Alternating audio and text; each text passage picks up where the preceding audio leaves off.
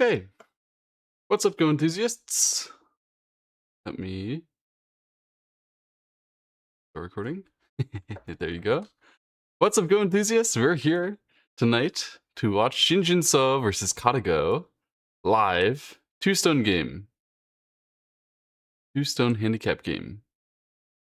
This is really exciting. This is game 2. We had game 1 2 days ago.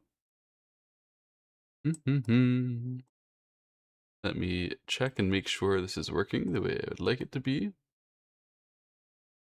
Yes, it is. It's working. Hello, everybody. Fantastic. So I want to see yeah, can I get the Korean broadcast again? Oh dear. It's actually a little difficult. Too much excited for this in the chest. Me too. I'm very excited. Okay. We're going to go back. This thing. Check this.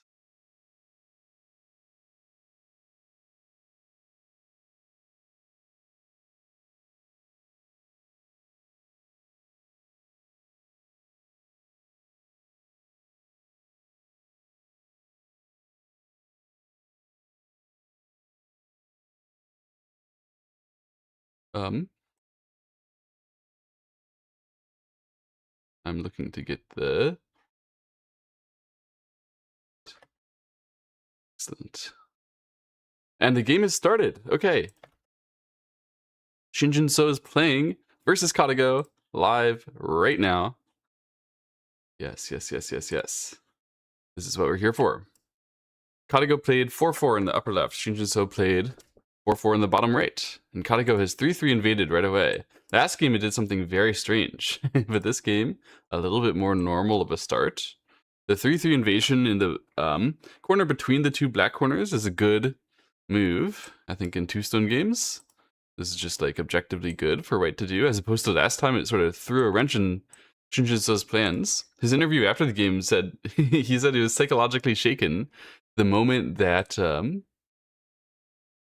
that the move 3 happened, and KataGo played a 3-space high approach to his 4-4, which is understandable. I would also be psychologically shaken. So he chose the block to the bottom side. This was entirely symmetrical, so yeah, either block was obviously okay. Let me make sure. Okay, good. Good.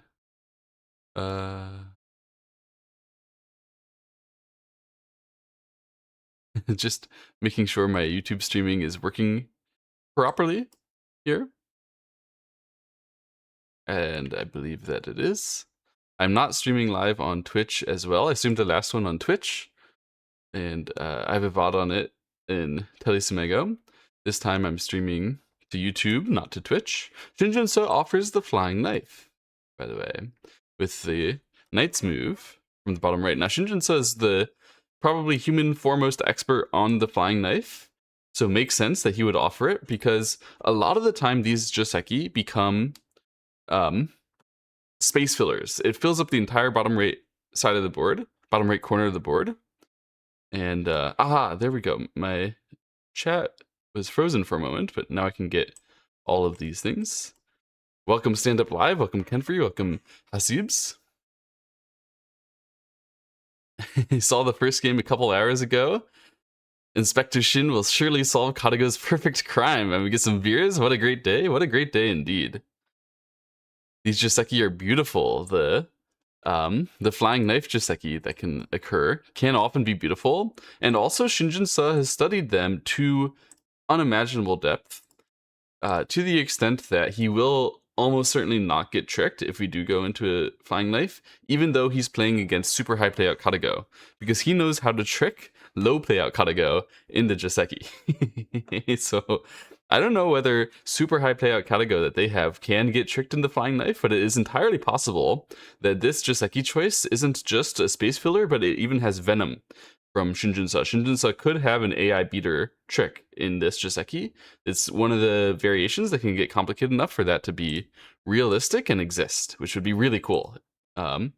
It would be awesome if Shin Jinseo does not approach this game all too passively. Yes, we are in fact getting a flying knife. It's confirmed on the stream I'm watching on the side as well. You can watch if you're interested. Oh, I need to sign into YouTube on my own chat.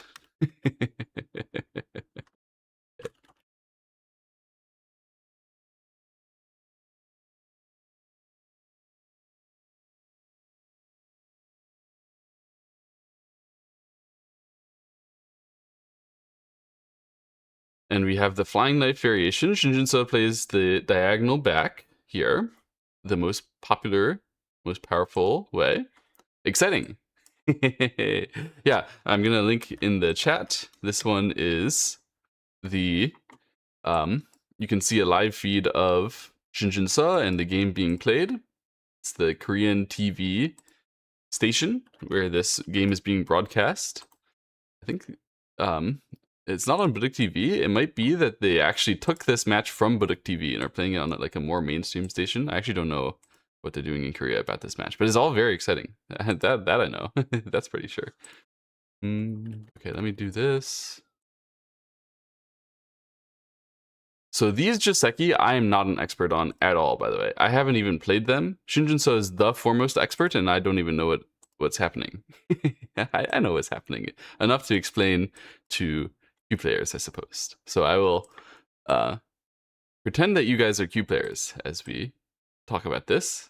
And so white extends, white hanes. This is all very, very well known Joseki. Here, black has a branching option. Black can choose to either connect O14 or hane back at M14. One of these two moves.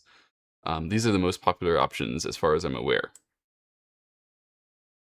Connect would be space filler. The hane outside would be we're trying to head towards a KataGo killer. Your KataGo doesn't really approve of taking the flying knife as black in a handicap game? Yeah, I don't know. I don't think it's the kind of thing that is like the objective amount of value that you can lose playing a entirely good Joseki. Okay, so KataGo, the KataGo killer is on, by the way. The hane here, it's not that much more complicated than the empty triangle if you play it the simple ways, but Shin Jinseo is not forced to play these the simple ways. And some of these variations do go nuts. Whatever happened to the special strategy for defeating a superhuman AI that Nick Zabuki covered in a YouTube video? Is that strategy still valid in any circumstances? Yeah, we actually discussed that in game 1. That strategy is no longer valid unless something extra special is working. Basically, they just trained KataGo on the types of positions that you could send it to where it would make mistakes, and then now KataGo understands its positions. So it's still possible to outplay it there because KataGo is not a perfect player, but you have to play more like AI level to get into that position, and then it might make some small errors. It's not going to be the same kind of game-ending guaranteed blunder type exploit that we had before.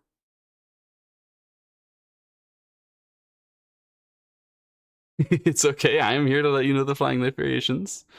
Well, I can tell you that this part is, I believe, still the standard Joseki, where, yeah, the point of the hane is that it keeps an outside pressure on white. We're threatening to cut, we're threatening to capture these two stones, and white Tiger's Mouth here is trying to prevent that cut from being taken, like from killing us, and at the same time, threaten that these stones can't run to the side very easily. So then black should definitely run to the corner, and the white connect here is necessary. This threatens to cut on the outside to use the outside weaknesses to save these white stones. Black should often fix that, and then In this case, we're going to get some kind of a capture race in the corner, which is actually rather well known. This stuff has been played quite a bit. I believe it was also possible here for black to do another route or two, but I don't know exactly what the variations are once we get this deep. White connects here, and then black Ataris. So, yeah, typically this variation is going to end up with black having some amount of influence on the outside. And white can get either Seki in the corner, or sometimes is going to kill those stones if black gets a massive amount of influence on the outside. In the last game, we saw KataGo actually was the one who set up a Moyo, and then Shin felt that he needed to enter. We are watching this live, absolutely. Why not? If you want to have fun, we play the Atari into the Knight's Move. Yes, this Knight's Move surrounds these stones, and then you can get some kind of capture race, which usually just means you're going to get a nice outside influence. Instead, this way, this tends to lead more towards black being able to stabilize the group. On the bottom side here, this can become a Seki. Of course, if this does become a Seki, white is going to get a lot of outside power. So something like Tiger's Mouth into like throw in, allowing the cut. I don't know exactly what the variations are here.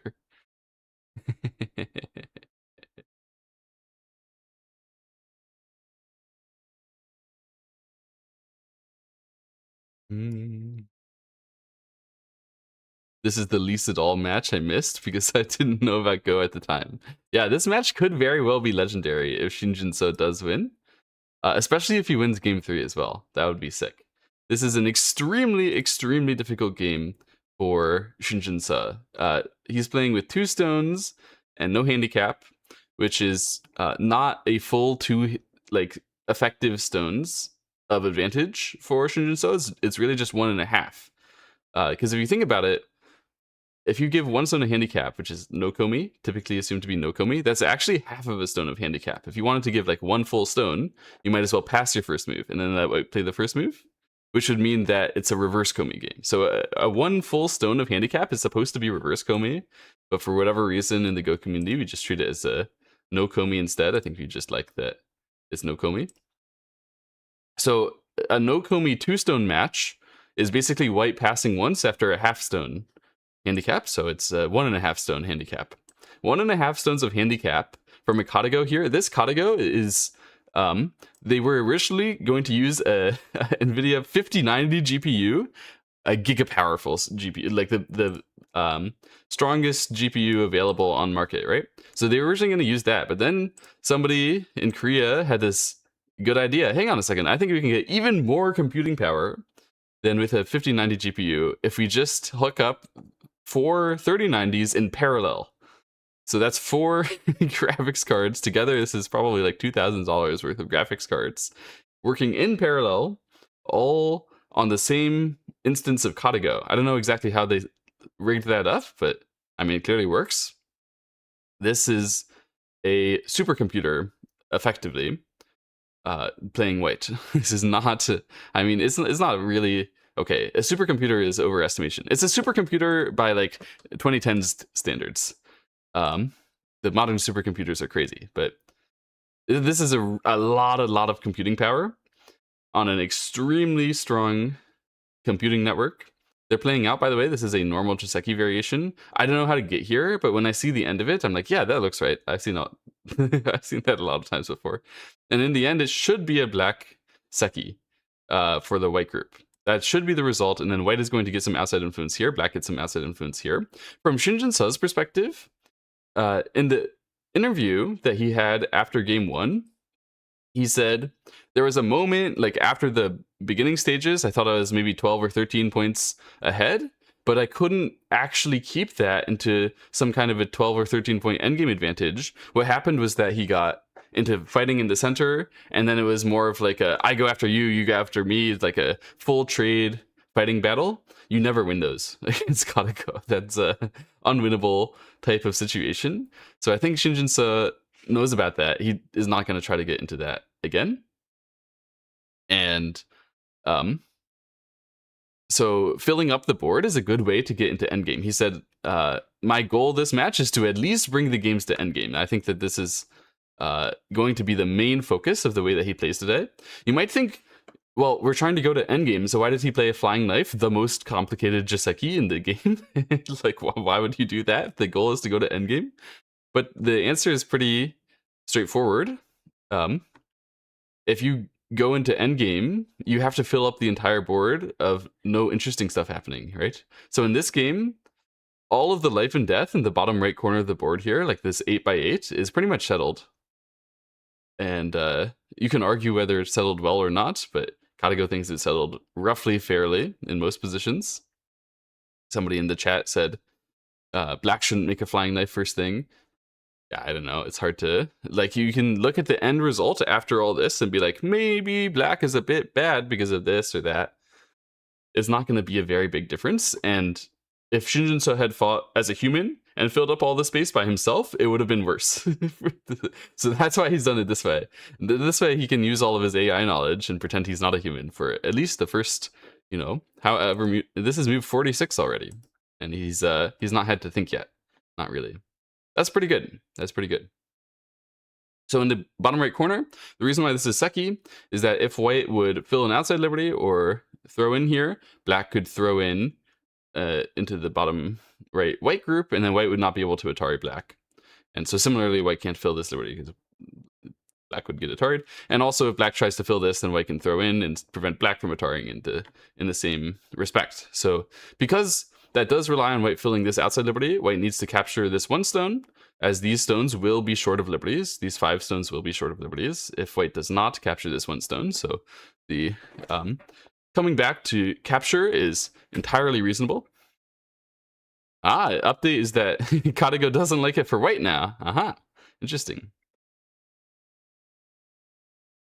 So the flying knife versus KataGo has turned out to be a inspired idea where, I mean, certainly from the game perspective, where like I'm not trying to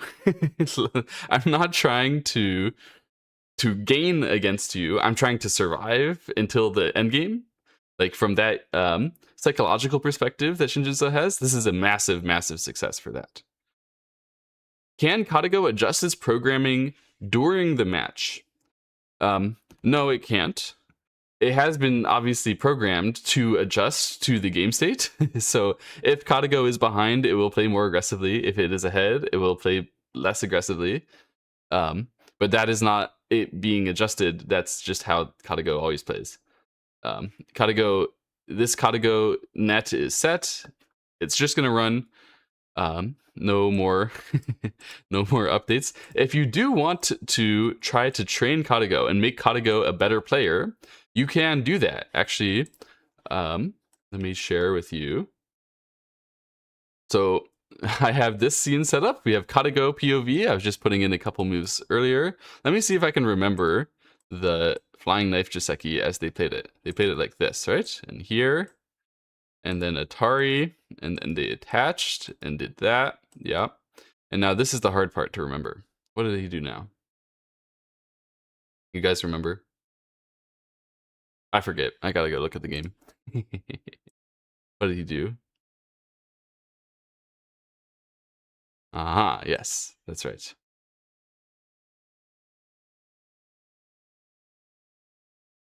So black plays here, white plays here, and then black played the Hane Connect to create this shape. White reduces the liberty in a straightforward manner. Black connects here. This is the way to confirm that we get some nice eye shape. And white played the cut at this timing. Is that right? No. White played the throw in first. That's right. Got himself captured with 2 stones, and then he cut. And then he pushed. Came back to Atari here. Black filled a liberty. White threw in this one. It's funny, throwing in Q1 versus Q2 is kind of debatable, which one is better. Because, you know, in this case, white has to fill the liberty, and then eventually, imagine, so this shape could change. We'll go back to the game itself.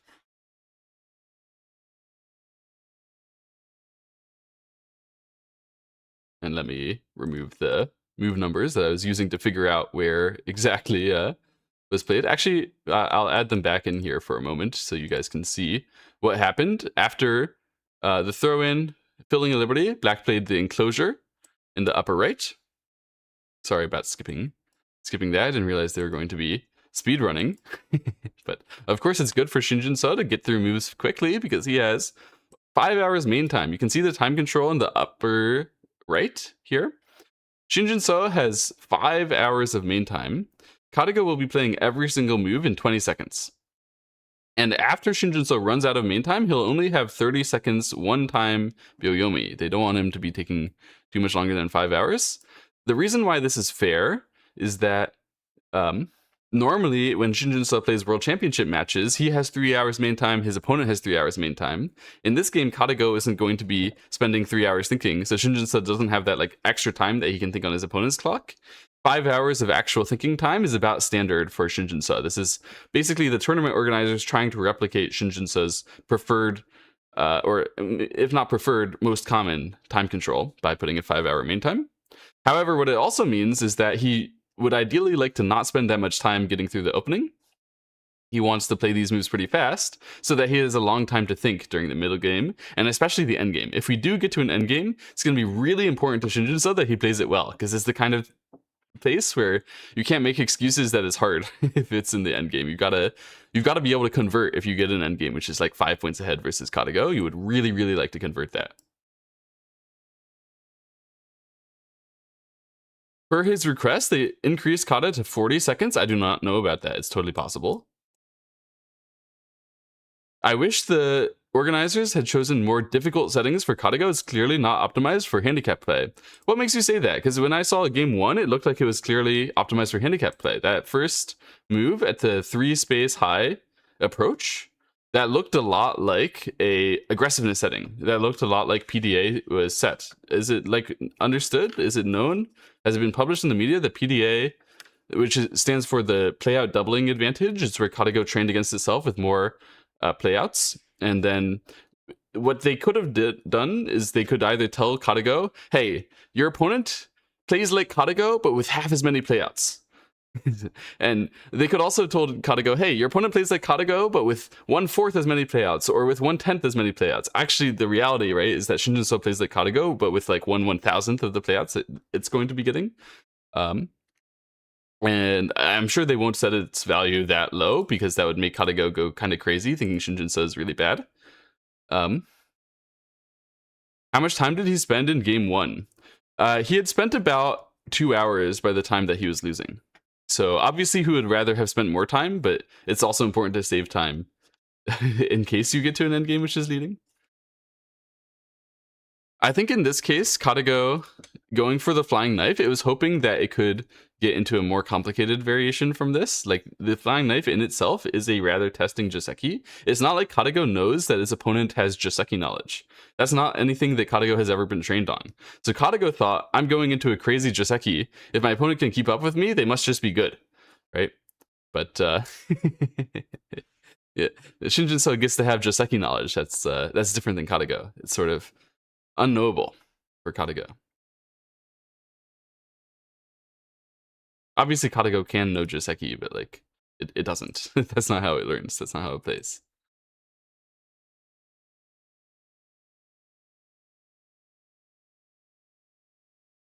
I'm going to watch and pretend I can understand any of this. We're in the same boat, brother.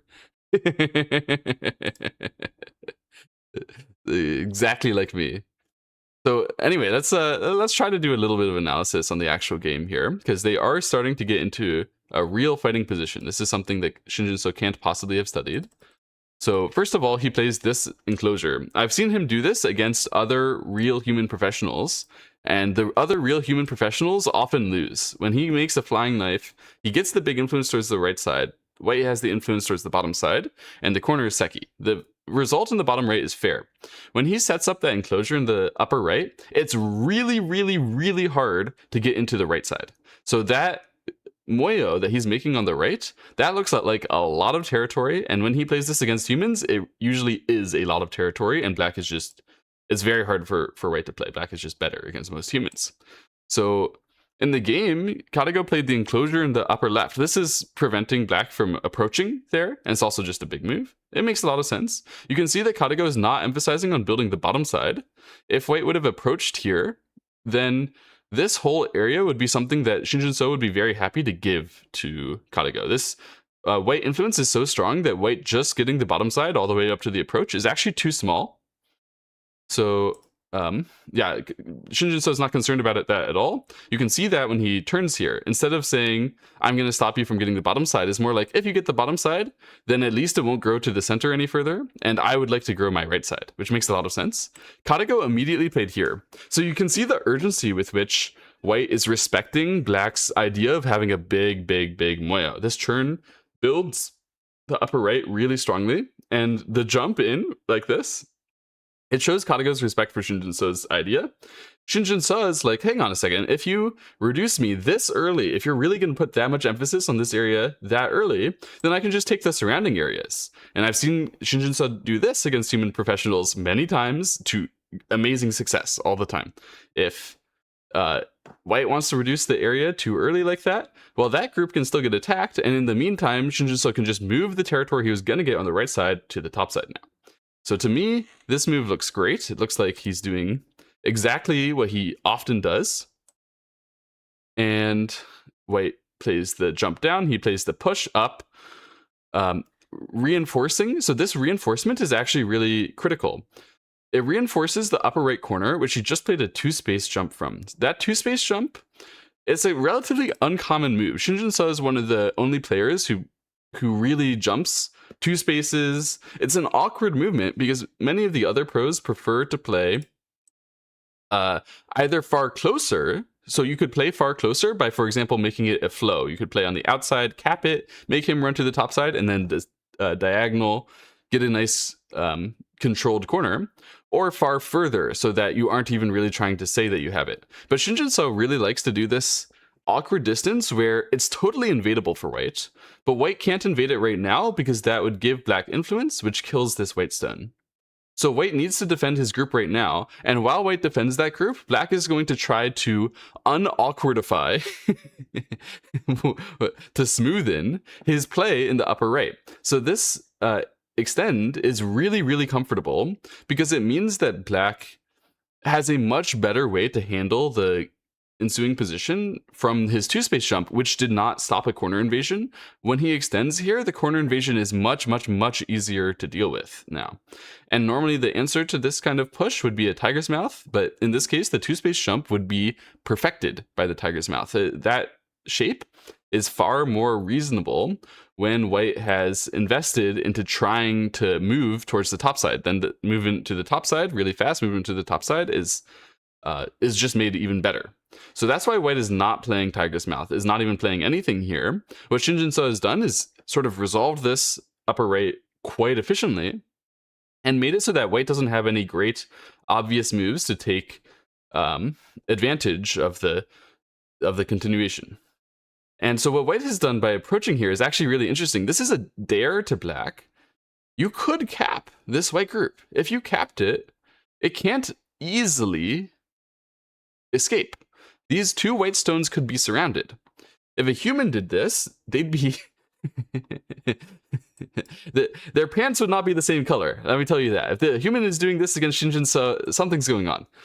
So AI is obviously far more comfortable, and AI believes it's a better reader than Shin Jinseo as well, I believe. So it's willing to allow its stones to get very weak and then save them. Shin Jinseo understands that if he plays the cap on the outside, the game will become a fight. It's going to be that if he wants to get value out of that cap, he kind of has to attack the black. Like, he has to attack the white group. He has to attack the moyo, the whole area, and make it more like his. The reason why white is comfortable to allow this kind of cap, white will have resources to save this group. It's not that white won't have any resources. White does have resources. Yeah, AI doesn't wear pants. Exactly. That's the advantage AI has. The pants don't change color if you don't wear pants. So, so if black capped, then what white could do is play a move like this, if white played here, it would be aiming at cutting these 2 stones, which of course black can't sacrifice the 2 stones because it would capture the bottom side Seki as well. And then white would be aiming at saving that cutting stone and attacking the black right side group and the black center group as well. So you would get a move like this in Sente if black tried to cap you. And if you got that kind of move in Sente, that would help you to try to escape as well, to run out, and it would help you to try to make space in here. It just doesn't look like it's that tempting of an attack. It doesn't look like that will actually become efficient for black in any obvious way. So that's why Shin Jinseo is patient. He says, I don't think this is a fight where I see a clear advantage.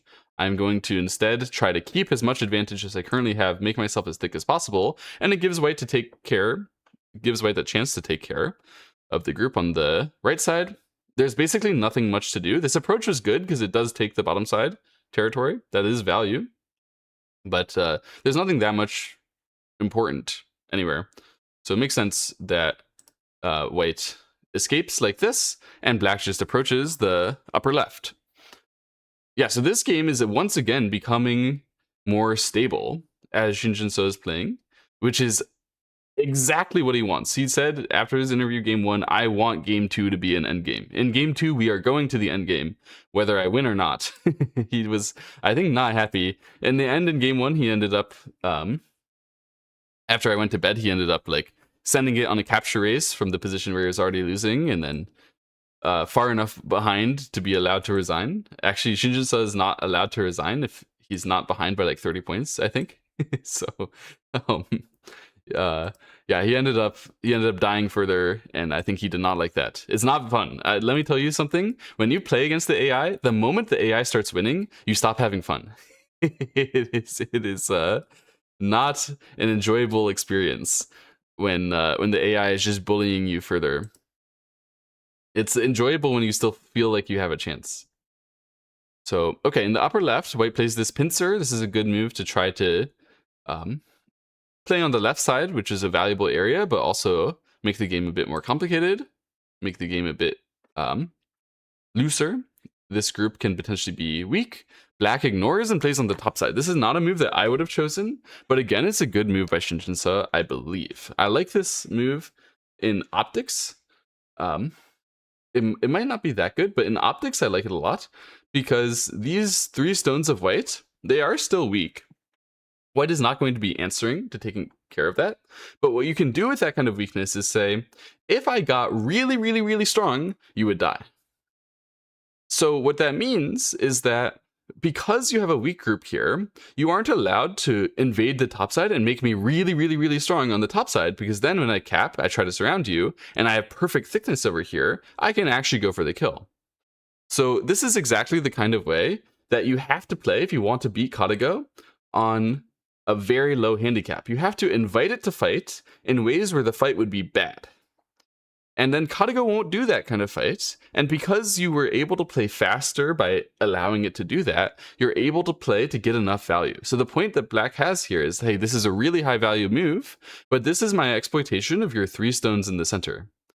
I think that's it's a really nice way to handle things. And if instead black had played in the upper left and white would be the one to approach here, black would have felt a lot less secure because he does have to cover the corner still, right? So this is a good way to omit the awkward situation that he could have had when white approaches, and at the same time try to set up a good situation for him with respect to the way that the game often plays out. I like it.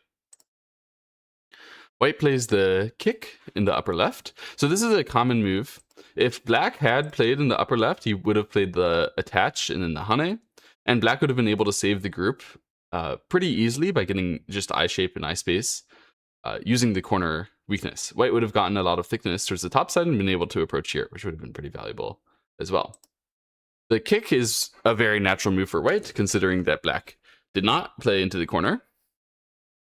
It's kind of interesting whether black even will choose to extend out or not, because if white covers, the influence is not valuable in this particular board. Most of the time, cover is really valuable for white because it not only gets the territory on the left, but also the influence means you're really thick to the top side. I think it doesn't mean that much useful here. So yeah, Shin Jinseo is actually not going to extend and prevent the kick. Instead, he's just going to play thickly a 2-space jump.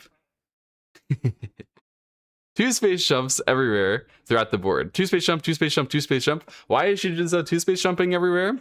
Because it's really hard to make fights, right? It's really hard to make cuts against 2-space jumps. So he's just spamming 2-space jumps across the board in the correct directions for good strategic meaning, but ultimately making sure that white doesn't have good ways to contact him to get a grip on the black stones. White plays this forcing move that I mentioned earlier. So white is going to get a response. Black plays this one. This is the most common response. It means if white cuts, black can just continue by cutting here. And this move is the most common response because it's faster to the outside. And obviously black is also going to live with this move. And white covered that one stone. So this is a shape gain for white. Locally speaking, it wouldn't be unreasonable to have played the enclosure, like pretend that these 2 stones aren't on the board, right? That would be totally reasonable. That would be totally fine from white's perspective already, actually, if these 2 stones weren't on the board. Not totally fine, but it would be fine. And the good news for white is that it's better to have these stones on the board, because that means that the corner invasion is much more difficult for black to execute. It's still possible, but more difficult. And the cuts, the potential cuts, they're actually less powerful after an exchange like this. White's Tiger's Mouth is fixing a lot of cuts, and it makes white more flexible to play around.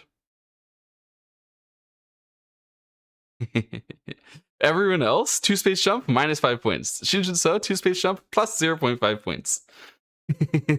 Yeah, but when I do it. But because you can see, when Shin Jinseo is playing his 2-space jumps, he has deeper strategic meaning. He's covering a large area. And the reason why he played this 2-space jump is because he precisely realized that fighting here has no great purpose for the fact that when white becomes thick, it's not going to be that useful. So the idea of playing this 2-space jump is like it's an indirect defense of the Tiger's Mouth. If you did play the Tiger's Mouth and you got really thick, you would love to approach here so that white gets a massive area on the left side, or you would love to approach the top side so white could get a massive area on the top side.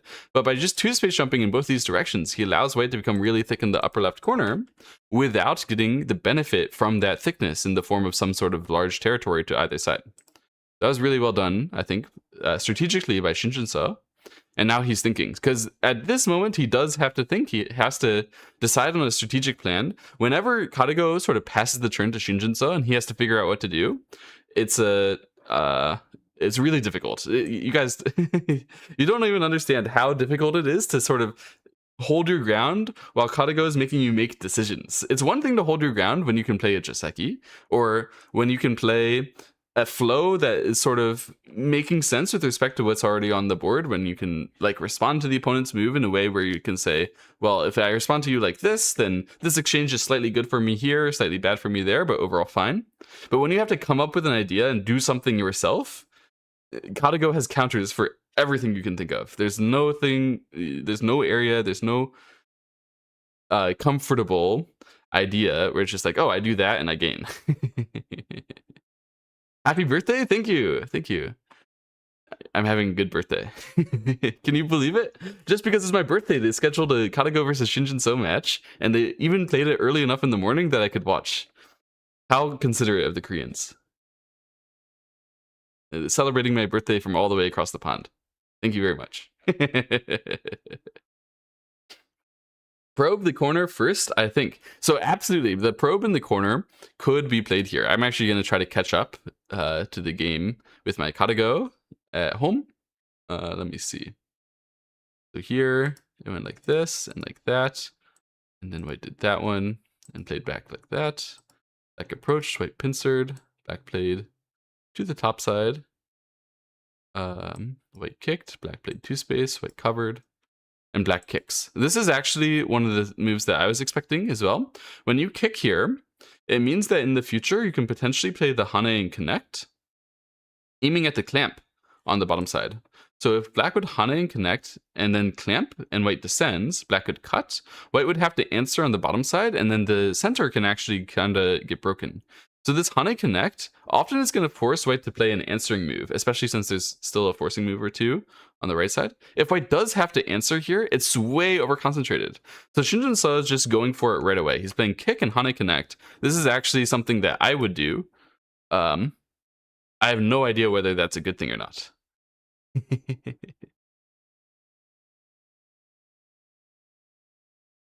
But I mean, maybe it's a good news for me, for my own strength, heading into Go Congress.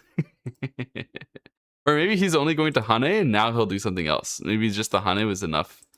Because the Hane already does make black a little thicker in the bottom right corner. No, he is going for my full idea with the connect. Okay, nice. Can't tell you how much you enjoyed the Huanglong Shi series. That series was so fun. I'm going to be doing another series like that someday. We'll see. I've been quite busy this year. I've really been intending to make more YouTube videos and do more stuff like this. I think it's so fun. But I don't know. Things always seem to get in the way. That's how it is. All right, we have a white invasion into the upper right corner.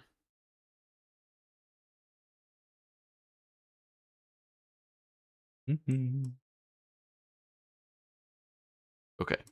And my own KataGo is caught up, but I haven't actually turned it on to see what it's saying. From a gamesmanship perspective, like how well is Shin Jinseo gaming the match? I believe this game is going really, really, really well so far. Shin Jinseo has lots and lots of thick shapes. Most of the board is unfightable.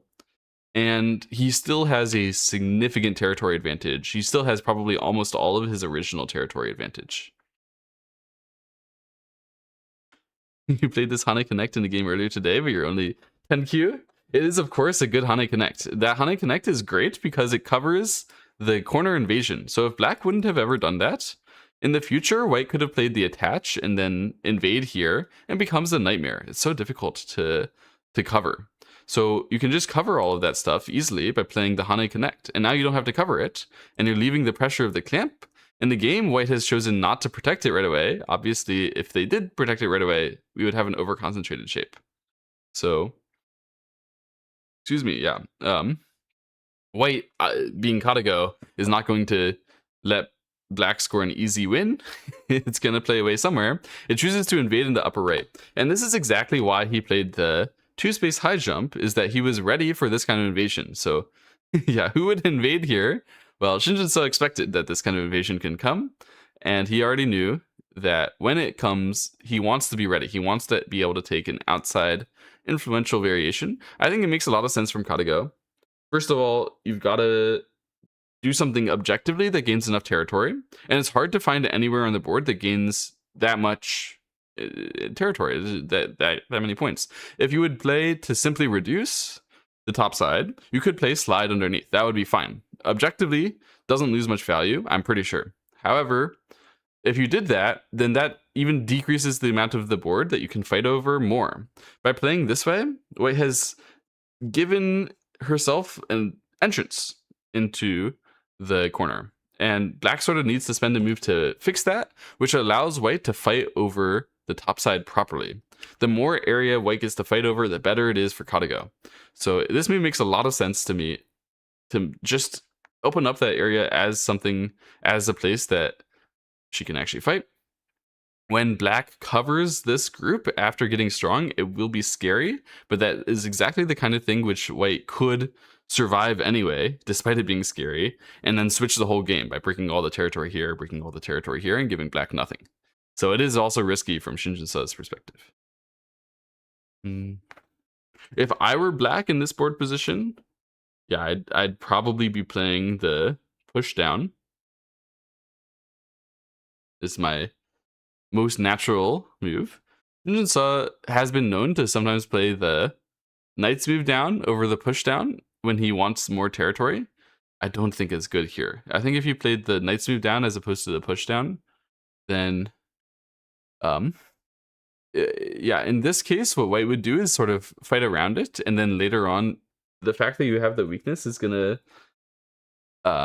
ruin a little bit of the movement that you have here. So the descend, part of the reason is to cover the corner, but part of the reason is to control the outside.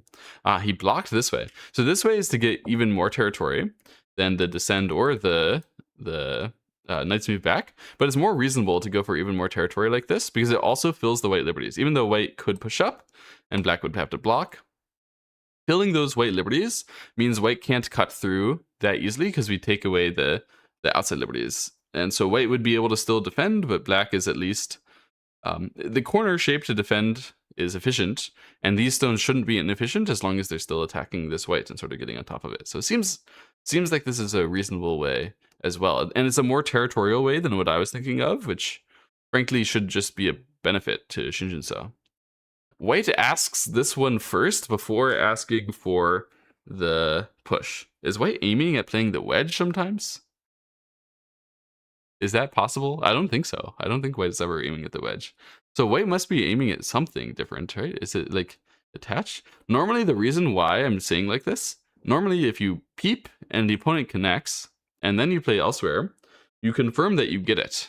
And you wouldn't ever want anything else in the upper right. So when white plays something else first, it means they could want something other than the peep.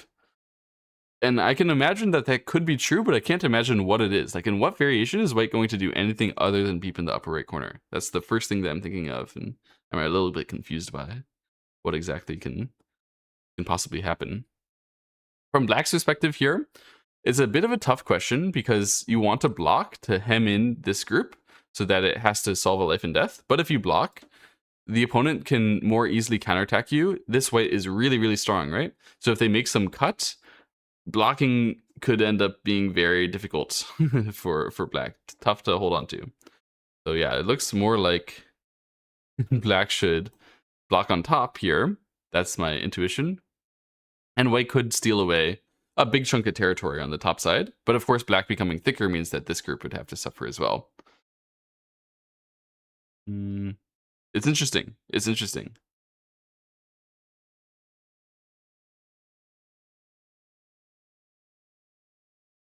Probably the block on top is the correct way.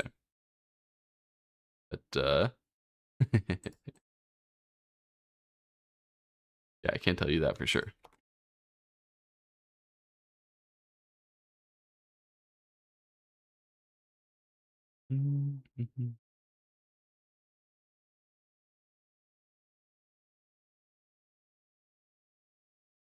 So checking on KataGo here, we can see the KataGo score at earlier places in the game. So you can see actually the score for black increased in this game. So it seems like my KataGo is not a fan of white having gone into the flying knife here and played it all the way through like this. So at the end, when black plays this enclosure and starts to set up a big moyo, it seems that KataGo thinks that black had the better opening, not just in terms of black was like getting rid of chances for white to gain, but also just objectively gaining against KataGo in the opening here, which is kind of sick. That is really cool. This move by Shin Jinseo is blue, so yeah, he's a good player. 2-space jump on the outside to attack this group in the way to build a big territory on the top side. That is just the correct thing to do. Nicely done, Shin Jinseo. Backing off. So he keeps backing off with these nice moves, and it was bad in game 1, and it seems like KataGo says it's bad in game 2 as well. It's not like Shin Jinseo doesn't know how to do this one, but he's less familiar with it. So if you play like this, you do have to worry about cuts coming because white is just that crazy strong in this part. And you have to worry about generally figuring out how to continue. This way, Shin Jinseo just knows a lot better. So I think he's a lot more comfortable with a group which he knows how to make it into solid territory. And you can see in the game, the way that he did it, it actually made it like... he made it into territory and he made it very thick. This whole bottom left area, he's not going to lose much value there. That whole bottom left area is going to be good for black for the whole game. Like, maybe not as good for black as the upper left is good for white, but it shouldn't be much worse. And so that's really excellent. That's what he was angling for by playing this knight's moves back, is he's thinking strategically, I want to aim at this kind of thing working great. Yeah, here the topside move was totally fine. The extend up is actually recommended by AI, but from a strategic perspective, I like what Shin did anyway. And the Hane Connect, that was my move. It does lose a little bit of value.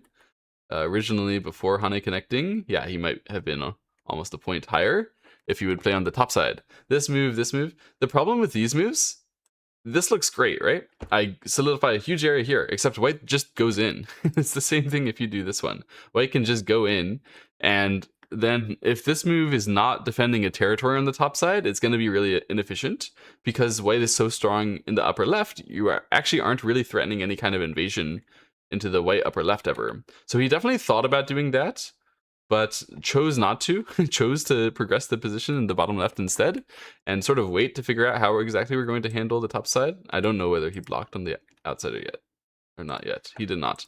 But I was saying this is probably the best way. It is ever so slightly better than this outside block. I'm pretty sure we're going to see Shin Jinseo do the outside block, but the problem is, like, I don't know. Shin Jinseo does actually play.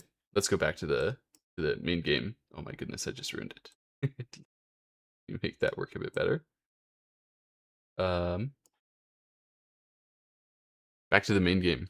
So the problem is that Shin Jinseo does think about what strategically he's going to be doing in the future a lot more than I do. So when Shin Jinseo blocks on the top side, he would have an actual plan of how this top side white group is going to save itself, how he's going to continue to use the influence towards the center, and those parts look very murky and unappealing, to be honest.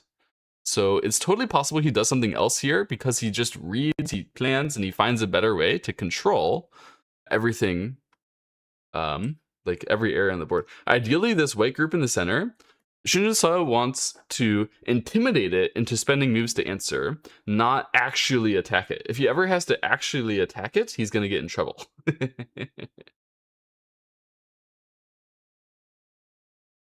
The two blocks are analyzed as completely equal on the higher power KataGo, apparently. That's interesting. Totally believable. They're both very good moves.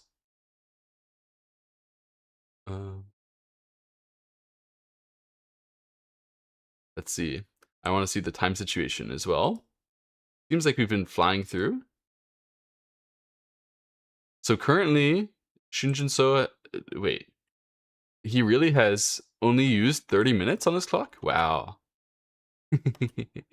He's only used 30 minutes to get here. We are already something like a quarter of the way through the game. And one of the more difficult quarters, usually. In the previous game, Shin Jinseo had already lost about 5 points to get this far. And he pretty much immediately made his errors around move 80 that were decisive.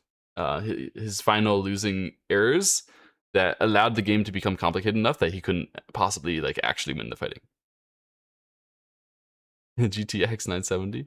Well, I'm not particularly running my engine right now, so I assume that anybody who is running an engine is going to have more power. That was Flying Knife. Yes, it was Flying Knife, and it worked. It worked wonderfully to fill up the board. Very well done. It's the kind of thing you can only have the courage to do if you have researched the Flying Knife so deeply you think you know it better than AI, which Shin Jinseo totally has. And then you get rewarded for it with stuff like this, where you get to make minor gains, minor scores, and yeah, bully the AI into losing a lot of the time. Happy birthday! Thank you. So finally, I get a little bit of time to breathe. Shin Jinseo is gonna spend a little bit of time thinking, because this is like the first major strategic decision. Of course, the strategic decisions that, like, each move, it's not like Shin Jinseo doesn't know that each move here is going to be rather similar to each other. But we saw in game 1, it's efficiency drift. If you play moves with slightly poor plans, then the AI will just guide you into a position where you're a point or two worse. Slowly, not because any particular move was 1 point error, but because your whole strategy is a 0.2 point error and another 0.3 point error and another 0.5 point error. And these are the kinds of moves which we just don't, we just don't really view as errors that much at my level. If I play a half-point mistake, I'm not going to catch it with KataGo and be like, what happened wrong? Not really. I might look back at it like as a human and think, oh, I had a problem. But yeah, KataGo will actually punish you for poor strategic planning. And so even though he knows a bunch of moves that he could play here, and a bunch of variations you could play here, he wants to actually solve what's going to happen with the top side, actually understand what's going to happen, and have an actual plan, which I respect. This is exactly the moment where you should start thinking. And honestly, I wouldn't be surprised to see Jinseo think for another 5 or 10 minutes even from now, after thinking for 5 or 10 minutes already. This is like one of the critical points in the game where getting more information is going to give you more information just in the ensuing variations as well. Just reading and judging now, we're always going to go into the same kind of stuff. You play Flying Knife not because you think you know it, but you think your opponent doesn't. Yeah, that's a fair reason to play the Flying Knife, of course. How is N2? So, yeah, we don't have to answer with direct blocks. One way that we could answer is to do something like clamp, jump down, and just try to take the territory in the upper right. But when white pushes here, the strategic idea seems rather confused. I think we would have to sacrifice this one stone or save it into making this white group powerful. The sacrifice is possible, but I don't think we're going to get paid back. So it's very hard to justify what you're going to do after. Like the first territory swig is satisfying, but then you have to pay for it, and the tab looks expensive. I don't like it. Yeah, we are on move 79 here. He could spend 30 or 60 minutes here, but he shouldn't, because game of Go is very different than the game of chess. In chess, if you have a 5-hour game, you might think for half an hour or an hour on a critical position. But the difference is that in chess, when you have a critical position and then you solve it and you go through, you're not going to have that many more critical positions. Like, you're going to have end games, you're going to have long games, but it's not going to be that testing. In Go, especially when you're playing AI in an AI with a lot of playouts, which is really going to test you, you're going to have a lot of critical positions. This is a critical position where Shin Jinseo has to plan, and he has to get it right if he wants to win the game. But he's also going to have about 20 or 30 more. So if he spends half an hour or an hour right now, then how much time is he going to be able to spend on the next 20 of the critical positions, which are like, the problem is that you're marrying the tactical and strategic gameplay together at the highest level. So what you might think of as an easy block, Shin Jinseo thinks of as like okay, I can do this strategy with that tactic, which is a better shape, or I can do the better strategy with the worse shape. And you have to compare a lot of entirely different kinds of positions against each other. Those kinds of decisions, they happen a lot at the highest level. So yeah, Shin Jinseo would do well not to spend half an hour here. Although he might, like he might wait a while. He shouldn't spend half an hour. I think that would be. I mean, he would only do that if he can't find anything which is satisfying. If Shin Jinseo saw my analysis so far, he would not be satisfied, and he'd look deeper. So I can only tell you that, like, so far for me, I don't see anything which is clear as a way to guide the rest of the game. How can I find this SGF? You can go on Fox, the Fox Go server. You can also go on this YouTube. That YouTube stream is the one that I'm watching in the background here if I want to see what exactly Shin Jinseo is doing.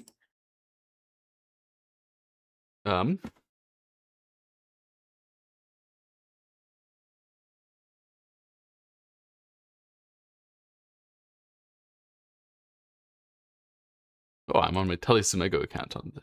Oh, it's because it's that, yeah. I'm also on my Telegraph Go account. I guess I'm double watching my own stream.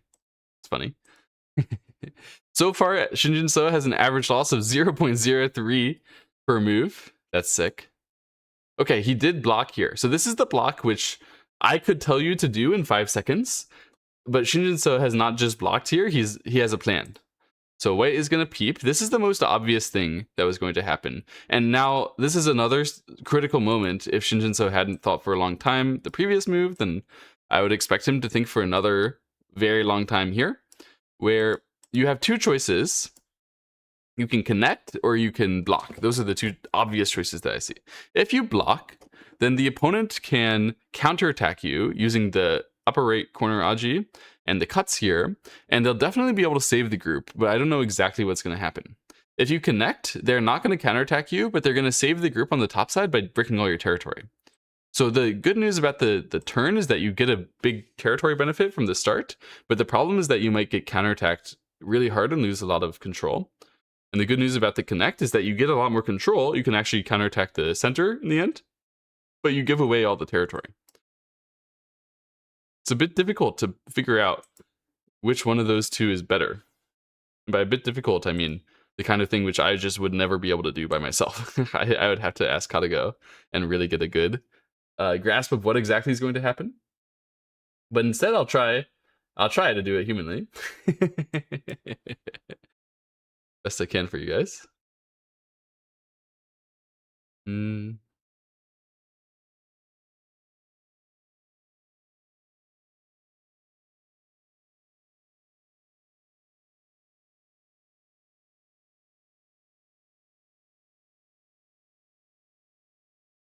Okay. So if I turn and I'm white, so black turns, and then let's say I play white, I take over, I'm KataGo now. What would I do? How am I going to use those weaknesses and actually affect the counterattack? So I could do there.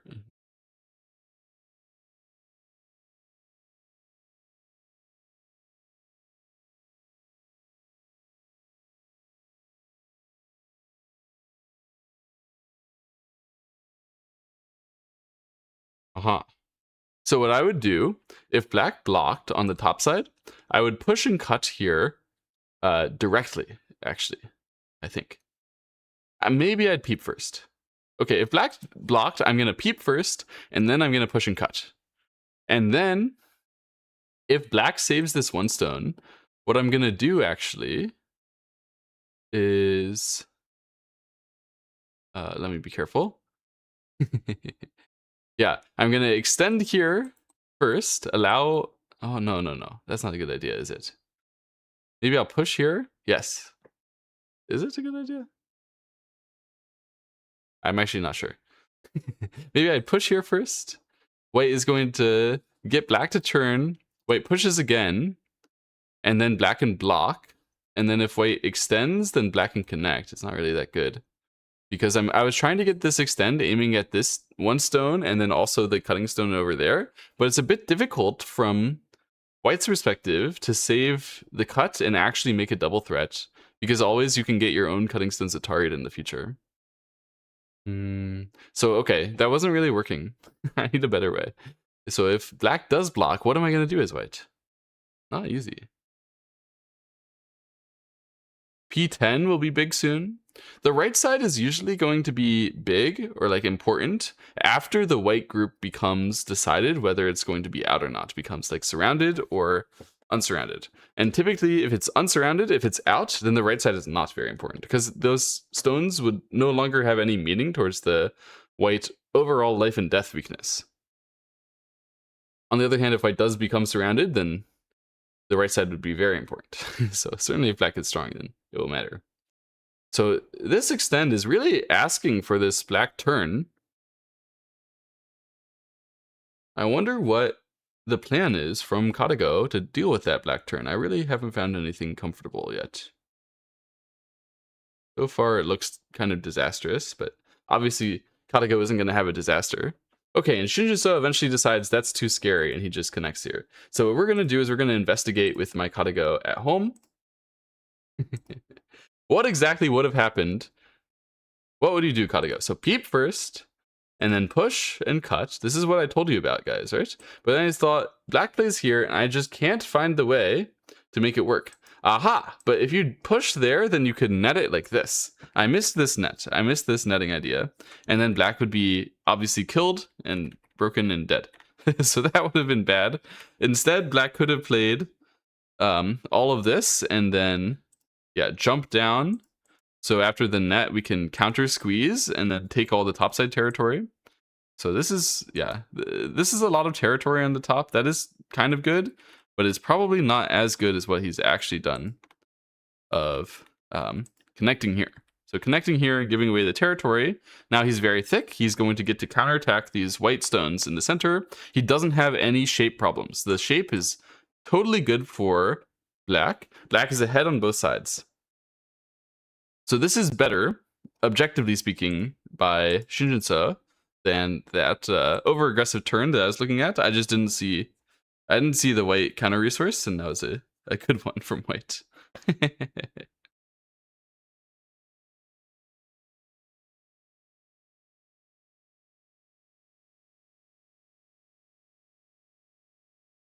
Okay, so the thing is, even though objectively speaking, he got enough value on the top side here, not that easy to continue to play. Let's see the fox. So he played this turn. The idea of the turn, my KataGo is missing P9. Ah, yes, I forgot to exchange that. Good point. I will exchange that. This is a nothing exchange. It doesn't actually mean anything. That exchange could always have been played by white later. It wasn't special that white got it in early. Okay, and then black turned on the top side. So this turn, what it means is that if white answers, that's the typical territory greedy way, which is what you would expect of white if they want to keep all the territory on the top side. But the problem is that when they do answer, they leave behind many cuts. And so Shin Jinseo would actually be able to strike after that with moves like, for example, the diagonal attachment, which white wouldn't be able to respond to aggressively anymore. White would have to take second line territory on the top side and sort of get pushed down to be really small. What Shin Jinseo is looking for from this game is that white will be really small and black will be maybe slightly smaller, but thicker and safer and healthier.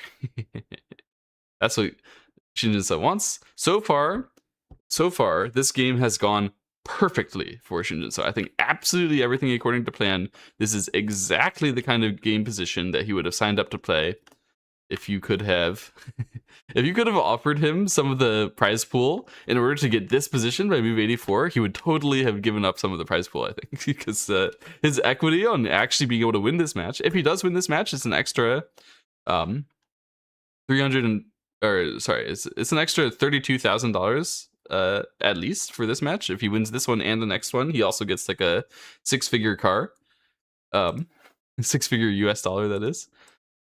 So yeah, these are really, really high value matches for Shin Jinseo to win. He's also getting some money just playing.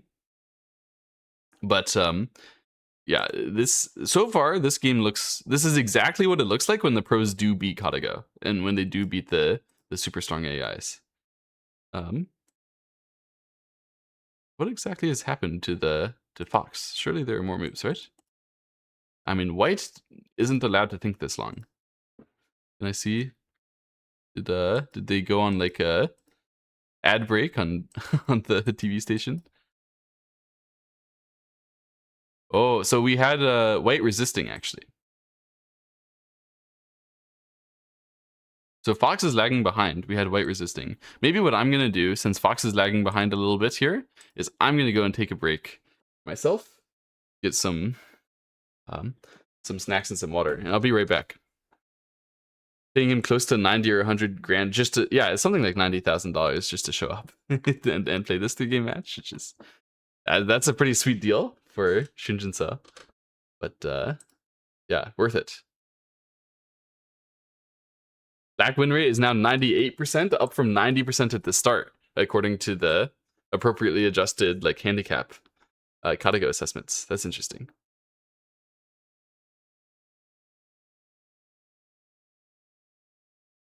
No better time to be the top pro. Yeah, that is true. Okay, I'm gonna get some water and be right back. They're showing the game.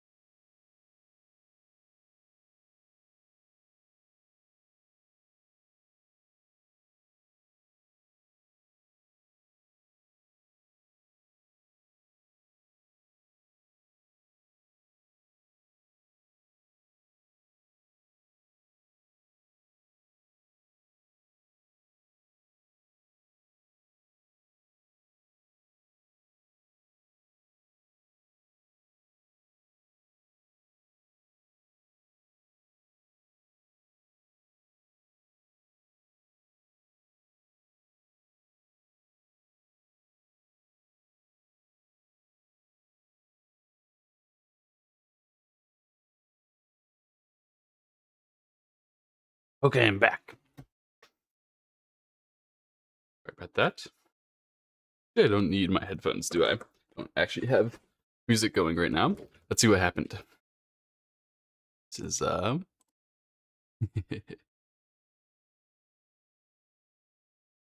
happy birthday. Thank you. Thank you. E8 stone. Okay, let's see what happened. Let's see what happened. And I can figure out what exactly is going on. So we had the turn here, and as I told you, if white answers, the cutting points get exposed. Excuse me. And so that's obviously why excuse me, he resigned on the way? Surely not. That's obviously why white chose not to answer. Excuse me.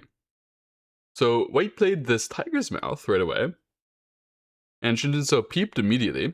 Normally we don't peep immediately the moment that the tiger's mouth happens, because most of the time you're gonna be able to use an Atari on one of the stones to get more value. But in this case, Jinseo thought, I actually won't be able to get an Atari and force white to connect any stone. If you tried to Atari from this side, it would be too small. And if you tried to Atari from this side, it will be too small. So this is the only way that he can actually get white to respond, and it wouldn't be too small. And the benefit of the peep is not actually that he wants the peep, but it's more that white becomes heavy. So because this white shape is now so solidly connected, black's threats to cut it in the future are far scarier. White can't sacrifice these stones in an easy way, and it's hard to like play around them. Hard for white to push. So I think this exchange, it at least benefits black if black is willing to do some crazy stuff in the future. And he doesn't have to actually execute the crazy stuff, he just has to threaten it. So black came back then afterwards to Tiger's Mouth here. That was really valuable. If he wouldn't do that, white could peep and then block and then separate these 5 stones. White could have thought about doing that right away, but then this cut would come, all the territory would be gone, and then black would take care of these stones. That would have been a bad fight for white. So again, this is an example of like how you have to beat KataGo if you're gonna play on, 1.5 stones handicap and beat KataGo. You have to let it start a bad fight, and it's too scared. It's not going to start a bad fight against you and lose a lot of value. And that means that you get to play very solidly, but in a more efficient way, having exchanged this peep first, and still he's keeping his solid territory advantage, but without having fully just compromised and allowed white to force him down to be a smaller shape for free. So white then came back to block. That helps a lot against the cuts. This block is also obviously breaking all the territory on the right side, so just a big territory move, but making him thicker on the right side, or making her thicker. Black jumps here. So obviously, again, it's aiming at the white weakness, and it's a lot of territory. Black really didn't want white to jump here, and then to have white take all of this territory for herself. So it makes a lot of sense. I think this jump is totally reasonable move, but this Tiger's Mouth by white, also very, very reasonable. This is just a huge move. The meaning, the territory benefit is so big compared to if black clamped. Jinseo set up that clamp. If black had clamped now, white could Tiger, black could Atari, black would be able to push in the future, and that would almost always be a Sente move in the endgame for black, where he would be threatening to go through, cut, do all sorts of scary things to white, with the Atari here existing all the time as well. So black could have broken all of this area basically in Sente if white hadn't played here. So this was a very, very big territory move. But from Jinseo's perspective, this is exactly what he wants. Again, he wants white to be playing this kind of move, which is territorial, very thick, and headed towards an endgame. This is the the post game 1 interview was dreaming of playing a position like this, where he gets to play a big territory move, white plays a big territory move, he plays a big territory move, and yeah, black has a huge chance to win this game. This is still looking really, really good for him. So this still aims at the cutting points on the top side, despite the fact that white didn't really expose them. If white would cut this 1 stone and kill it, black could cut Atari and then fight the whole group there.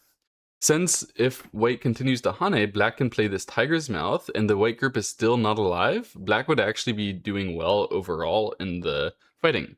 And that's why white does not trigger the fight. So once again, you have to offer a fight to the opponent, which is not something KataGo can accept. And by doing so, KataGo has to allow you to get more of a territory benefit.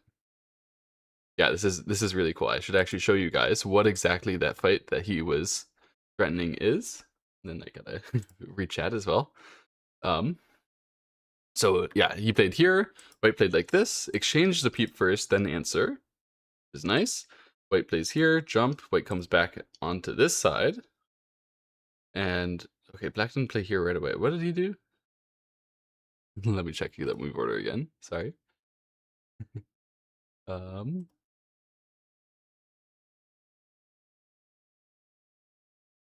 Oh, he did play there right away. Yeah, he played here right away. And then like this.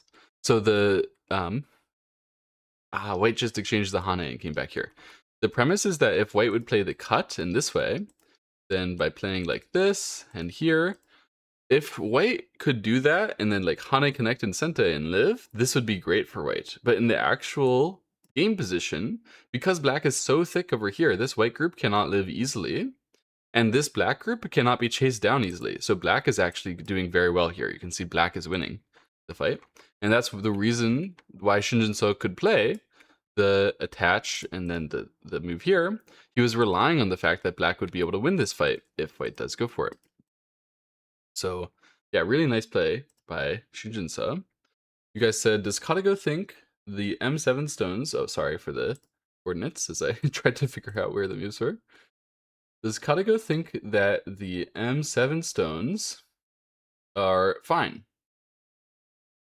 Those black stones, if KataGo would have tried to invest into attacking them, Jinseo would have been able to save them. They would have been fine. So they weren't always fine, and KataGo is actually testing Shin Jinseo about that. The reason why KataGo played this Tiger's Mouth isn't because the thickness became very valuable for this white group. It's because these 5-stones did need to spend a move defending themselves. So KataGo like convinced Shin Jinseo to spend a move defensively in what would have been Shin Jinseo's own area entirely, right? And in doing so, KataGo got a move on the outside towards its own group, taking care of its own group. That's a really nice exchange from a like gain in value perspective if you don't think that you would normally be able to break the top side. And KataGo didn't think that.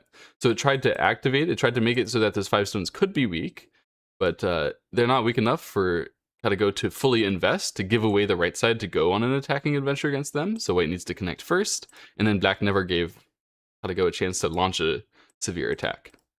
And he's just been playing it calmly. And at this moment, taking some time to think, I suppose. We should actually bet on Shin Jinseo here. So the Fox bettors believe only 27% chance for Shin Jinseo to win. I think it's significantly higher than that from here. I mean, this is a perfect beginning of the game, and Shin Jinseo is well known for having one of the best endgames of all time. And he's headed towards an endgame. This is, in my opinion, higher likelihood than 27% to win.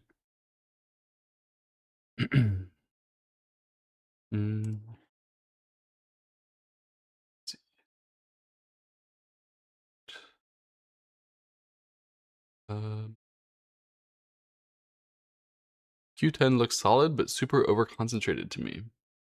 See, Q10, yeah, that one space jump. That one space jump is indeed quite solid and potentially over-concentrated, but you really can't be that over-concentrated when,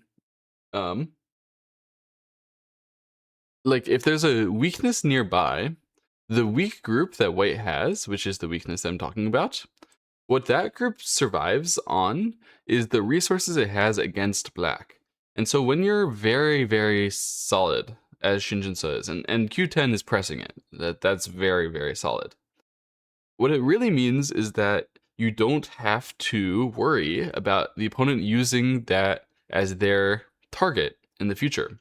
So if instead of playing one space, he had played like 2 space, it was very likely white was going to be attaching to it, fiddling with it, and generally trying to threaten that white could cut it and break it.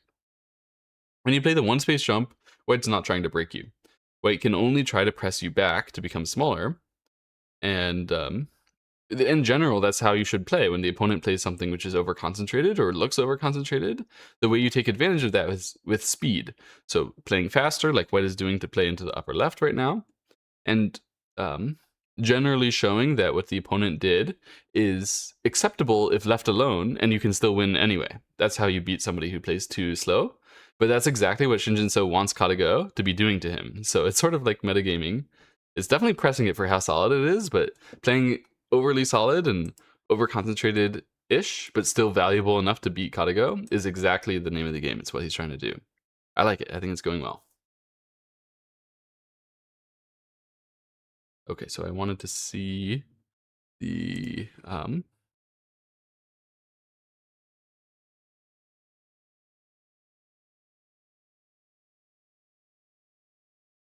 yeah. So currently, on the Korean TV channel, it says Shin Jinseo is still leading by 13.2 points. And he has more than 4 hours of main time left. So he's going to spend quite a bit of time here.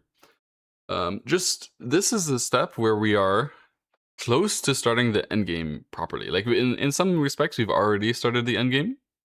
But there's a weak group on the right side, which is still a target, still a defining feature of the game. There's still also a little bit of Aji in the upper left from white. That corner is not 100% secure. There's still some stuff that can happen that Shin Jinseo might want to aim at. It doesn't mean that he actually wants to execute something like that, but again, having the threat that you could do it might make white back off and give you more. That would be very, very good if you can do it like that.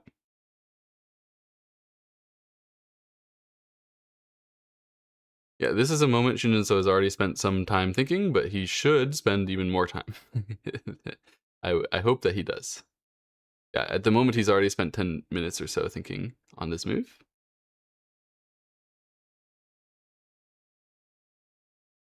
When does R8 become a Sente move? It's a good question. Um, it probably already is a Sente move for white. That's what you're talking about, right? So if white plays the tiger's mouth, I think that black does need to answer in the upper right.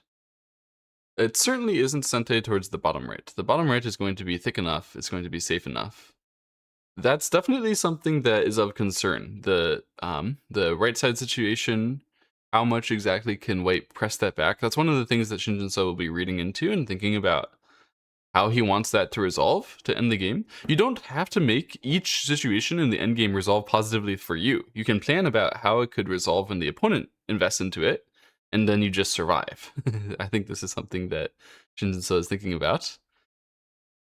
But how exactly to handle the upper right is hard, because when white plays this tiger's mouth, what it's threatening is the clamp. It's not threatening the cut, but it's threatening the clamp. And that does look quite scary, that Shin Jinseo could lose a lot of territory there. And not easy to figure out how exactly to cover that. He can, so when he Ataris and then connects, he can endure the cut after that.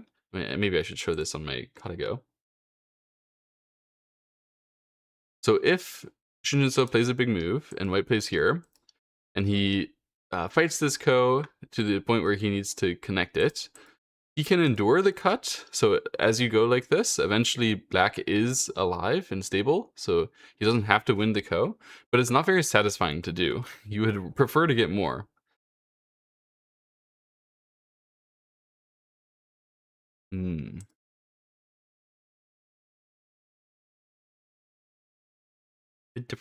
Bit difficult. C6 is light, but the influence is heavy. So let me go back to the coordinates are a bit different, sorry. Yeah, so the one stone is light, but the influence is heavy. Hold the lead and take an endgame to the top left. Yeah, so the top left, for the most part, we're unlikely to be seeing Shin Jinseo do something really aggressive over there. We're gonna see him use the endgame rather than actually trying to to touch the one stone. Can black just play safe to win the game? No need to fight how to use the C6 stone? Yeah, so that's the one thing, right? As long as that stone resolves and black resolves the right side fairly, like, the game is really close to being won here. 13 points ahead at the beginning, before any of the areas are solidified, wasn't that big a deal. 13 points ahead, when the entire bottom side of the board is unfightable, it's just thick, you can't do anything to gain as white there. I mean, maybe white will gain 2 points on the bottom side of the board from now on to the end of the game. That would be like my expectation. And the top side of the board is fightable, but it's like really thick. Black can just play safe to win the game, so long as playing safe includes inviting a bunch of fights, which are which look risky but are winning. I think he's still gonna need to do that. He's still gonna need to press that he uses all of his skill as the #1 player in the world. But if he does it, and he can make it appear as if it were safe the whole time, should be winnable. Okay, so this is an interesting move by Shin Jinseo. So he spent a long time thinking, and eventually he chooses push here. Push is really, really interesting. It means if you block, the cutting point you leave behind is very meaningful. White can't net it, because when black escapes this way, white can't cover. It would get Atari'd first. And so that cutting point would have to be handled with a ladder or an escape or a fight around kind of movement from white. And it's frankly not easy for white to do any of those things. Actually, white could get in serious trouble from the cut right now. Like right now. But I don't think that Shin Jinseo is aiming for that. Because if he were aiming for that, he could aim for that easier by playing the attach and just attach to cut. So I think instead, the reason why he's pushed here is probably that he wanted white to show how exactly they were going to cover this cut, and then he wanted to cover the right side area, so to try not to lose very much value with respect to this part. That's my guess, but it could be slow, couldn't it? Even if you answer like this and white runs out, isn't it underselling the value of the cut, although you make white thick? Seems like this might have been a mistake, unless he's about to cut and kill KataGo. Which could happen, could happen. If I were playing white against Jinseo, I would get cut and killed. Against a stronger player, I generally try to avoid fighting, but Jinseo seems to be fearless about fighting a superhuman. Yeah, but you need to be fearless. He's being fearless in a way which leads him to an endgame to avoid fighting. He only seems to be fearless. In fact, the fearlessness is, you know, he has a mask of fear hiding behind it. Just like all the heroes, right? All the heroes pretend to be fearless, and then when they actually get to be by themselves, they're scared. This is the same thing with Jinseo. He's very, very scared of KataGo's fighting. However, he will challenge KataGo to fight with him in all the ways which are slightly bad, because he thinks KataGo is too much of a wuss to go for it. So in this case, it was the same concept that I thought that Jinseo was going for. He pushed, exposed the cut, so white has that cutting point, which is still a nuisance, and he saved the 2 stones. Now, he saved them on the right side rather than saving them to the center. This is probably just a flat-out optimization of what I did, and just strictly better of what I was talking about.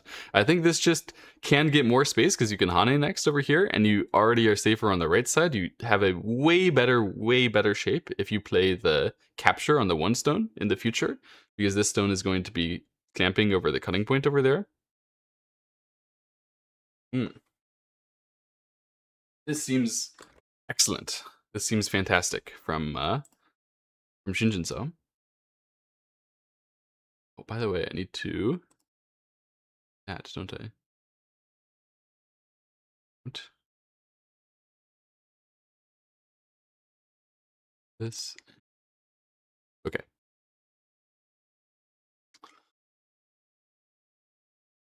So my guess is that these moves, they look a little crude. They probably lose a little bit of value. I kind of want to check the TV. So the TV says Jinseo lost a point just now, or something like that. They probably lost a little bit of value, and indeed they lose a little bit of value, but they make this game much thicker, much easier on the right side, much more straightforward.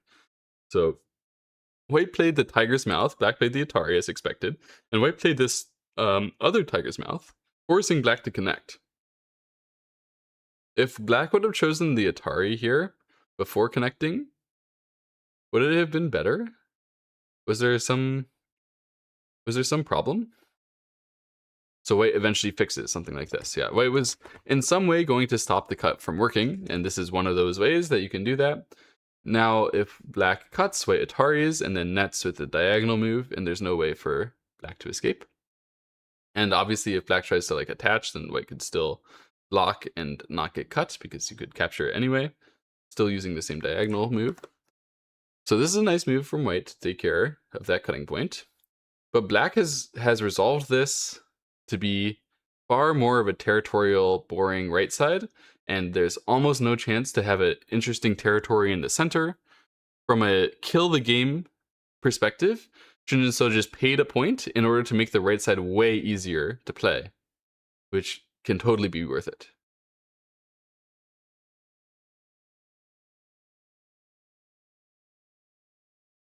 If this were a human game, if white was a human, it's Jinseo winning 99.9% of the time from here. I don't think humans would have a chance to come back. But it's KataGo. It's KataGo, and it's KataGo aggressive. 99.9% of the time is still leaving a 0.1% chance. KataGo could find it. The one route to win the game may exist. There may be one.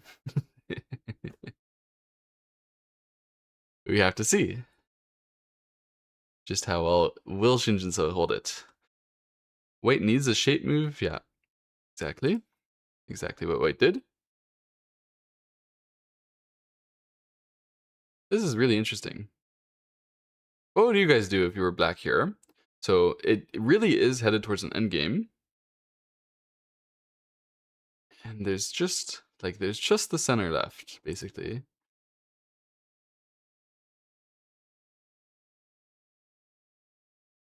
It's actually very interesting. Let me input these moves. Oh, I'm curious. I'm gonna show really quick what KataGo says about the Atari here. So to me, I would have Atari'd here as black and then connected, but Shin Jinseo did not do that. So why not? Let's see. Shin Jinseo is correct to connect. So what's the problem with this one? It is the potential for there to be some kind of ko and some kind of cutting point over here and some kind of cutting point over here. And it's just messier in a way which can't possibly benefit black. I see. So we connect here rather than Atariing because we don't want to give them this kind of highly valuable move. And they don't even need to take it. But there's no way for black to like score here. What are we going to do? Capture the one stone? It can't be that big. It can't score. So that's why he connected here. It makes sense. And then this one happens. Okay, this move was recommended by the AI. It's actually really likely to get played because that's one of the moves I was thinking about playing. Entirely reasonable. Funny if white lives with a bent 4. You mean on the right side? Are they playing with Chinese rules to determine endgame life and death? I believe it's oh, they put 0.5 Komi, by the way, in the top side, probably because so many people would ask about that. So it is 0.5 Komi on the 2 handicap, which is going to be important. The 0.5 Komi means if the game would normally be a draw, KataGo wins. Unlucky for Shin Jinseo, you can't draw.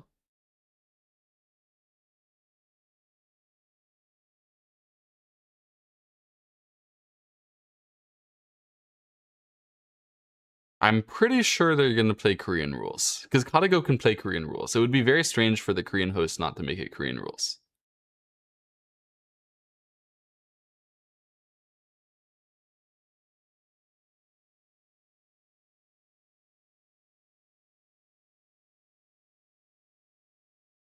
If it's Chinese rules, Shin Jinseo wins draws.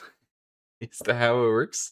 Because black gets an extra dame because it's a 361 point board, guys, 19 by 19. And Chinese rules is about counting how many stones you get on the board. So if black plays first, in theory, black should be getting one of the last dame. Why not the H16 Tiger's Mouth instead of Connect? Let's come back. So maybe to the actual game here. This is probably where you're talking about it, right? H16. Oh, maybe we're talking about it here. The H16 Tiger's Mouth. Ah, so this is important. So the KataGo recommendation we saw here was spoilers. It was here. This is better than this move because the whole point of this move is basically I want to play this move, but I want to optimize it. So I want to take my territory here. If black doesn't do that, you could still squeeze like this, but it gives white a lot of influence to the center where they could actually make a territory. So it makes a lot more sense to try to play this way. Now, if white cuts, you can capture. If I place here, you can capture. We can always capture these 2 stones, right? But it also moves us to the center, which means these stones, which still don't have 2 eyes, are weak, right? So this is the most valuable way. If you played Tiger's Mouth instead, you could get Atari'd and Sente and lose the territory. So this is the way to get the territory, but also move. But the main focus is getting the territory, actually, to keep the stuff here. Oh, there is a 1-eye Seki, so KataGo would win draws even in Chinese rules. Not that it's important. That is fun, though. KataGo can't actually play Korean rules. It only approximates them with Japanese rules. That's a good enough approximation for me. I guess I also can't play Korean rules because I don't know the difference. What's bigger, B11 or H16? Yeah, B11 is obviously extremely, extremely big. The top side is also extremely, extremely big. I would say the problem with B11, like that general area, is you really want to be able to use the 1 stone Aji. And you're often going to thicken it when you play on the left side as black yourself. So the problem from black's perspective is if you play here, let's say even white just answers and you think like, oh, but now I can force them back to play like this. The opponent is going to play like that and resist you, and then suddenly your B11 for B12 exchange looks really stupid if you want to connect and change the Aji. So it's easy for this to become a bad exchange on the right side, and you would usually prefer to play like this. However, Shin Jinseo has just played b11. So Shin Jinseo is unconcerned about the chance that it becomes a bad exchange. He's just played b11. And White played for the ko. So that's interesting. White created the ko. We're going to fight over the ko for a while. This is the best way for White to try to swing this game. I actually like that decision from White a lot. Not blocking and trying to accept and get bullied. But instead, make the ko, make some ko threat. I think maybe Shin Jinseo is going to be passive here and just allow White to continue. I think Shin Jinseo might be connecting back on the first line. Shin is really going to win here. Yeah, maybe. It seems likely. It does seem likely at the moment right now. But likelier games have been thrown against the AI. It's really hard to control. It's really, really, really, really hard to control against the perfect player. Empty triangle also only loses 1 point of territory compared to the solid connect. Oh, yeah, on the top side, how much territory it loses, it's like very, very minimal. So the empty triangle is almost always strictly better when you have that shape. You prefer to... I mean, I haven't ever encountered a situation where you actually do prefer to connect. I wonder what that would even look like. How could you ever prefer the 1 point of territory? If it even is 1 point, is it even 1 point of territory? Isn't it? I guess, yeah, it's 1 point of territory. If you want to talk about it like that. Okay, it's probably 1 point of territory. I guess it's possible someday that you could connect instead of playing the empty triangle to Suji. We're talking about the top side to capture the 2 stones. There could be a board. I could invent a board where it was better to connect, but it would be really hard. Almost all the time you should capture those 2 stones in the most outward manner. And same thing with all your captures. You prefer to do it as thickly as possible while moving as fast as possible. That's the best. You were wondering about C11 instead of B11. So that's a common mistake. It's definitely better to slide as opposed to attaching. If you play the slide, what you're fighting for is the territory on the edge of the board. If you play the attach, you're fighting between the territory and the influence to the center. And sometimes fighting between would be better, but it's actually quite rare because the opponent gets to Hane and sort of start the contact fight. So when you fight between the 2 areas and then you let the opponent take the first choice as the contact fight, they're going to choose the better one. And then you're stuck with the worst one. So the only reason why you would play C11, that kind of attach, is if, even though the opponent chooses the better one, either one would be better for you, because you're the one who takes it. That's rare. That's not going to happen very often. It's far more likely that you should choose what exactly you want. And so B11, or in this case, it's B9. What we're talking about is this slide on the left side. That slide is much better than the attach, because Black definitely does not want the center. Everybody wants the sides, the corners. Everybody wants the territory in this type of game. And the slide is wonderful because it forces that Black is going to get more territory. It really presses like that. It's good. It's very good. He doesn't care about bad exchange, right? He's going to throw away the C6 stone Aji and win the endgame. Yeah, so he doesn't care that much about making bad exchanges. He is going to try to throw that stone away, and he is going to try to win the endgame. This is all true. But he does care. Like, the thing about KataGo is you have to keep every little resource that you have. If you let go of a resource, you lose a point. If you do that 20 times throughout the whole game, you lose. And the devious thing about that is you think, okay, but I'm only going to lose a point 5 times, right? I'm going to get rid of this area, and I'm going to get rid of that area, I'm going to get rid of that area. So in this case, Shin Jinseo is bowing down to the ko that White created in the upper right. He's saying, you know what? You managed to do very well here, White. You bullied me back. I'm going to have to just connect here. I can't fight this ko for a win. You gain a little tiny bit. Okay, that's great.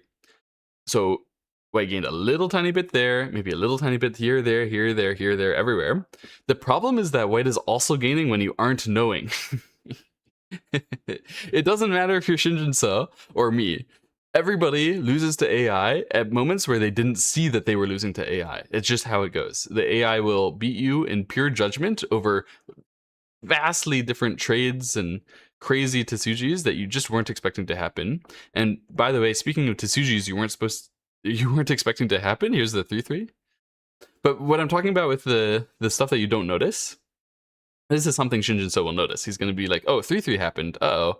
Well, what exactly is happening here? And he'll figure it out. What you don't notice is the stuff like earlier in the game where we were reviewing with KataGo earlier, right? And we saw that KataGo said this Hane Connect by Black was losing like half a point. And instead of Hane connecting there, it recommended that Black would play somewhere else on the board. Oh yeah, it recommended that Black should play on the upper side. There's no way for Shin Jinseo to know which one of those is better. This is just an unsolvable problem for a human. And so he doesn't know that he lost half a point there. So you can't just keep taking 20 1-point hits because you already took an invisible 20 half-point hits that you didn't see. So you have to try to take as few hits as possible while bringing yourself all the way through. This 3-3 Tsuji, I don't know exactly what it's aiming at, but clearly KataGo has some idea that this is going to do something on the top side Aji. It probably has something to do with how KataGo expects the game to play out once it reduces the territory and the upper right part of the center. But it's certainly not easy to see how that 3-3 exchange will actually help white. I don't see a good way to obviously like live a group or anything like that. Perhaps there's something with the like trading in the top side as well. I don't know. And Black is getting attached to on the left side as well. But white is clearly trying to build and like scam into making something new. This is AI being quite desperate, I think, this attach. This is how AI plays once it thinks it's losing. When I have played AI and actually beaten AI in more like 4-stone games, or I think I beat it on a 3-stone game once, right? Not at this high level of like playouts or aggression. I think I beat it on it.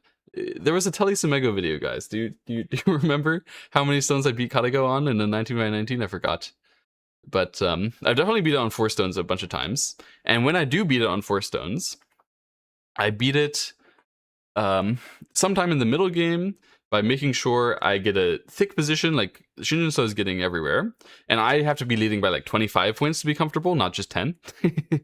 But once I'm in that position, I'm thick everywhere, I'm 25 points ahead, there's nothing for KataGo to do, it'll play this kind of attach. This is the common way that it thinks it can try to pressure the opponent to give you a chance to come back. I think the reason why is because the KataGo handicap training that it does when it plays itself on low playouts, the low playout KataGos are very likely to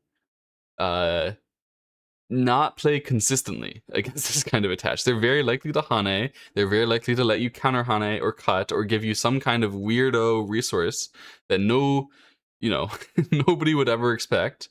And then KataGo with high playouts is going to find those weirdo resources nobody would ever expect. And so it will actually get chances from this. So I think KataGo has been rewarded by this kind of attach in its handicap training games, and it's very likely to do it when it thinks it has almost no chance to win in a handicap game as the overdog, as the player who is giving handicap.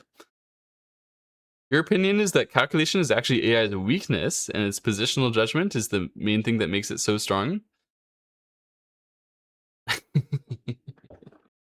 I don't know. Like in some respects, yes, it's true.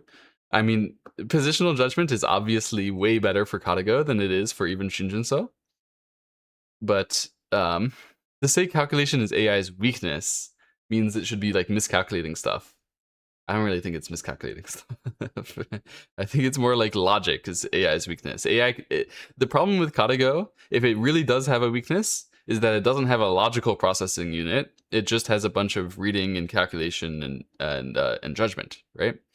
So it can't do stuff like reason between the difference between two variations and say, oh, because this variation has this eventuality and this variation has that eventuality, when I logically compare them, this one must be slightly better than the other one. It just has to wing it every single time and brute force the logic with judgment skill. And it usually gets that right. But Yeah, AI only weak at deep calculations because the way that humans do deep calculations is by logic. You do a deep calculation because you're saying, okay, these 10 moves have to happen, and then if they happen, this thing would have to happen, so those 10 moves have to happen, and then if they happen, then that thing has to happen, so those 10 moves happen, and that's how the humans can do 70, 80 move calculations. You're actually only doing 10 move calculations in steps with logic in between. And if the AI could do that, then it wouldn't have the weakness to humans in that area. You wouldn't ever say that its calculation was its weakness if AI could use logic in between calculation. So I think logic is the actual weakness of KataGo. However, is Shin Jinseo going to be able to use that in his game against KataGo? No, there's no way. Even if Shin Jinseo in theory could outcalculate KataGo in particular types of positions where he can use logic to read 80 moves ahead, that's not going to happen in real play, and that's why KataGo doesn't need to improve it that much, right? It's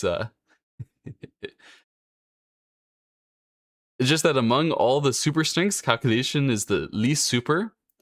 I think logic is clearly the least super. Like, it actually is kind of dumb by logic if you know what you're doing. Like, if you know how to do logic and Go, you'll think that KataGo is sometimes dumb about it. But you have to know what you're doing. Like, and there's no way I would ever think KataGo is dumb in positional judgment or in reading. It isn't. KataGo doesn't just like miss moves, but it can miss a reasoning. It's possible.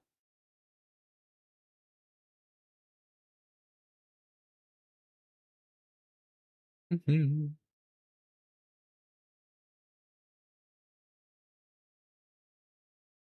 you know what?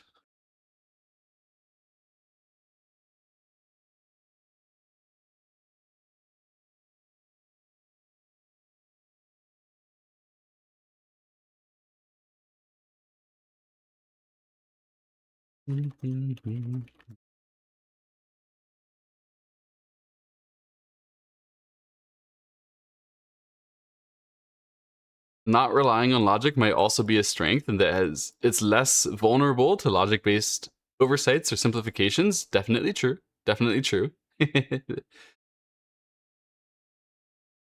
What the distinction between calculation and logic is? Logic is your motivation for calculation.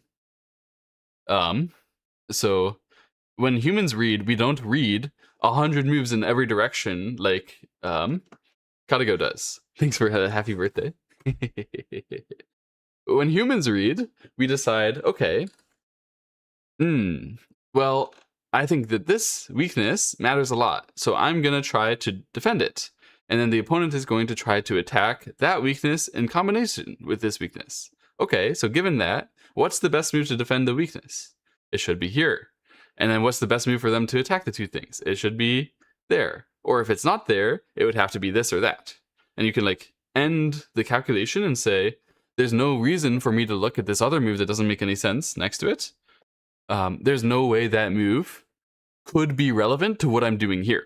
And so you only go down the one branch in the local variation. You get your answer to the one branch in the local variation without diverting yourself and confusing yourself looking at all the other stuff happening in the meantime, right? And then the key for logic, the distinction between logic and calculation is that you can... yeah, thanks for the happy birthdays. With logic, you can read things that wouldn't actually happen in the game and make conclusions about them. And then that allows you to read more things that wouldn't happen in the game and make conclusions about them that tell you judgment details for what would actually happen in the game. That tells you judgment efficiencies, stuff like that. So when KataGo makes little errors, you can do it with... you can find it with logic. You can't find it with just pure outskill. Thank you guys all. It's been a great birthday. I've had a lot of fun. I actually went to the local library for my birthday, so I guess you could tell I'm not a partier. I went to the local library and I was reading a book that was a Chopin biography, which you might think sounds really stuffy, right? maybe it was supposed to be very stuffy and boring, and this may not sound like a great birthday to some of you, but for me it was a lot of fun because this Chopin biography, Chopin apparently he wrote a diary as if it was like a newsletter. And all he was doing in his diary was cracking jokes, and so telling like the story of how he was growing up. They just showed the excerpts from his diary. One of the pages, it was like he had a pen name to refer to himself. I don't remember what it was. It was like Mr. Piton or something like that. And so the diary entry for this day was, Mr. Piton demonstrated his skill at horseback riding today. He was sat so perfectly still that you could really see the excellent demonstration of his skill as he was sat on the ground on his back. And this is like what he would write for all of his journal entries. He wrote one, the cat went in today and knocked a bottle of glass, one of our 2 bottles of glass, and broke our liquor. And surely this would have been an offense worth the gallows. But fortunately, the cat chose the smaller one. And this is what Chopin was just writing in his biography, or in his diary, and we just read in his biography to figure out what Chopin was thinking about when he was a kid, and learning how to write incredible music and all this stuff. Very silly. So it was actually a very fun read. I've been having a great birthday. It's been excellent.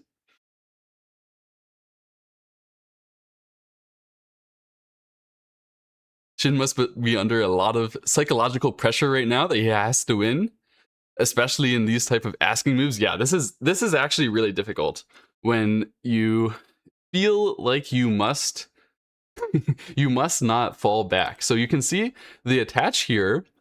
It's a bullying move. It's asking black, hey, you should just extend either way so that you're small, or maybe you think that in order to be fast enough, you should hane out, you should get more speed, because objectively speaking, it's better to play one of these hanes. So Shin Jinseo plays the objectively better move, and of course, that means KataGo is excited to start a fight, to cut, to do something. And this is actually so hard. It's so hard to control, guys. This crosscut.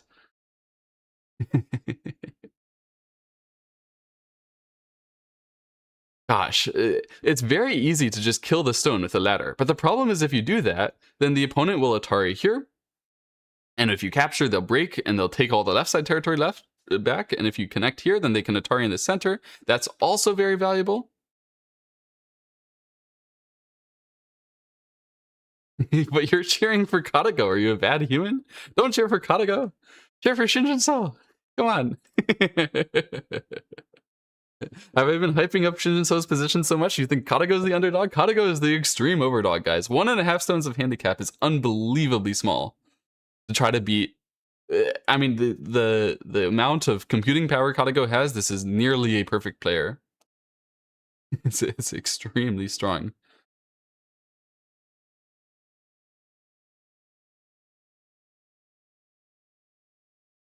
Oh, what Eric is talking about in the chat, the lower right has an unremovable co-threat. The way that works, it's yeah, as if Shin Jinseo were white, then sometimes KataGo will have an error with extremely rare life and death situations. So the bottom right, if Shin Jinseo were white there, he has an unremovable co-threat that he can capture the 2 stones and black has to throw in again. In this case, it's KataGo. She has an unremovable co-threat. But what that would mean is that if you made a bent 4 somewhere else, which is normally considered a dead shape, then you could play out the bent 4, and normally speaking, you know, black would remove all the co-threats that white has against them, and then eventually kill it. But in a situation like this in the bottom right with an unremovable co-threat, this is one of the situations where logic beats the reading. And just knowing you have an unremovable co-threat as you head to a bent 4 situation, it means oh, I can remove all of their co-threats, but they can't remove all of my co-threats. So if we do resolve the bent 4 in the end of the game, and I have this 1 extra co-threat, I can actually live the group instead of dying with the group. And this is the type of, detail that you can out-logic KataGo at. It can't read to the extreme end of the game, where in the end of the game, the bent 4 normally dead, there's actually a Tsuji where white goes back and captures the 2 stones in the bottom right. And so you can use logic to trick it. Thank you for all the happy birthdays, guys. It's actually a legendary birthday. I can't believe they organized KataGo versus Shin Jinseo on my birthday. How incredible. How kind. Cheer for Go instead of any player? No. We cheer for Shin Jinseo. I don't cheer for KataGo to show me beautiful Go. I cheer for Shin Jinseo.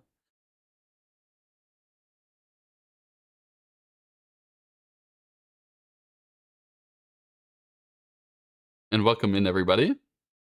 Coming in late, how much lead does black have left? Okay, it's enough to win.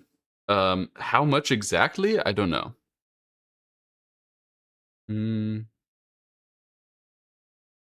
Let's check. What does their system say? They say black still has 10 points lead. We're nearing the end game as well. Shin Jinseo still has 3 hours and 30 minutes on his clock of his 5 hours main time. The irony of cheering for Shin AI. Yes. Shin Jinseo, if you don't know, Shin Jinseo, the #1 player in the world for the last 5 years or something, and not by a small margin, I think at any point. He has had the nickname of Artificial Shintelligence. If he beats KataGo here, the nicknames aren't going away. I think it's yeah, some irony cheering for the. I mean, he is the player with the most AI-like style in human history, if you count the opening, because he copies the AI. And it's not like he copies it directly. He copies the ideas. He copies the concepts that it uses to beat humans, and he uses them to beat humans. Then the other humans are upset that he's playing like the AI and beating them. They call him artificial intelligence. But it's just correct. Why wouldn't you do that? It's I want to win. It's the reason why it's upsetting is that it's actually just really hard to understand. Like a lot of the players who are professional before AI, they don't want to study with AI that hard. Because, first of all, when you play AI and you lose, it feels really bad. So to study directly against AI, you have to have a certain kind of mindset. You have to be willing to suffer. And also, when you don't play against AI and you just ask it questions, it'll tell you stuff like, this is the best move here, but it won't tell you, this is how you should think in this type of position. This is what type of thing you should think about here. And it won't tell you, in this position, this is correct, but if you altered the position a bit, actually this one is correct and that one is correct more often. It's not going to tell you this kind of detail that you could normally ask a teacher. So to get that kind of detail, you have to figure it out yourself. You have to become adept at playing with the AI. I think Shin Jinseo did that better than all the other pros. And he also was the best reader of his generation. He was an extremely strong fighter before he learned his strategic sense from AI and the other top Korean pros, who I think also there's a lot of benefit that he got from the Korean national team. I think the way that they run their Go professional community is really synergistic with each other in a way that just my impressions is that it probably is a bit better for each pro. They're helping each other a bit more than the other Asian countries. That's just an outsider impression. I don't know. I have no idea whether that's true or not. It's just how I have seen it looking at games. Shin has to be thinking, can I do it without the handicaps? No, he is not. He is thinking, what the heck do I do about this? This silly crosscut. This is one of those absurd moves, which is not actually losing value, and how do I fight against it? The most obvious way, by the way, that I keep coming back to is to extend up. That seems like a very, very, very tempting option to me. So if white would break through, like Atari up, break through like this, then the net here seems like we become really, really strong. And it also seems like we aren't going to die in the corner. But that's a little sus. It's a little suspicious that something could still happen in the corner if white got thick, then I think that's definitely something would. And we also lose our territory from the start. We get strong in the center, but not that strong, and losing the territory isn't that good in that kind of a variation. So it's not that, it's not as good looking as it looks at first glance. So I want to do something better, but I can't really find the move that's that much better than the extend up. Anyway, looking at it for a while here, you can see why Shin Jinseo has once again decided that this is a critical position that he needs to solve. He needs to think hard about and find a way to resolve without losing much value. You didn't see it, but someone put the Doge dog on top of Shin's profile picture as you're explaining why his nickname is Artificial Shintelligence. So, the Doge dog is, yeah, I think dog just sounds similar to AI in Chinese.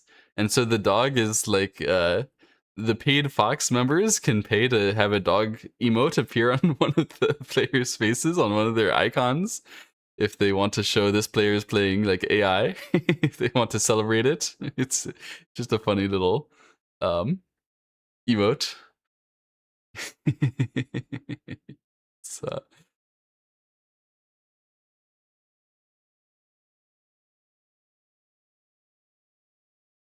that's cool. We can we can actually make training data which teaches KataGo about the unremovable co-threat situations. That makes sense that that kind of thing could happen. In the bottom right, you like allow there to be a bent 4 somewhere, and then you let KataGo learn how to play that out. It's the kind of thing which I don't really understand how to play out myself, even though I know it could exist. I don't know how to actually handle it. Okay, so we have Shin Jinseo actually chose the extend up out to the center, which is probably the right choice. I think this is the way to resolve it without allowing white to make a clear territory benefit, which is obviously what you would like. The Atari down from AI makes perfect sense from KataGo. You want black to have to suffer for having extended up. Locally speaking, this cut is a really bad exchange. So you can think, okay, white cut, playing a stone inside of black's area, and then black in return played a stone, exiting, running up, reducing the white area. Really, really, really good exchange for black. But the problem is that you also have a cut that you have to deal with. And so afterwards, white can push here. You're going to have to resolve this two-stone situation, and this is the pain point. Like, yes, we had the big gain at the start, but now we have to figure out what to do about this. It's Atari or turn back. You can't die with the 2 stones. If you Atari here, then I think that black would basically just be forcing white to turn back, and then would be forced to answer with the capture in the center, and white would still get the Hane connect in Sente. That's really annoying to give the Hane connect and Sente at the end. So that's why I'm thinking maybe instead we just turn back directly to sort of hold the chance to Atari. Like if you turn back immediately, you are threatening to play the clamp, something like that, and play more for the left side territory directly. If they played the crawl back this way, then you wouldn't have to spend a Gote move. You'd get the next move elsewhere, although you wouldn't have reduced the outside center as much. Not exactly sure.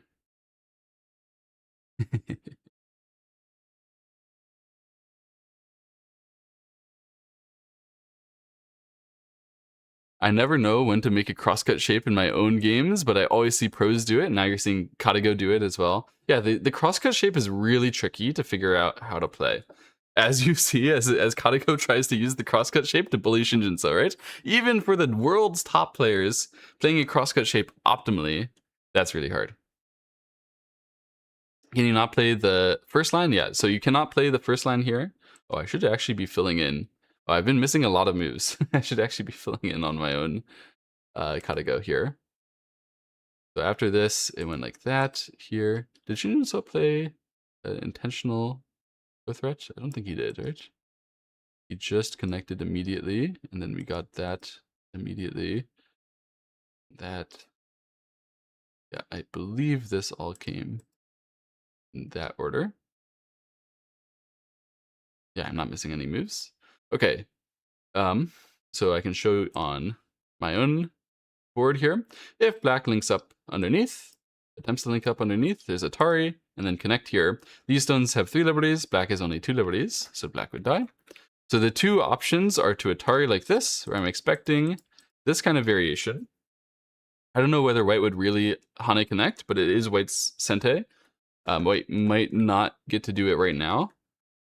This is possible because black gets so strong in the center. It's actually very satisfying, but also possible is this one where you're trying to take Sente. So if white comes back to fix, then you can play the next move somewhere else, which is highly valuable as well. It depends on how valuable exactly Sente is and like what exactly we're doing about the rest of the area. You think you take the outside, gotta play the star point. Prefer this variation here. It is so thick on the outside, but I really just hate the idea of giving this away in Sente. Of course, I guess this is probably the better way to fix so you get more movement. It's a lot of value outside. If you play this way, any extra move, we're actually likely to make a black space. White space is very hard to make next to this kind of power on the top and on the bottom. And we can attack the right side. Like this power is really, really useful, but white gets the next move.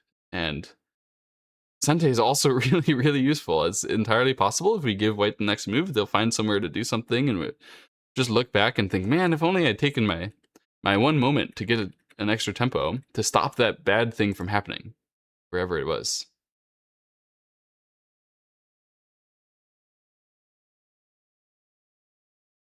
Is this harder than chess? Yeah, hard to say. They're both competitive games, right? So depends on who you're playing against. Playing against KataGo is comparing to playing against Stockfish. Which one is harder? It's actually, I don't know which one is harder. Comparing playing KataGo versus playing Stockfish. It must be playing KataGo is harder, right? I think playing KataGo is harder than playing the chess AIs.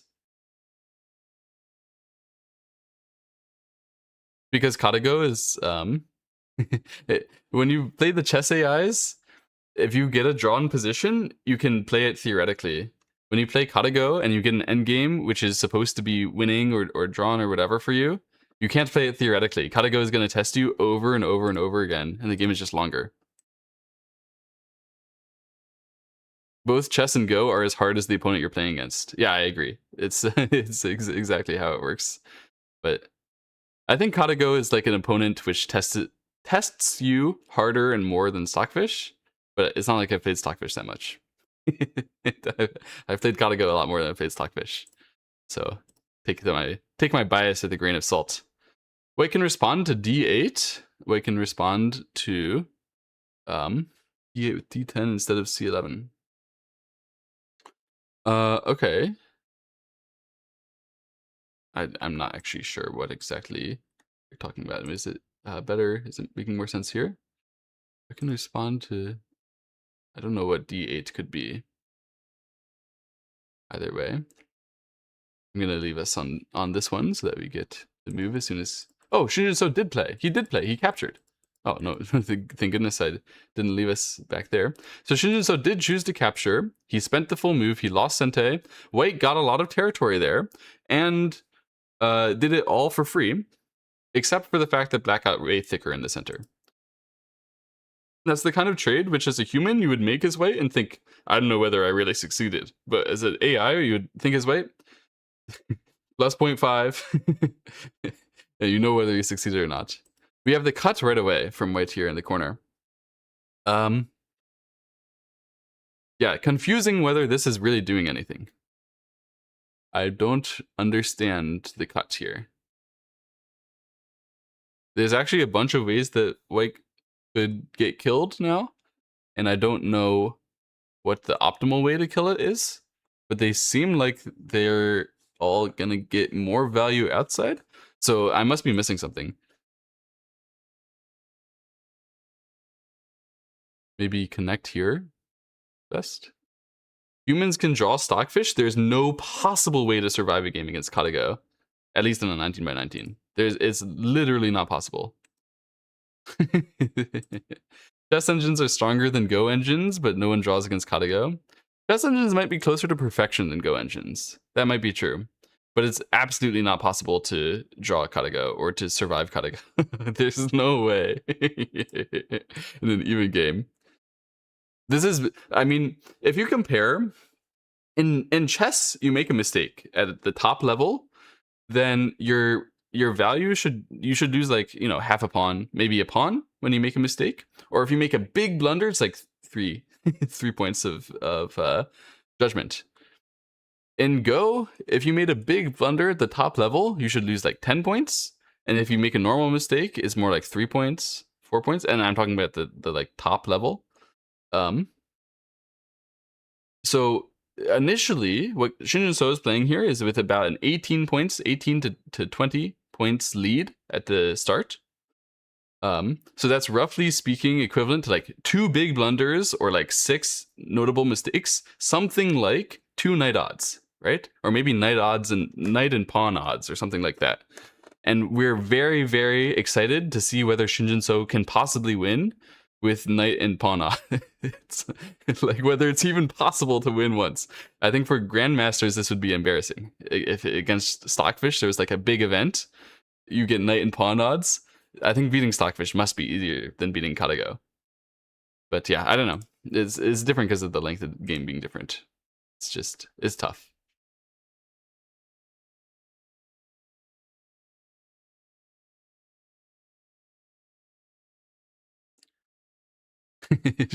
Shin AI agrees with Eric Oder in the chat. The left side feels like White's attempt to argue that b9 becomes a worse stone, but really, really hard to judge the trade. Yeah, so certainly the black stone on the inside there is not an effective stone. You do not want that kind of exchange, if anything.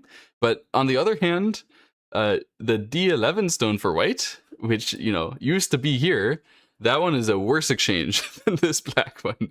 You shouldn't throw into the opponent's tiger's mouth and get captured. That's a bad idea. Okay, so Shin Jinseo has chosen to attack these 2 stones with the Atari outside. It's an interesting method to continue to attack them.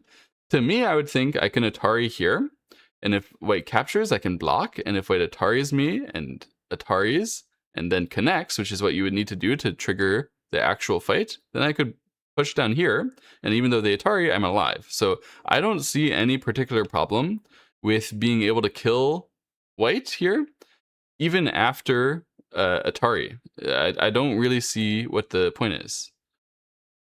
Eric in the chat is saying White is going to get 04 and P5 Sente now. Oh, so is the point just to get the cut and the connect back to reduce this stuff in Sente? So to force me back is the point? Oh, that makes sense. You're getting a little bit of extra territory.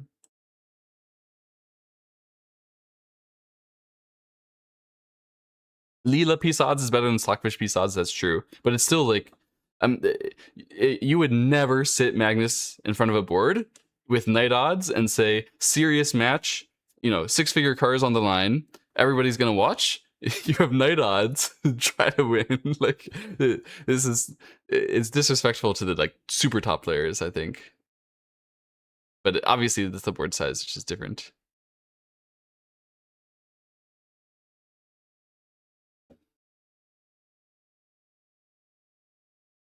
So Shin Jinseo, I presume, still calculating fiercely here.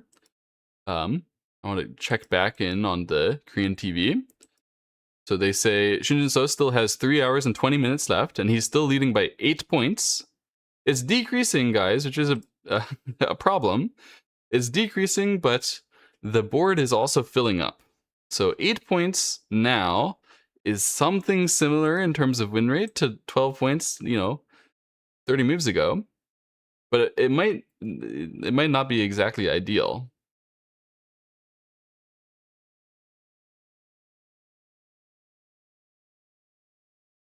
This is interesting.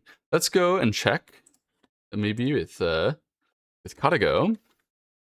What was the right choice here? Was it to play the oh, my KataGo is apparently running in the background and I didn't know. It was to play the cut here, but also to peep. Okay, interesting. It wants to get this peep in, and it does approve of White going for these exchanges.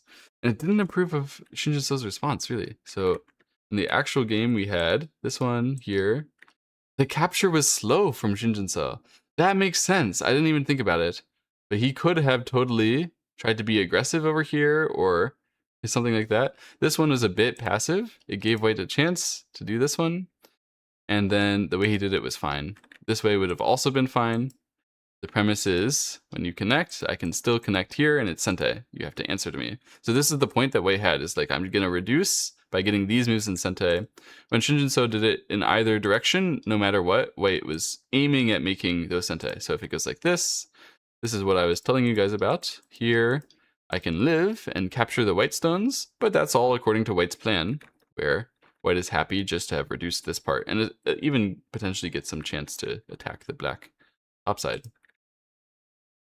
How about this moment? Was his extend actually correct? It was. At least it wasn't bad. And my extend here was bad because I'd lose the territory going through my line. Atari here was also playable. To Atari here and then to push means you would confirm that White has to take care of that. It's just very similar to the game, but we skipped White being able to go down, and we instead forced them to take care of the center. Shin Jinseo probably didn't like this because White could make a big area in the center, so that's why he chose this way instead. And this way. It's so harsh to see the judgment be like slightly bad. So this is the moment where he's thinking again, I guess. Yeah? Oh no, he hasn't actually Atari'd yet. So he's considering like which Atari to give, I suppose. Which way to continue this. Let's go back to the live game.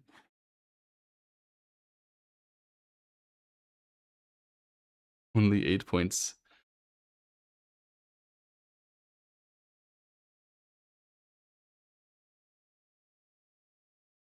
Move 127. 8 points from here. It is favored to Shin Jinseo still, guys. It is still favored to Shin Jinseo. In my opinion. But this game, if he wins it, it's going to be really close. This is not going to be a win by 8 points in the end. It's probably not going to be a win by any more than 3 points. It's going to be 2.5 if he plays beautifully from here. And if he can win by half a point, I think he'll be very satisfied.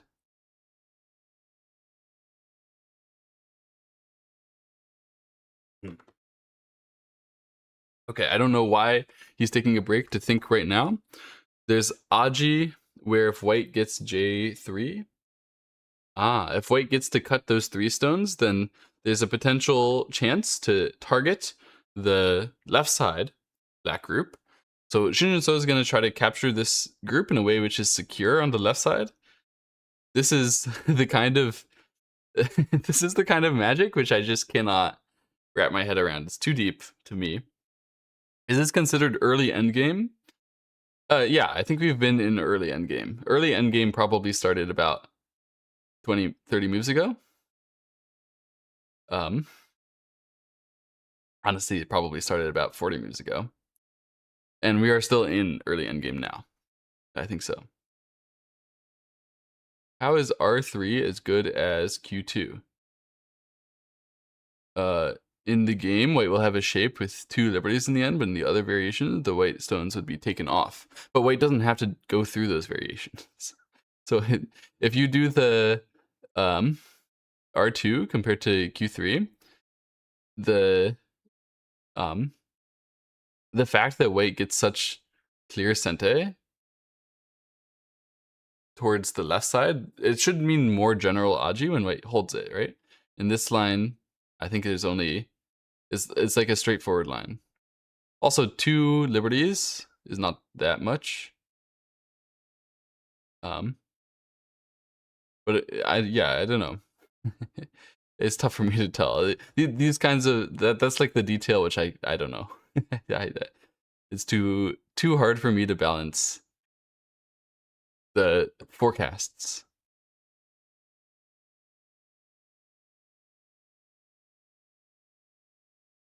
White cut, black connect, white capture, black Atari, white capture.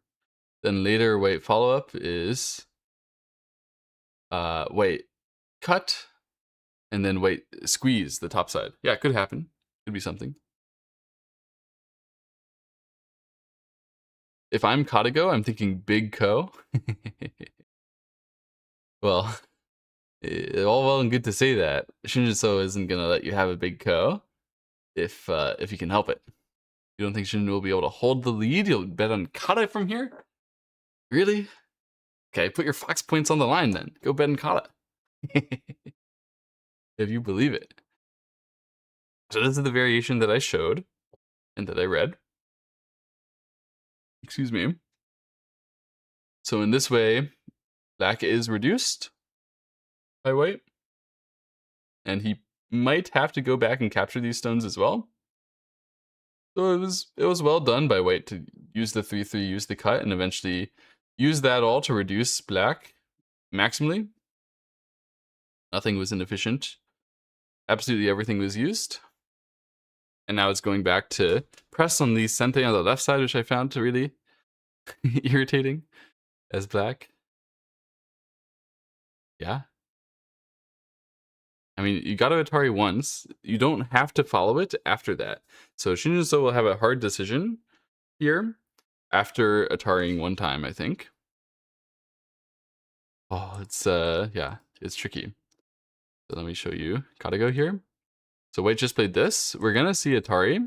Now at this point, we could fix it. And if you fix it this way, you'd give a couple co-threats, but you'd get more movement out here, which is almost certainly more valuable. The problem is if you fix it, then there's still other stuff happening, like the cut here, and maybe just generally some move to get territory and movement on the bottom side. So you could choose to ignore the cut. I think it's possible in this board position because black is so thick on the outside, because black has so much strength. You could give this territory to go and acquire some other significant territory. It's probably too risky. Probably we're going to see an answer. But if you answer here, you lose value. It feels bad. That's tough to play. It's tough to play. Where else can white try to bully and steal a point? Board is so solid. White can bully on the bottom side by making that big. White can bully on the right side by making that group skip having to save itself by paying and just save itself by naturally reducing and maybe building the upper left. There's a lot of stuff. Your local KataGo thinks that the Hane from their KataGo is a mistake. Interesting. Because at this moment, black can quickly play N14. So the thing about that kind of stuff, if black... so if black tries to peep... So this way, what your KataGo, I presume, is talking about, if white has to answer here, is that now when you try to Atari, then what I can do is play like this, and then hopefully become safe. Oh, I'm not exactly sure. Hang on. Here. Oh, no. Here. Wait. Is it safe though? Aha, like this, and then you have to answer, and then I can live like that. You would have to answer after exchanging. Aha. So this N14 could make you skip having to spend the defensive moves, and instead white would get some outside thickness. Interesting.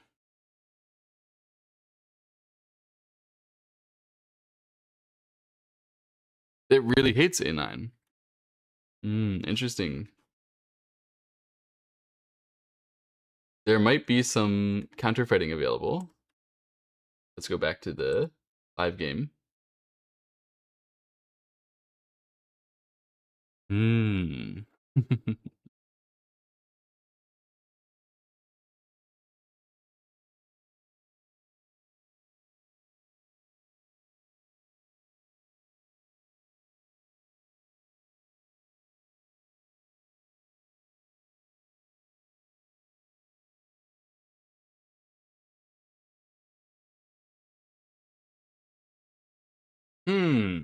It does seem like that peep would be good to exchange. That I could keep an extra couple points. Okay, I'm actually very curious.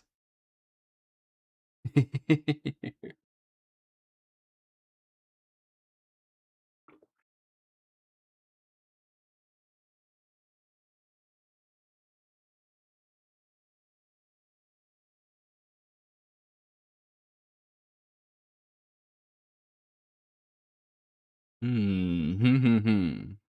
I'm gonna turn on my own KataGo. Let's see what my own KataGo thinks. Oh, and I should.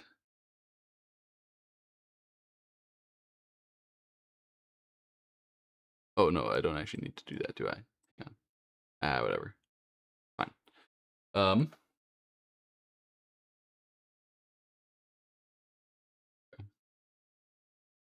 So my own KataGo is saying here, this one is a minor mistake compared to playing over here. So if black would try to cover, but the thing is, this cover was recommended as well, and this cover doesn't do anything, like this peep doesn't do anything with respect to that.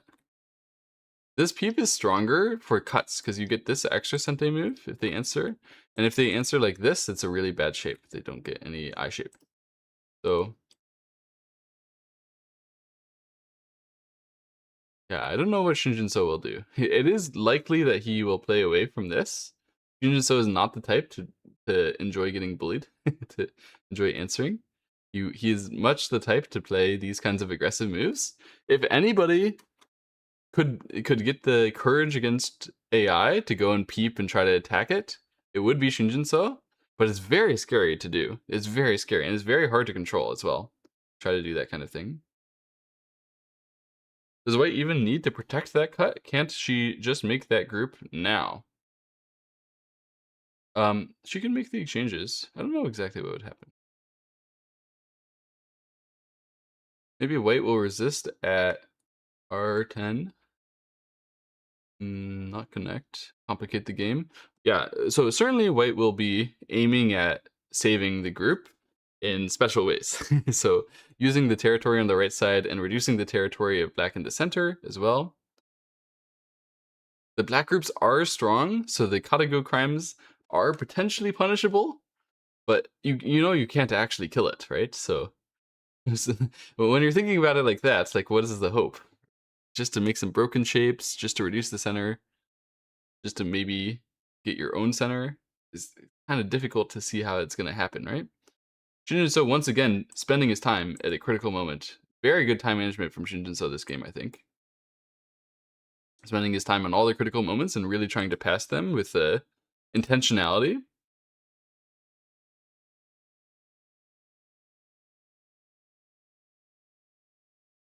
Okay, we have some answers from Shin Jinseo. He chose not to go for the crazy peep stuff. He did do the passive way. Yeah, if even Shin Jinseo is going to do the passive way, it's not possible for any humans to do the active way. Go back to Fox. See? So what happened here is that he did eventually answer in the way that I suggested, and he answered to this as well, and KataGo exchanged the forcing moves.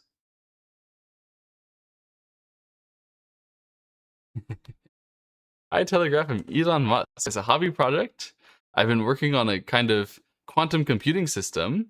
My first major goal is to create a perfect Go program containing every possible Go position.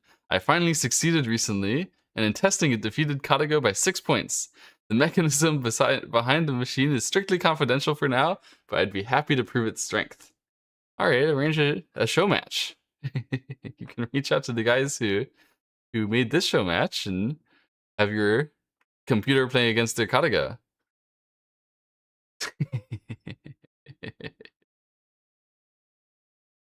Of course, quantum computing is not this advanced yet, as far as I know. Don't believe even Elon Musk has the ability to actually use quantum computing for Go. And additionally, I'm not even sure if quantum computing would be effective for Go. I don't think that there's any reason why a qubit would be better than just normal graphics card when it comes to a Go position. Doesn't really make sense to me. But maybe there's some very, very nice quantum algorithms that if you studied for a very long time, got all your top scientists on it, you could do it. Yeah, of course the quantum computing is way too expensive right now to do anything like this, and that's not even considering the actual like algorithm design, which is maybe even more expensive. But of course you can go ahead and and challenge a KataGo. And if you do indeed have, by any means, an AI that's capable of giving KataGo trouble, it's something that people will like to see.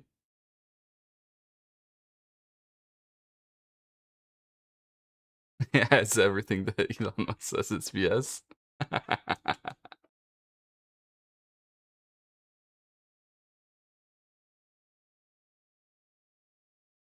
Wait, why is white taking all the territory? So what happened here is that black, yeah, after this happened, black could have simply connected here, but he captured instead. So white played Atari and played for the top side.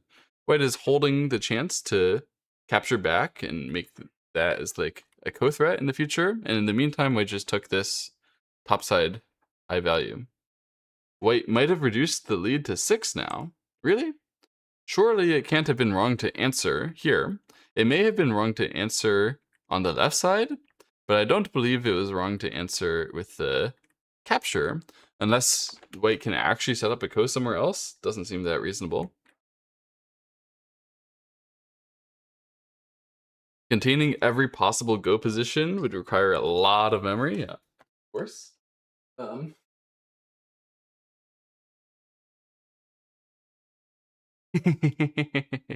Yes, the new KataGo will give KataGo trouble. And people are interested, by the way.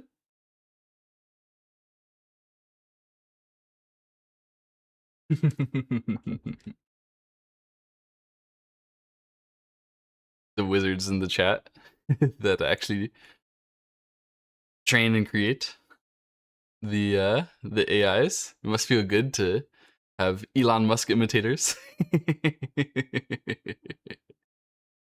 You have new transformer nets that are stronger, faster, coming soon.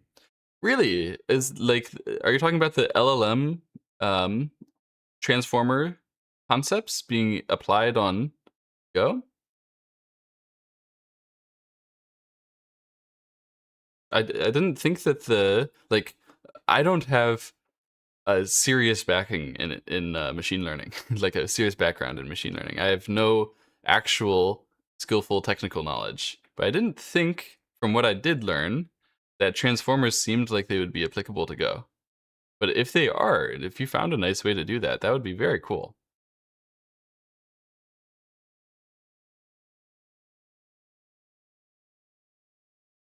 People lie on the internet? What?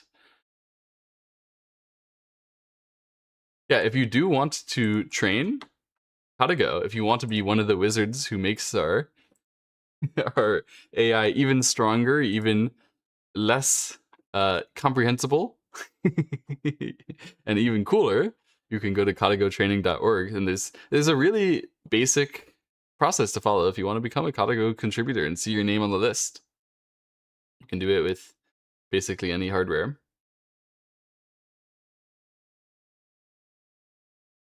Transformers, not LLM. Yeah, I only learned Transformers when I was looking into how LLMs work, but I thought it didn't seem Go applicable. I know it's general architecture. I know it's not like LLM exclusive, but I mean, I didn't understand it that well, clearly. It seemed like it was an architecture that works well with like the token concept, the way that LLMs work with tokens. And I didn't think that we use tokens in Go AI. Maybe I don't understand the token concept very well either. It's, AI is complicated to understand, guys. I'm a absolute scrub in this field. The new round of Fox betting just started, and it's almost strictly 50-50 instead of 80-20 right now. Oh, that's true. People are actually betting 50-50 on okay, well, if you're gonna give me underdog odds on KataGo, okay, I gotta check. I'm also going to be Fox betting. Oh my goodness, does KataGo give? Let me check. Wait.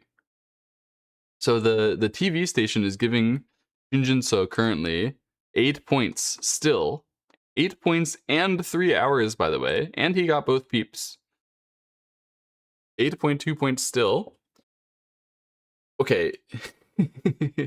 Is Shin Jinseo favored here? Because the betting is actually 50-50. Who's favored, guys? Wait, this is fun. I should make like a poll or something. Do I know how to make a poll? I should make a poll right now and move 150 so you guys can bet for me if you like. Yeah, start a poll. Okay.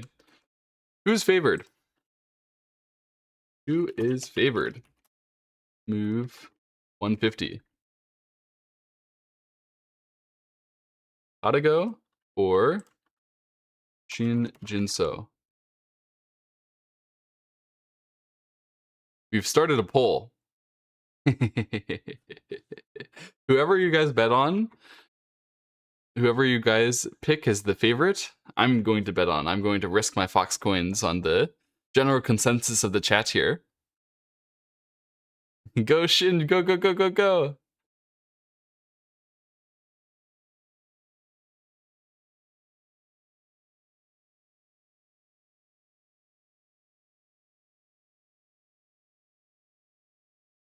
Currently the leader is Shin Jinseo. People think Shin Jinseo favored right now. At least some people do. More people do. I think Shin Jinseo is favored right now. This is the type of game which the humans do win if they play well. And it's playable. Inspector Shin.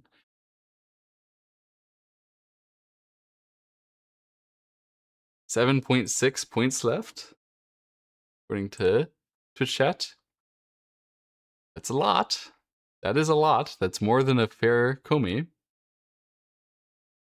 And there is very little room left on the board. Are you crazy for thinking this game looks much simpler than Game 1? Yes, it's by design from Shin Jinseo. Shin Jinseo tried to make this game as simple as possible. If we all say Shin, it has to be true. It must be true. It's the wisdom of the crowds. You guys must all be voting with extreme intelligence and insider information, right? So I will also bet on Shin. Oh my goodness, but the betting odds have shifted. It's Shin Jinseo at 61% according to the betting odds and 69% according to my chat. Oh, I guess I will bet on black, but only 2 million Fox coins. I would have gone all in if you guys were more confident. Wow, I've never seen the human bet on with a higher percentage on human versus AI on Fox. I've never seen this before. KataGo does not get tired. That's true, but also Shin Jinseo is 3 hours. 3 hours for an endgame is too much time for Shin Jinseo. Shin Jinseo is so good at this. He's so good at this, guys. He's the best endgame player that we've ever seen. Or if not, then very close. Convolutional nets are better at small scale, but as churning out as you scale up, transformers are better. Self-attention has high overhead, but is really powerful for understanding relationships. Ah, that's interesting. So that's how you want to use transformers. That actually makes sense. To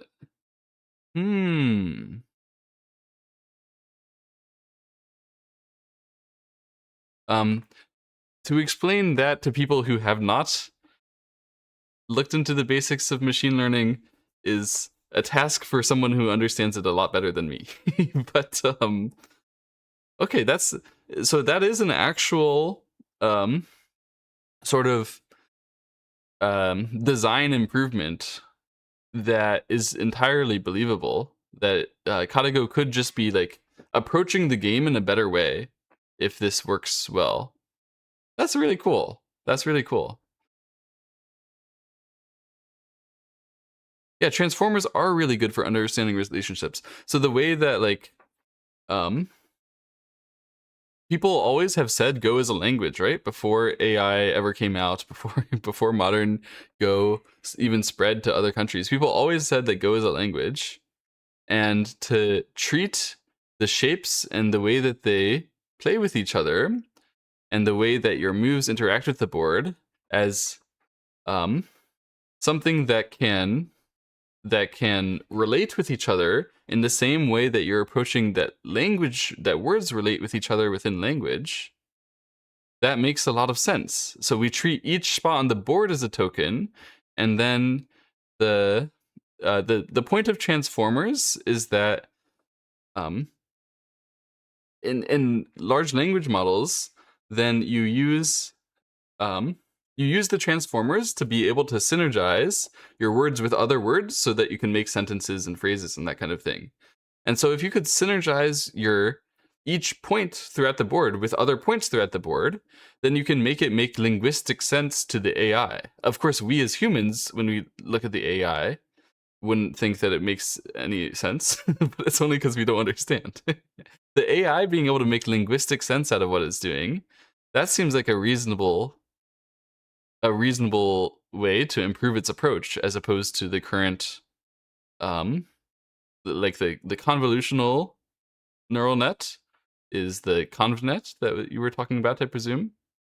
The current way, not using transformers, is a sort of more straightforward approach. Oh, that's really interesting.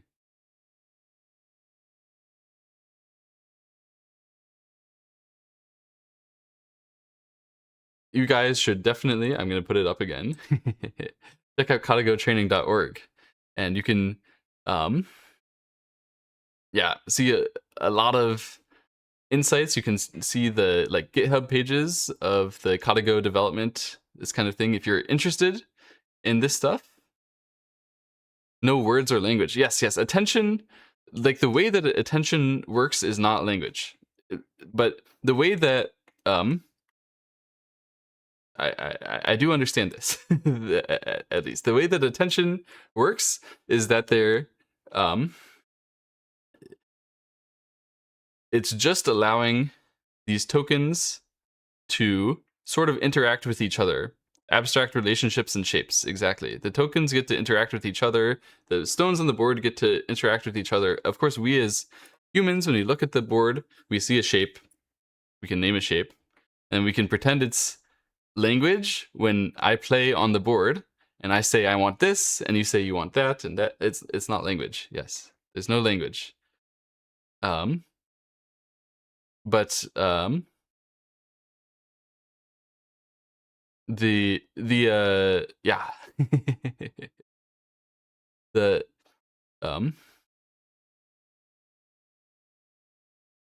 the way that it relates to each other to make sense in a larger structure, that's what I'm talking about when I say language-ish.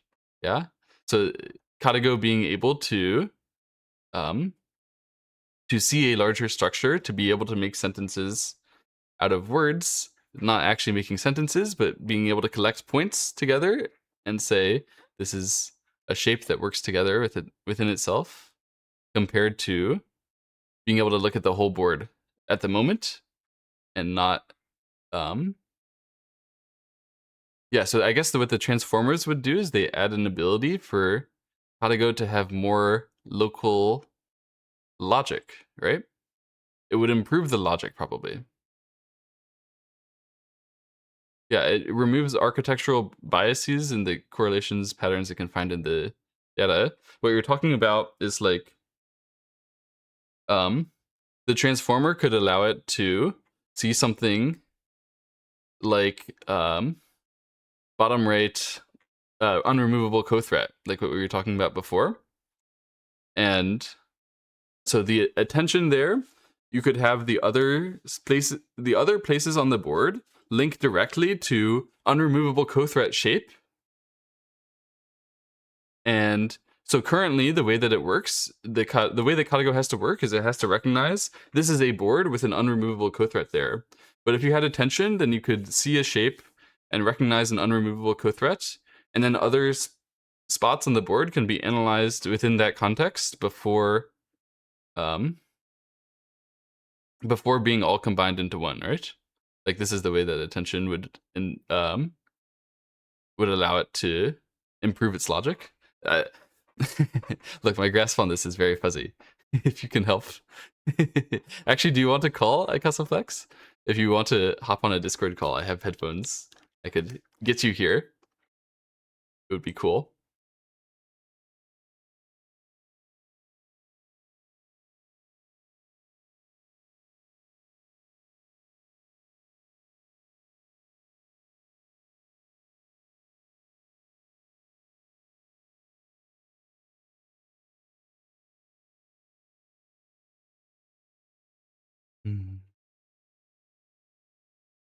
surely my headphones are charged as well, right? They should be like this. Cheers, but they're less rigid than convolutional. That's interesting. They should be. That should be how it works. My understanding of how they got better.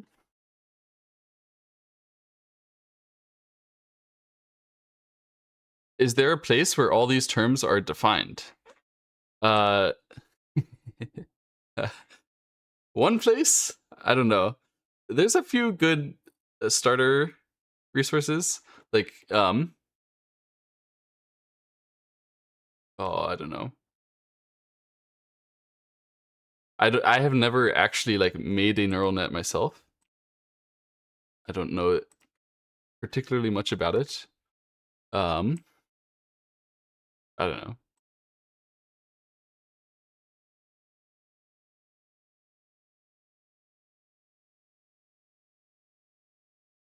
If you want to know how KataGo itself works, then KataGo training will have some links that describe it in some more detail.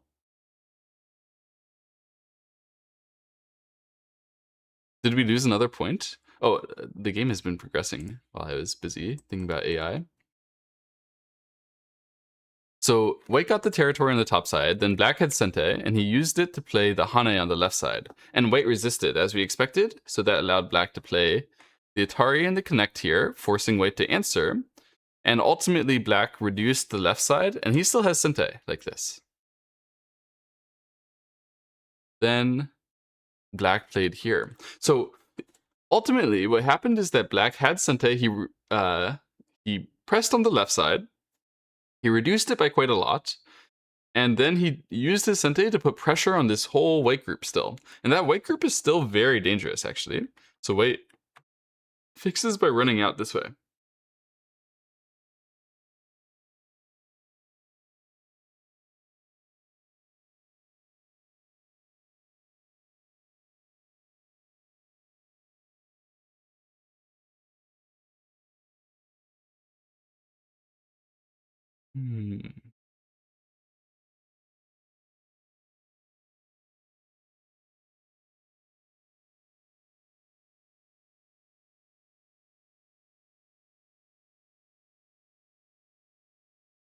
Oh, you looked at what attention heads in a small-sized transformer?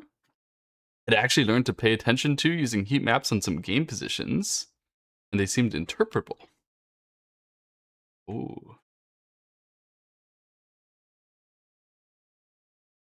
And you have notes on the ways that the attention in the net is actually... Ooh. So you have like one of these heads is a history and co-related head that is checking something like whether co-thread is needed and whether a co is just played, and this can be like part of the... Oh, this is very interesting. Okay, so there's a lot of data here. I don't think I can check right now. I would be a bad streamer. But very interesting. So the attention can it allows the model to condense a subset of data to work on instead of, for instance, forgetting at the start of convo. So that's clearing the cache, right? I don't think that has anything to do with attention. But to filter important words to top of mind. So it's certainly the attention allows it to, with large language models, allows it to figure out how to make sense of the language it's using in a lot of good ways. KataGo will be doing something quite different with attention. AIs are different than large language models, I think. A big dump of notes. Yes, I will look at it later. I'm very curious about this kind of stuff. Very cool.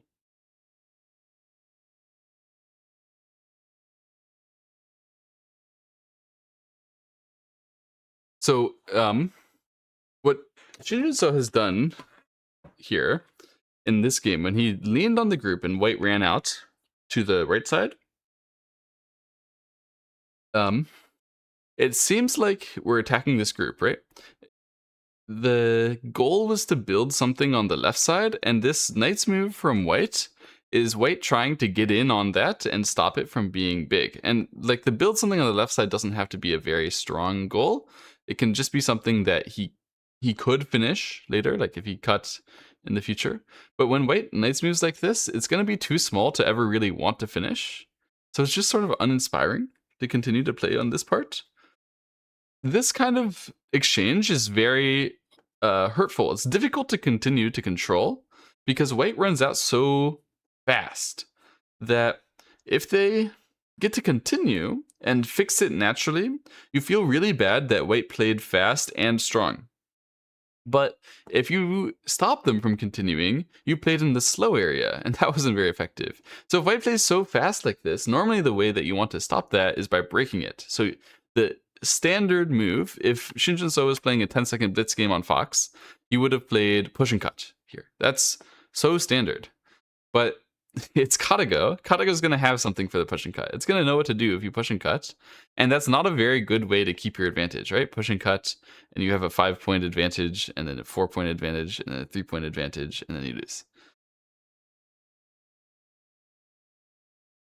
Oh, let me end the poll as well, by the way. Thank you all for voting and informing me to vote on Shin Jinseo. Transformers have more freedom in choosing what features to encode and how at the price of significantly more compute. Yeah, they get to so it makes sense that there is like more overhead, but then eventually let me go back. Higher overhead, but good at understanding relationships. Yes. Very interesting.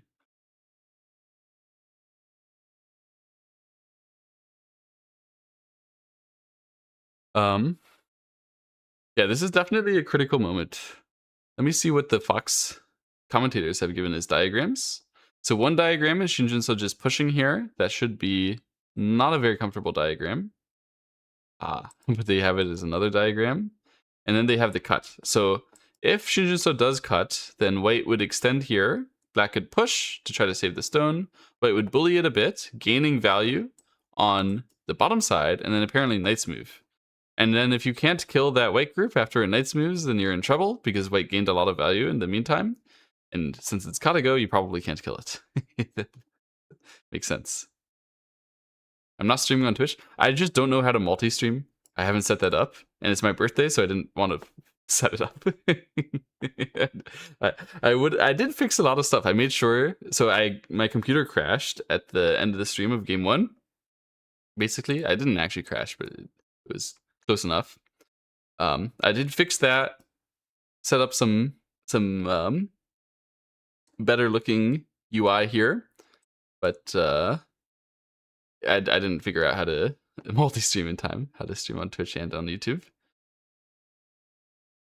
I think the YouTube stream has been going well. Hopefully you guys are all enjoying.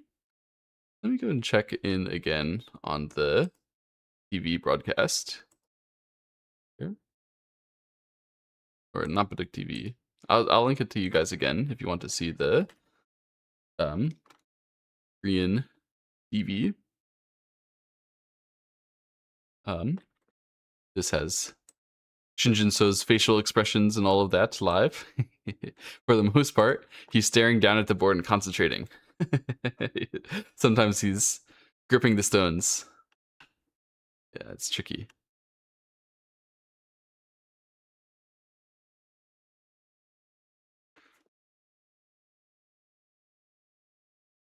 Looks like he's spent about 10 minutes already on this move.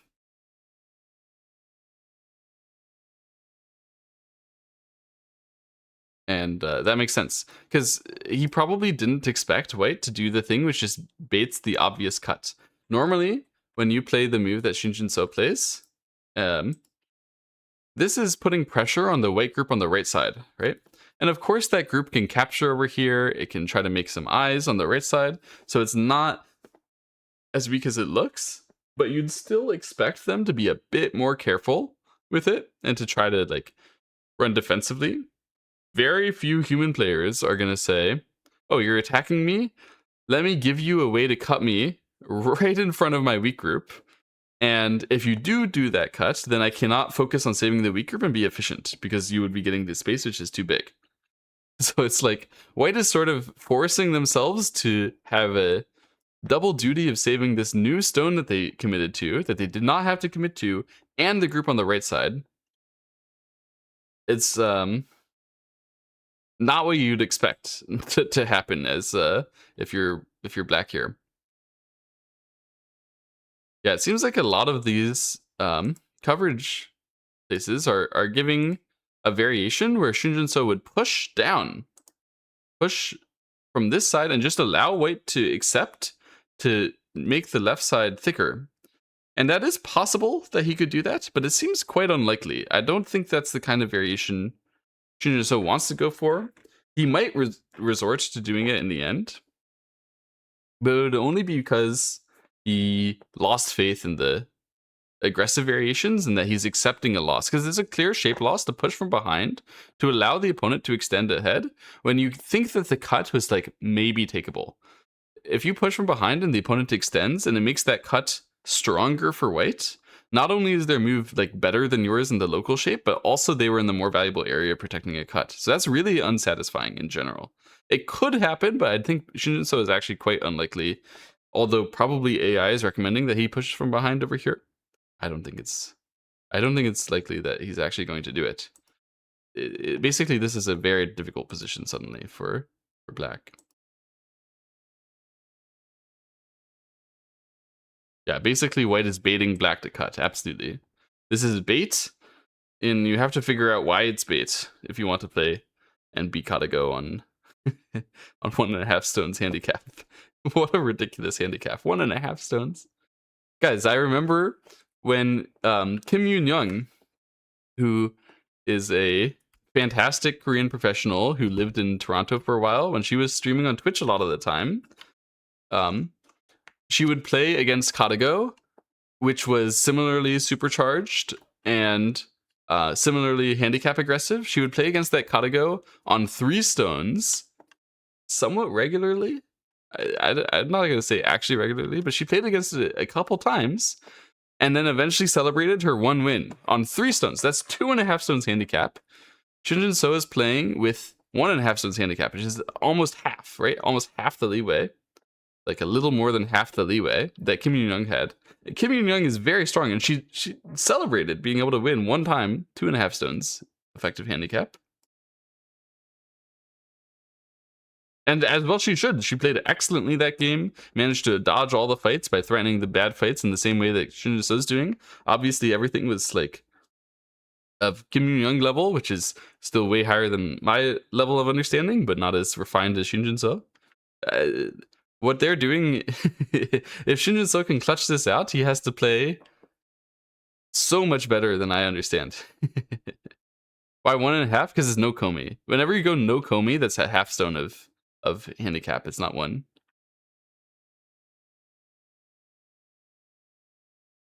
If you want to actually do the math on it and be fair.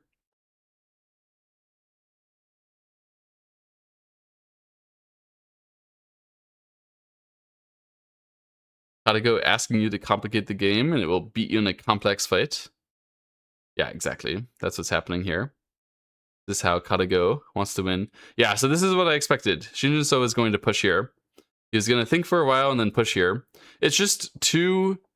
you don't want to lose the game by pushing from behind in such a way. It's too submissive to KataGo. Yes, it's possible that we're going to make mistakes and that we're going to get outplayed. But I'd rather play like this and get outplayed in doing the things that we believe to be correct rather than doing something that we believe is incorrect Like, the problem with entering a variation where you're clearly making a mistake at some point is you don't know whether you made that big of a mistake before or after, and it's very likely you're doing it at the moment.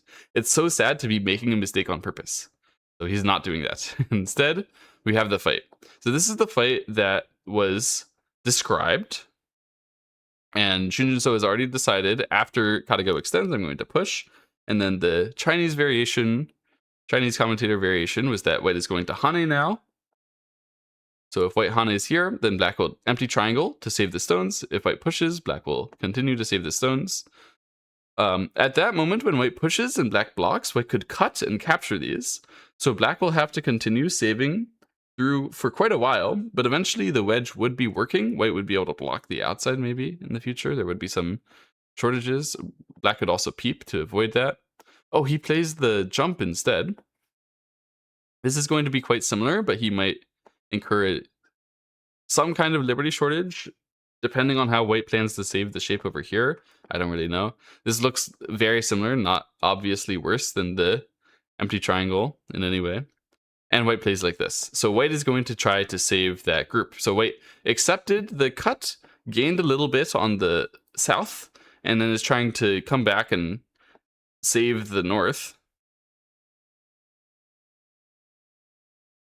It's interesting that we're just leaving the cut over here. It really does seem like black should be in control of this fight. If it were not white KataGo, I would think Shin Jinseo is outplaying this guy again. Classic Shin Jinseo. They never expect the cut.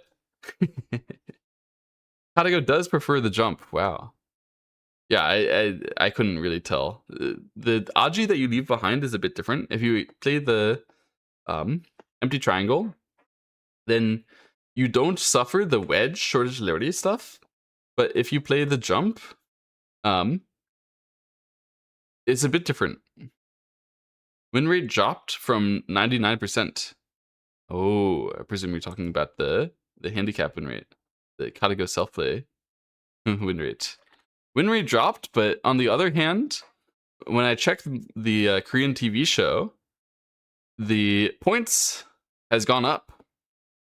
The points gap, Shin Jinseo is winning. Shin Jinseo is gaining here. KataGo won the first game, right? Yes, KataGo won the first game. It was far easier for KataGo, far harder for Shin Jinseo. This is going to be the game deciding fight. If Shin Jinseo survives this fight and makes it to an endgame from here, he's played greedy enough during the start of this fight that it should be impossible to make it to an endgame after this without a significant enough advantage to just carry through and win the game. If he does not survive this fight, well, you know what that means. It's a KataGo victory. Welcome from Korea. Yeah, this game is very exciting.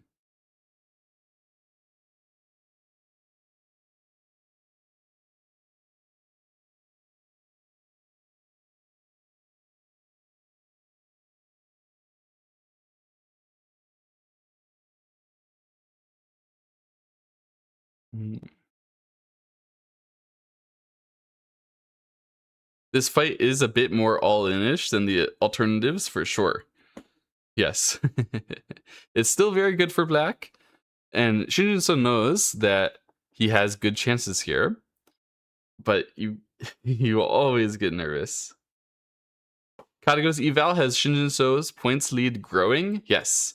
KataGo will take a position where the points are better for Shin Jinseo if the win rate that it expects gets more better for KataGo. KataGo will take that.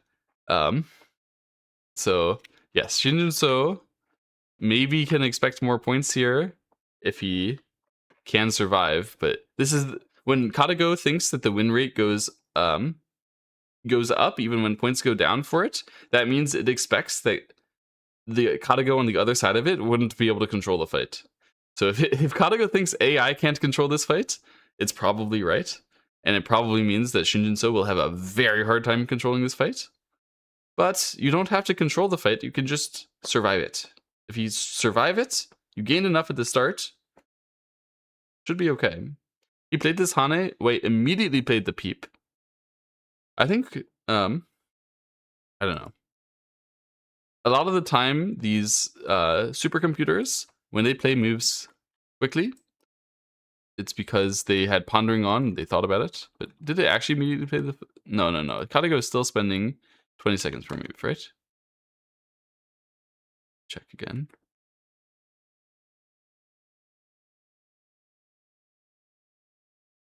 Yeah. So KataGo is still spending, well, to be precise, it's 16 seconds per move, and within his 20 seconds allotted.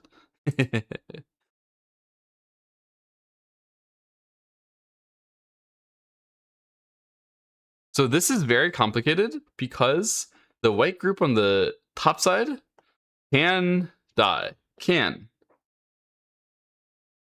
If white didn't die there, and if white also doesn't die on the bottom side, then white does seem to be getting more territory through this sequence, where white is sort of building the top side or the bottom side to become a little bit bigger. So if white doesn't actually suffer with either of these groups, should be good for black. The problem is that while it seems like I could target one or the other, black also has a lot of weaknesses. The cutting points over here, the cutting points on the left side as well. And it's possible that white will seize control back with time. Like white will show that black just doesn't have enough time to take care of this thing and that thing and that thing. It's only going up a little. It's still 90% plus, even with a decent playout doubling advantage set. So it's more trading points for small chances / uncertainty. That's not likely to actually work, but is better than just easily losing. Aha! So white is currently in desperation mode and trying to make the game complicated, and doing so by intentionally making the position objectively slightly worse. This does happen as well. It's common. And it is also objectively very difficult as black to control. So we have white collapsing down that empty triangle confusion that there was earlier, and forcing black to connect. And now, so Jinseo pushed here. He could obviously have connected, right? He pushed instead. And the reason why is that he really wanted to make sure that he was safe here with the connection on the left side, and he knew that white cannot cut anyway the two stones, so he should be able to fix those at the same time. So white is still continuing to play outside pressure to this. He's gonna get away with it, Jinseo, unless white can make something where the cut here and the cut here are kind of active at the same time. And so that's what the Hana here is designed to start with. Has Shin brought this back? He always had it. But yeah, this is what I was telling you, right? When this happened, this wouldn't have happened if it were a human, because objectively speaking, it's not supposed to be good, right? So Jinseo is going to see something like that, be like, wait, KataGo's letting me start a fight where I get two targets. I should be able to take power against one of these targets. He's going to read it very carefully. He spent a long time there, right? Long enough that the chat was getting bored. And then finally goes for the strongest fight he can. And it's gaining for him. And KataGo knew it would. KataGo knew this would gain for him. Yes, and just extend back, because otherwise if he blocked, then white would cut. It's gaining for him to do the objectively right thing, even though he could very well at this moment, if he were not Jinseo, to just be patient. Oh, I'm ahead by 5 points. I can count. Most pros at his level are going to be like, oh, I know how to get into an end game from here where I'm leading by 4 points. Let's do that. But Jinseo is like, no, that's not objectively right. Let's do it subjectively right.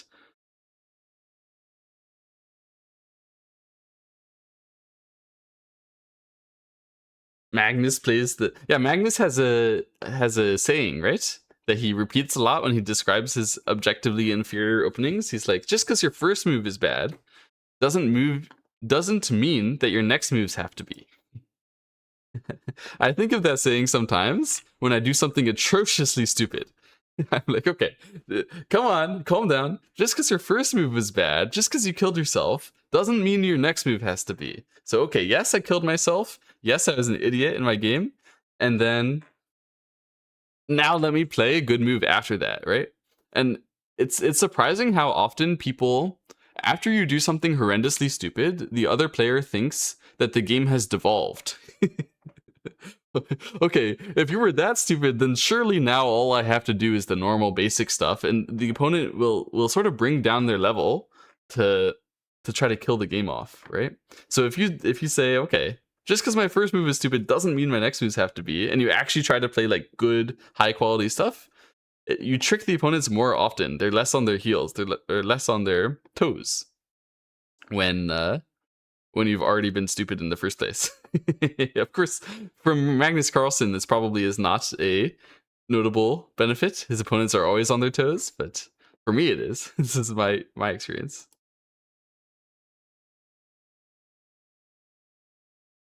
So black did play the peep here, which is as expected, and white connected, which is as expected.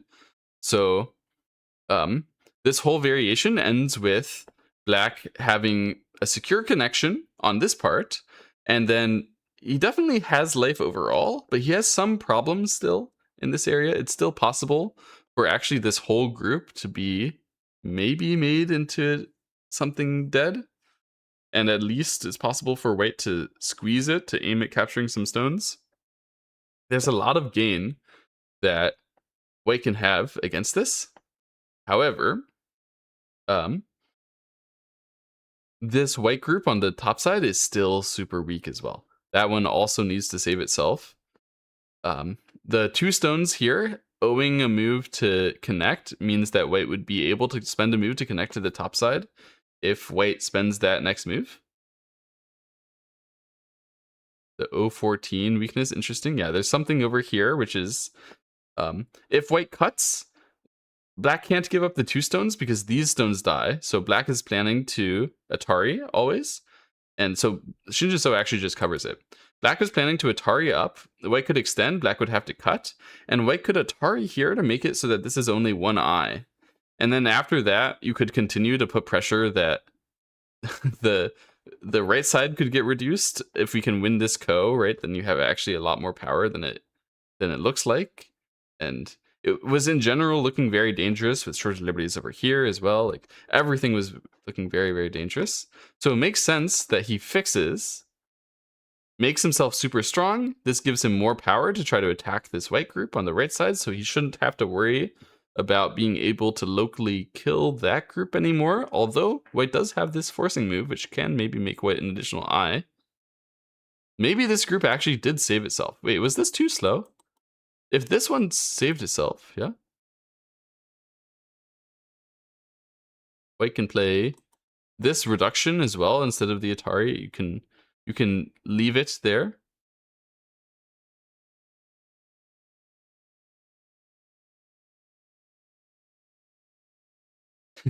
Passive push was better than challenging AI, says the chat. Well, it depends. How thoroughly do you know about the challenge, right? And, if Shin Jinseo's challenge is actually working, it's great.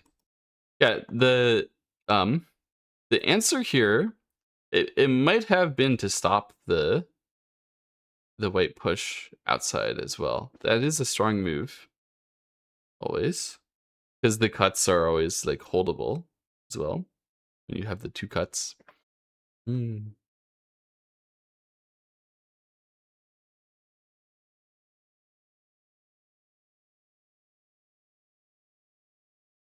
White cut here, black connect, white extend, black here.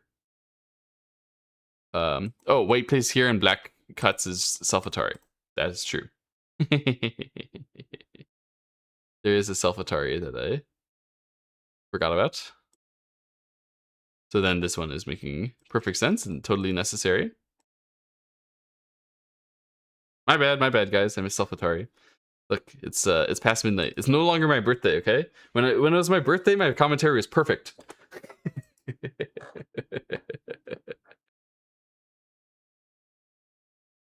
Now that's not my birthday anymore. I'm gonna make some reading errors.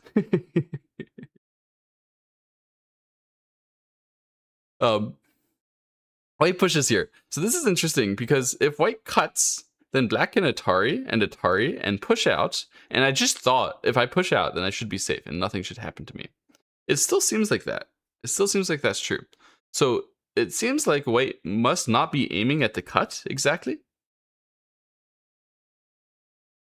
Happy day after birthday. Thank you. Thank you.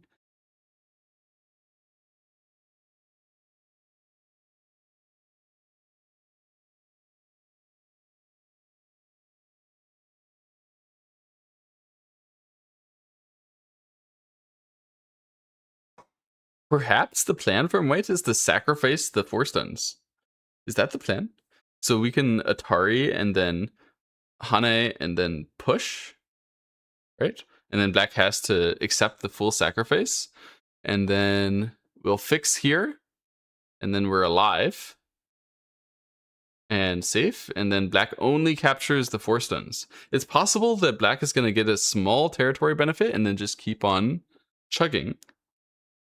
And then that could make sense for why the chat thinks that white has resolved the main issues here. Aha. So now it says black by 5 or 6 on the TV channel. So perhaps there was a chance before if black was doing something slightly different. I don't know what that chance would be. Oh boy, there's a lot of moves that I need to to put in to catch up with my own KataGo. Let me figure out how to do this. Gotta be here, and here. Then we did this one and that one. Then we did that one for that. Oops, and for that, and there. And there, into the cut. This one, into the jump.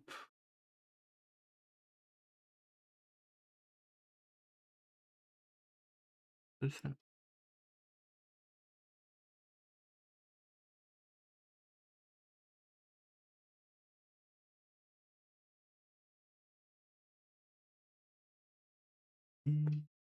Okay, I think I've caught up. Is there any differences? Okay. So looking at my KataGo now. Wait, 5.1 behind now? From Hungary, oh my goodness. 6:19 a.m. Thank you for continuing to watch. This is very exciting though. I totally understand it. I would be staying up to, and I will be staying up to. I guess Shin Jinseo, let's look at the time. He has 2.5 hours left. If he wants, he can extend this game until 3 a.m. my time. He very well might. 5 points entering a proper endgame is something where you would really want to calculate properly and do all your moves exactly correctly. Okay, I'm curious whether this move could have been further outside, like further aggressive. Yes, this is what I was thinking of. Whether this move is playable.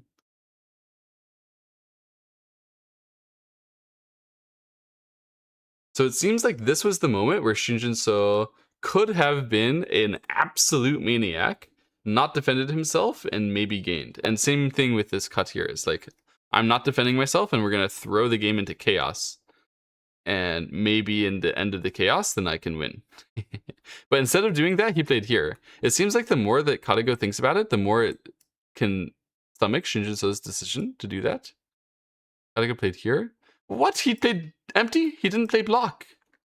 He didn't play block. He played empty in the game just now. Why didn't he block? What was wrong with the block? He didn't want to get squeezed. So the variation that I was reading before and not telling you guys about, I mean, I did tell you guys about it, was this variation, right? And then I was thinking maybe white needs to fix. I thought this fix, but AI is saying this fix is better. And then I thought, okay, this is probably the variation where we're up by 5. Because black got some territory. I was totally wrong. So this was a bad variation. We're losing that one. But this one we can do. Are you sure, Shin Jinseo? Uh-oh. The deep reading clearly likes Shin Jinseo move more with more playouts. Ooh. Okay, so Shin Jinseo's outplaying my KataGo. I guess we'll go back to Fox. Well, why bother checking with my KataGo? Shin Jinseo's just going to be stronger than it anyway. I have my Komi misset. Oh, that's probably right. 0.5 Komi. Maybe I just don't have my board set properly. Possible as well.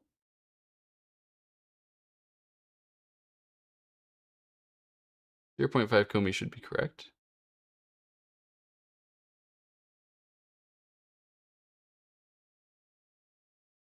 So, yeah, let's go back and check what exactly is happening. The O13 on Fox. Yeah, this one. Patient. There is a lot of money on the line. He just needs to not die, remove all the complications, bring it into a simple endgame, and then play the endgame well. That is true. So this empty triangle, what it means presumably is let's not get scammed with the sacrifice that we just saw in the other variation. And then white connects here, which looks really odd, by the way. That looks very strange.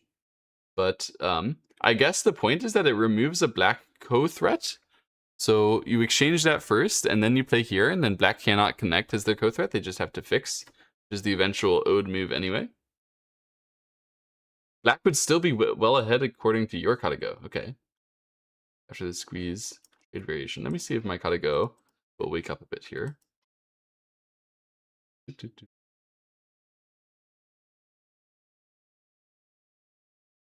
Change its mind a bit. Oh, maybe... Aha. Maybe I did something wrong. Aha. I see. So what I did is I connected... let me show this to you guys. This is what I got wrong. I just connected here out of principle to keep the cut over here. But I was supposed to connect here instead, not keeping the cut. Why? Because it makes the cut here work because of the cuts over here. The cut here is now working, and I can break the bottom side if you continue. And if you don't continue, then I can peep, and I can still cover this part. So there's no reason to keep the cuts here. Actually, white could connect back either way. And then this way, the cut here is way stronger. The movement here is way stronger. So this is what I made a mistake on. If you played like this, you'd lose all the value. But if you played like this, black could have the advantage. Anyway, back to Fox. Back to the real game. Yeah, in the real game, we had white throw in here. Guys, this throw in, what this throw in means is white is spiritually very upset. Very, very upset about the game. This throw in that loses a co-threat kind of maneuver, this always happens when AI gets really, really confident about the result. Whether it's a draw or a win or a loss, when KataGo gets really confident about the result, it thinks, no matter what I do, we're just going to head to the same result. So I might as well do this one because it's no different than the other one, or at least the ability it has to tell the difference is diminished because the difference is actually very, very, very small, whether you waste a co-threat or not, right? So sometimes we'll waste co-threats like this, which is illogical, obviously, because it's so confident about the result that it can't see the judgment that is different. Yeah? So it can no longer tell what exactly is going on.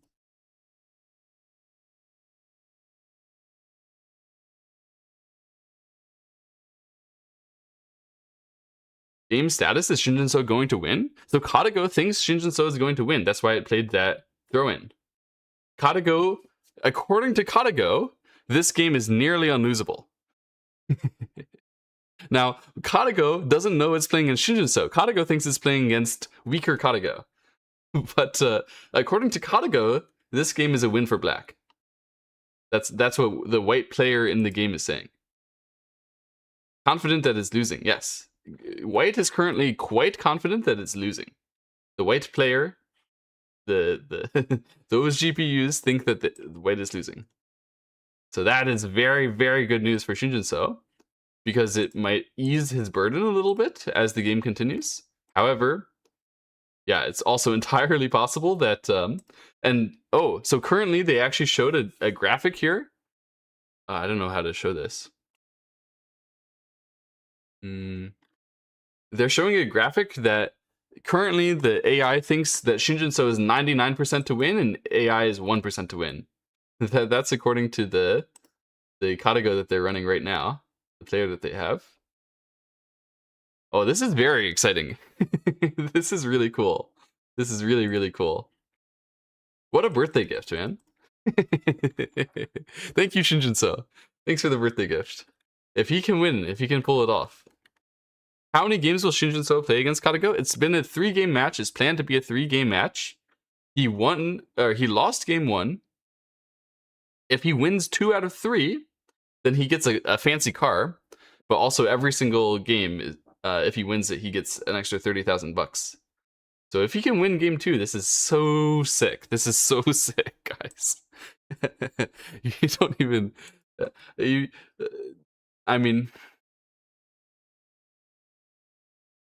When the other top pros play Fine Art on 2 stones, which is very similar, but they don't get to spend 10 minutes on moves when it's the critical timing. Anyway, when the other top pros play Fine Art, they can win, you know, if they win 1 in 10, they're like the top pros. If they win 1 in 5, it's like the best guy at playing Fine Art. Shin Jinseo is about to go 1 in 1 against KataGo. I think at KataGo, which is clearly a little bit like they gave it some amount of handicap bias to play against him, a little bit biased against him. People know what KataGo wasting co-threats means, and it could be a huge relief. On the other hand, it could be huge pressure. Like, he knows that it just wasted a co-threat. So what could be more embarrassing than having KataGo waste a co-threat because it believes the game is over and then losing anyway? Losing to KataGo after that. Time settings are bad for KataGo, right? Or does it not matter? The more time you give the human, the better it is. The time settings for KataGo don't matter that much because it has pondering on. So KataGo is thinking, like, KataGo is not making any low play out moves, let me tell you that. KataGo is not short on compute. The only time setting that matters is the humans, is how much time does Shin Jinseo have. Was that empty triangle a way to simplify complications? Absolutely not. That was still very complicated, that empty triangle, and it remains complicated here in this position. So this is just a way to go through the complications, to fight through it. That's not true. Top players beat KataGo more. Do they beat KataGo more than they beat Fine Art? More than 10% 2 stones? Yes. The top ones are beating Fine Art like 30% of the time with 2 stones. From what I saw, like the absolute best. They're beating Fine Art sometimes, but I mean, we're seeing Shin Jinseo. Shin Jinseo is better than those guys, than the other top players. He's a great player. Fantastic player. I don't know what the top players are that good. Like, KataGo and Fine Art are actually different AIs, and they do play differently. I don't know which one is stronger against humans. I don't know which one is even stronger against each other with similar, like, layouts and time compute. The time constraint playing Fine Art is also, yeah, it's much shorter, it's much harder than the time constraint that Shin Jinseo has here. And Shin Jinseo, this game is not over. Even though KataGo says the game is over, that does not mean Shin Jinseo can rest easily. He has to actually win this fight as well. Which, at the moment, like, when White connects here, White has saved this group by linking it back to the top side, and Shin Jinseo has the power back to use the cuts that White has. He could just use them to connect back, but that might be too passive. He might need to use them to be aggressive, to cut on the outside, but then you get nervous about the connection over here as well. It's not that easy to cut on the outside and just fight, right? Like, it could backfire. KataGo has log scaling with compute. I don't know if it's easily, like, known that its elo gets better, like in log scaling with compute. That seems like a hard thing to verify, but it certainly does get very, very good when it gets very high in playouts. Like KataGo, when I play KataGo on 500 playouts versus I play KataGo on like 500,000 playouts, I do actually notice the difference. Even though when I look at KataGo on 5,000 playouts, I think it's playing like, or if KataGo on 500 playouts, I already think it's playing perfect. If I play KataGo on way more, I do notice the difference. It seems like it's super perfect. So this KataGo has looked so far like it's super perfect, which is as to be expected.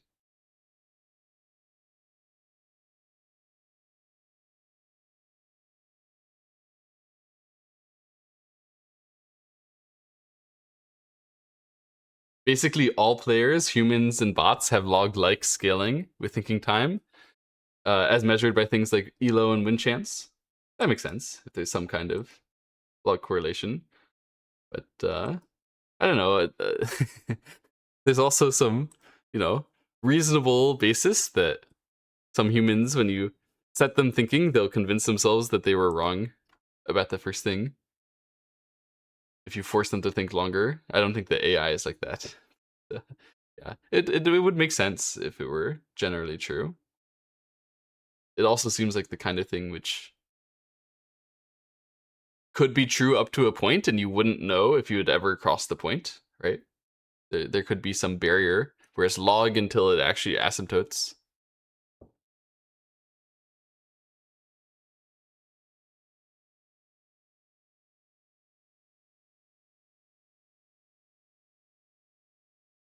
What does AI think of the cut here?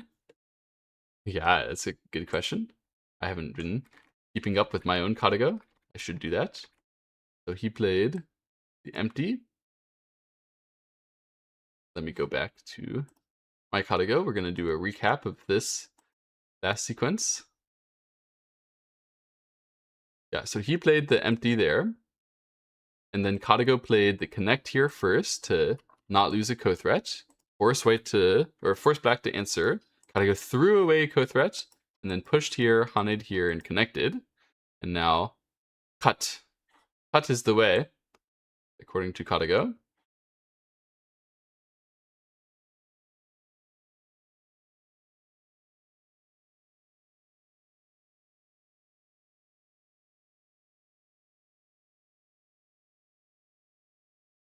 Box.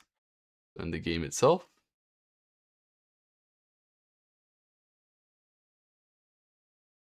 That cut is scary. It will work. It will be good, but it is scary. You could get countered. You could get counterattacked.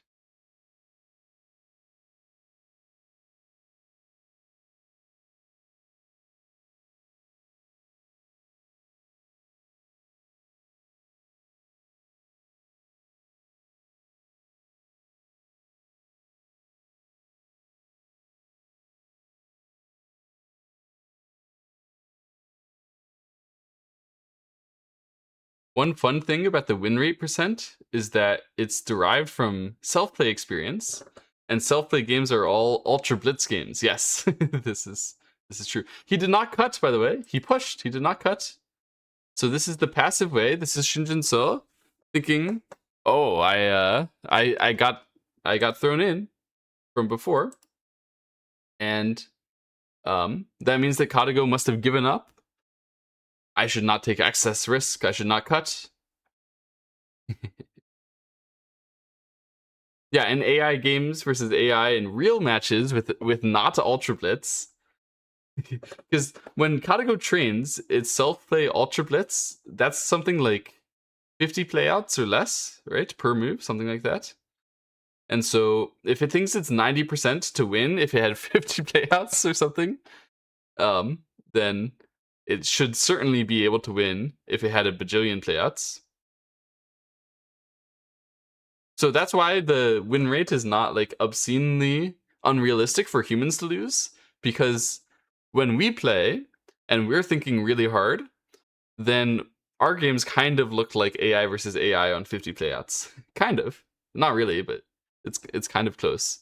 So that's why some people can look at win rate and not think this is just a meaningless statistic, but actually believe this is a statistic that they could use.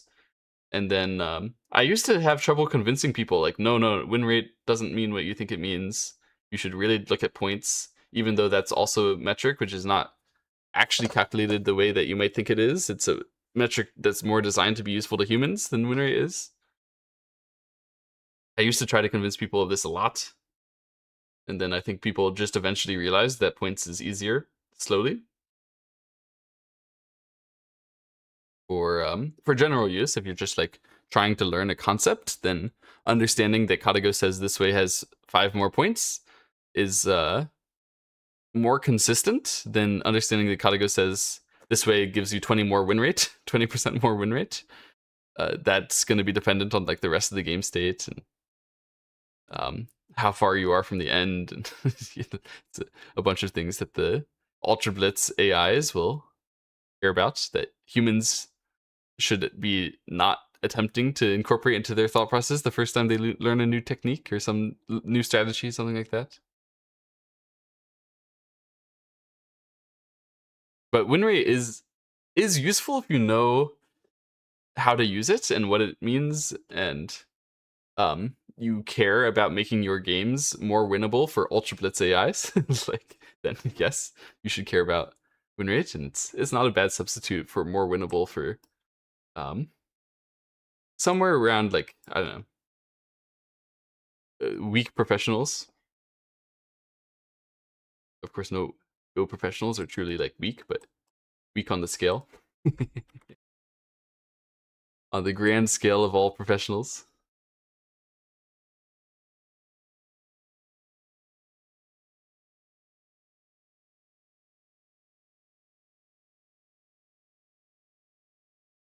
Jinseo currently has about 2 hours and 16 minutes left on his clock still. And even though he didn't cut, he's still leading by 4.5 points according to the AI, and still 99%. This way is the way, by the way, that I would have done if it were me playing. That's why I panicked a bit. I would never have had the courage to go and cut, as my KataGo is recommending. So when Jinseo played push here, I was worried that he had been too passive, that he had failed to execute to the level that he should, but turns out he's just fine. So after you cut here, you have to keep this cut going, and that's when these cuts become useful. This is what I was nervous about. You can see in this case, white captures those 5 stones in this particular line that the AI is suggesting. These 5 stones are getting captured, so at this moment, white can fill a liberty. They're dead.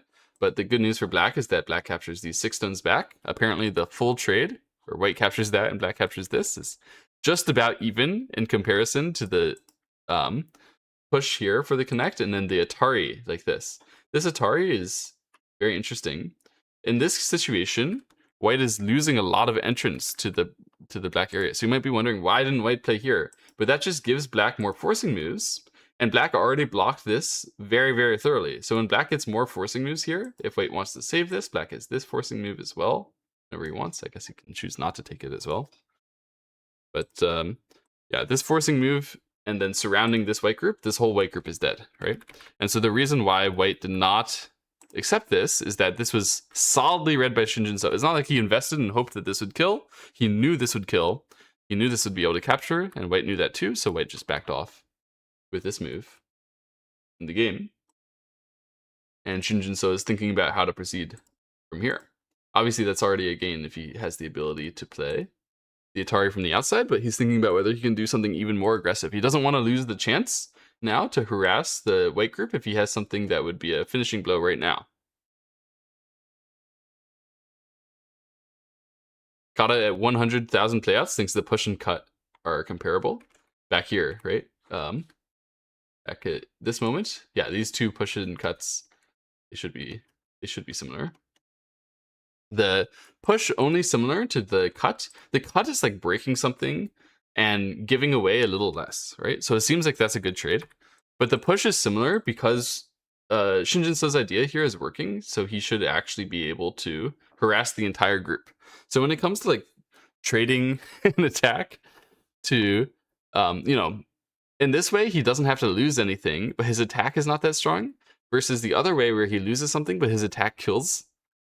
Those two can be very similar, and it's entirely different board states. If KataGo at 100,000 playouts thinks they're similar, then that means it read it all out, all the variations, and it turns out that those trades were both just about equally viable, which is lucky for Shin Jinseo because it means he didn't have to get it right. He just could pick either one and be leading. So currently, Shin Jinseo is leading by 4.5 points or so, according to Kata on the TV broadcast. Since the game is very, very closed, it will just be like this center endgame, maybe a little endgame on the right side, and almost nothing else before the game ends. And Shin Jinseo, it's very hard to lose 4.5 points from here, as long as he gets the center endgame right. So he must be thinking about that, and that's probably why he's taking so long as well on this move, which is, I mean, if this were a human game, I think he would have played by now. But he has 2 hours on his clock. He knows he's winning because the AI told him. And he really, really, really wants to clean this up. This is the last moment, right? So he has 2 hours to figure this last thing out. He's probably going to read the entire endgame out. It's the kind of thing that Shin Jinseo can actually do, and I think that he enjoys doing as well.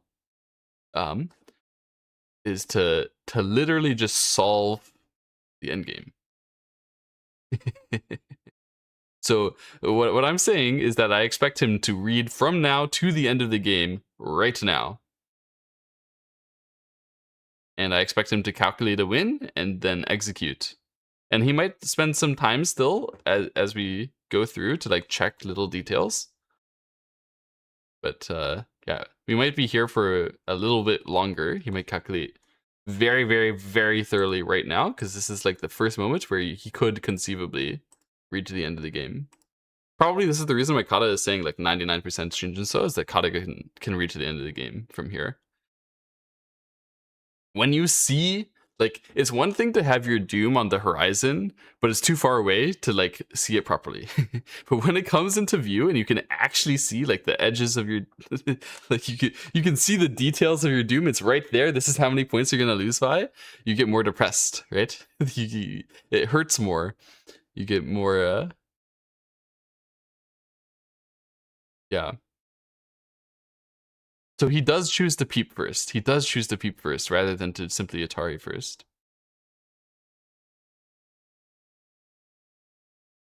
He didn't continue thinking forever. He peeped. So this peep, yeah, KataGo is very likely to connect, I thought. I would have connected. KataGo, it turns out, is not very likely to connect. KataGo is very likely to attach on the outside with a resistance, a fancy resistance, to try to make the game more complicated again. What happens when Shin Jinseo plays the cut? White would play Hane on the outside, but then black would be able to push through. That doesn't really seem to work for white at all. I think white would just die. So, wait, what happens when black cuts? Doesn't white just die?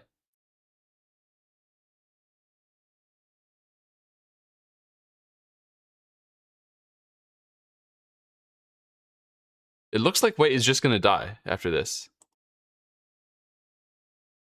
And there should be almost no counterplay, right?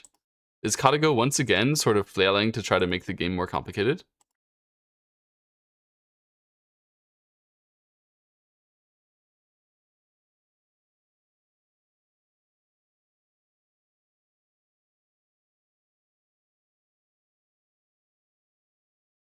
Oh, how interesting. Oh.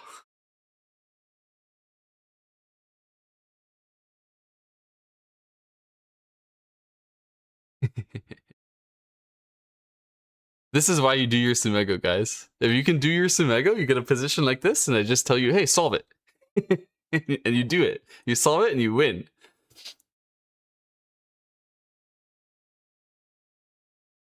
It's so hard. It's so hard to actually just solve. But it's possible. is humanly possible. I think you can do it. Oh, I gotta check. I gotta check with my own KataGo here. It's too late for me to be doing my own reading. Too lazy. Too weak.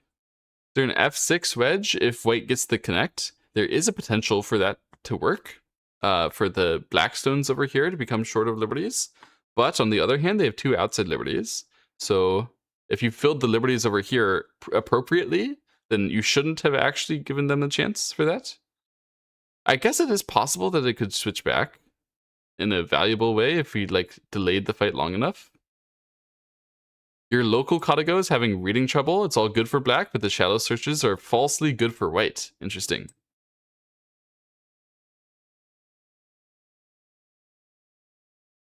He almost played left extend. Interesting. Very, very interesting.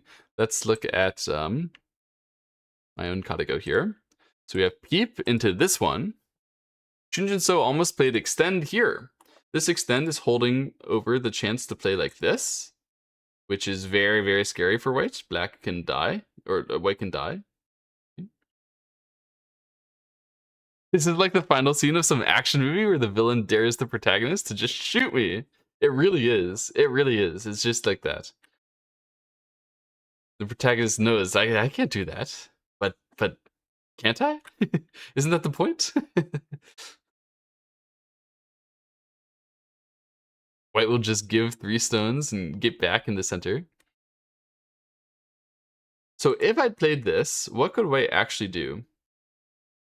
If white can't connect because I cut, then what is white? Is white gonna block here? And then I want to cut here. And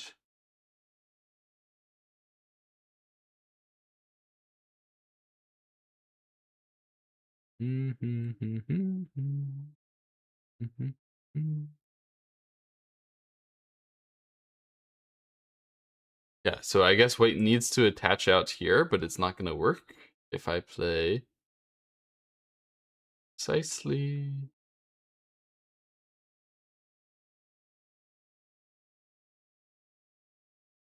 I do need to actually turn though. So I guess I need to play like this and in here? Or do I need to Atari first?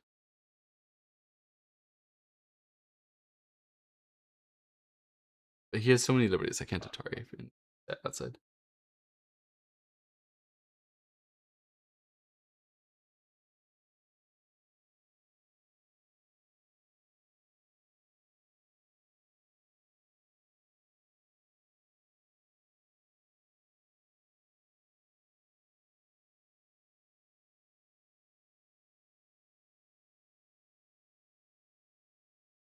Aha! Okay, I read something fully out. So here you cannot block like this because I can play like so, and here, and target you, and you cannot fill my own liberty outside because if you ever target there, I'd go like that, and here I get my 3 liberties.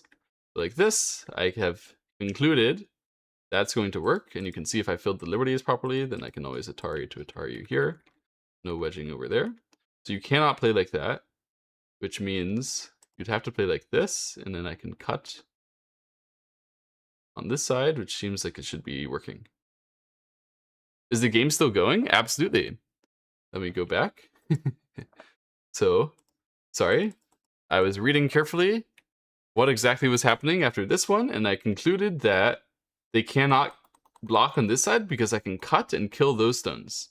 So white chose to attach here first, and before we concluded, white cannot, after this cut, then attach, but it attached first in order to then push first, and I presume it's trying to hold the connect here. So trying to like do the exact right order to keep every hope alive is KataGo right now. In the Fox chat, someone has written, shout out to Jesus.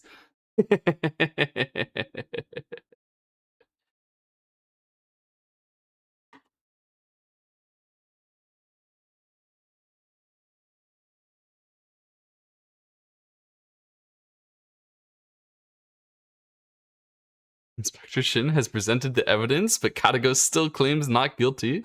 KataGo will fight till the bitter end, as we can see here.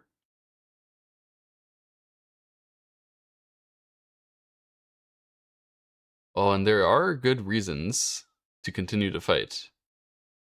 But I think it's not... I believe that Shin Jinseo has this under control. Oh, he used the wedge, the Atari technique. Oh, this technique I didn't read, but it probably is working. Oh my goodness.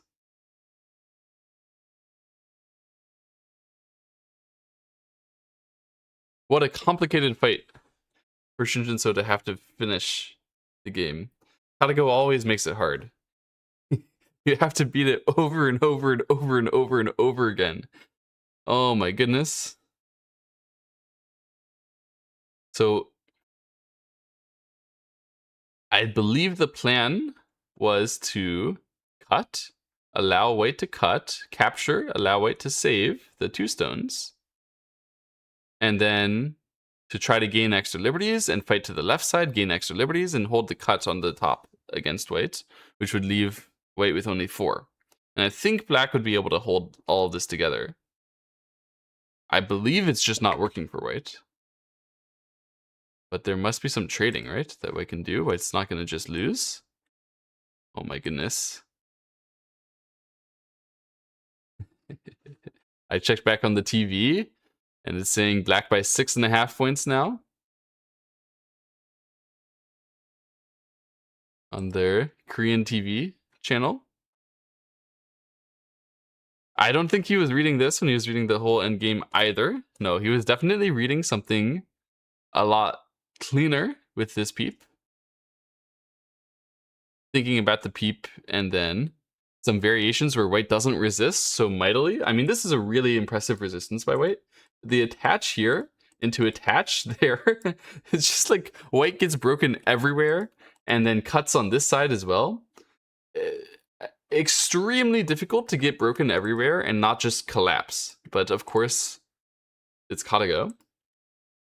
So extremely difficult is normal.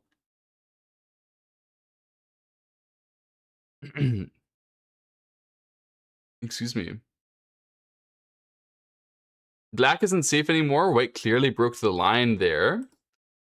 The Chinese commentators are saying this extend and then this powerful hit.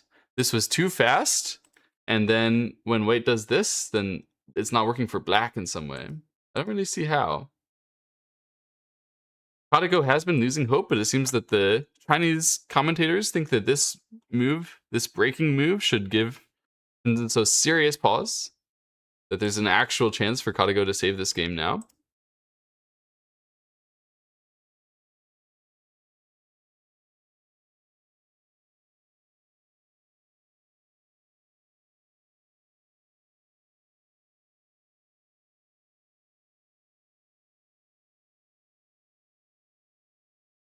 Oh. It's very, very confusing now. Let's go back and check. So black played the Atari, white played here. If black cuts, simply like this, and white saves, I thought this was going to be good for, can I do anything as white? I thought this is going to be good for black, as I can try to escape to the left side, and then eventually come back to cut here. But I'm seeing now this filling liberty maybe can help. And then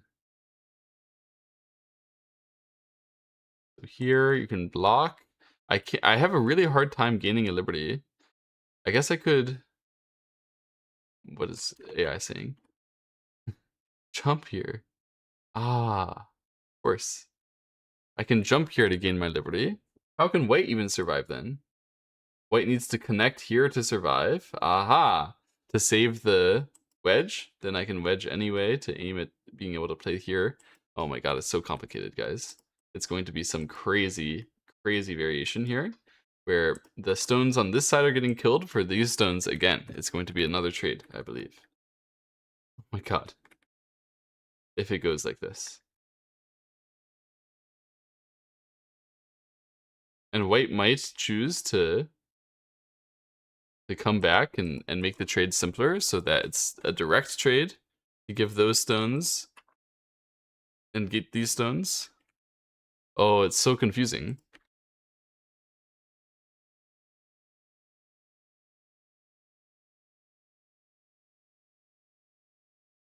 Man, I thought when these two moves don't work, I thought when you read that we were good. But KataGo is making everything as hard as possible. Oh my goodness. Every last switch that you could possibly imagine. Even though my local KataGo there was saying black by 10, the EV KataGos, the advanced high playout KataGos, they're saying black by more like 4 are more right. White can always choose to be losing this game by 4, but white can also choose to go into the craziest variations ever and lose this game by a bajillion. That's why KataGo is judging the first move is like maybe black by 10. I don't know, because all the lines it's reading are where white is killing themselves to try to swing the game back. If black cuts, then white f13 first. Yeah, so white can totally choose to go after the upper left black 6 stones now first if black does cut. And there's no way for black to both keep those stones alive and also hem in the entire group that he's attacking here. So those 6 stones are under a lot of pressure. Oh my goodness. It is dizzying, this game.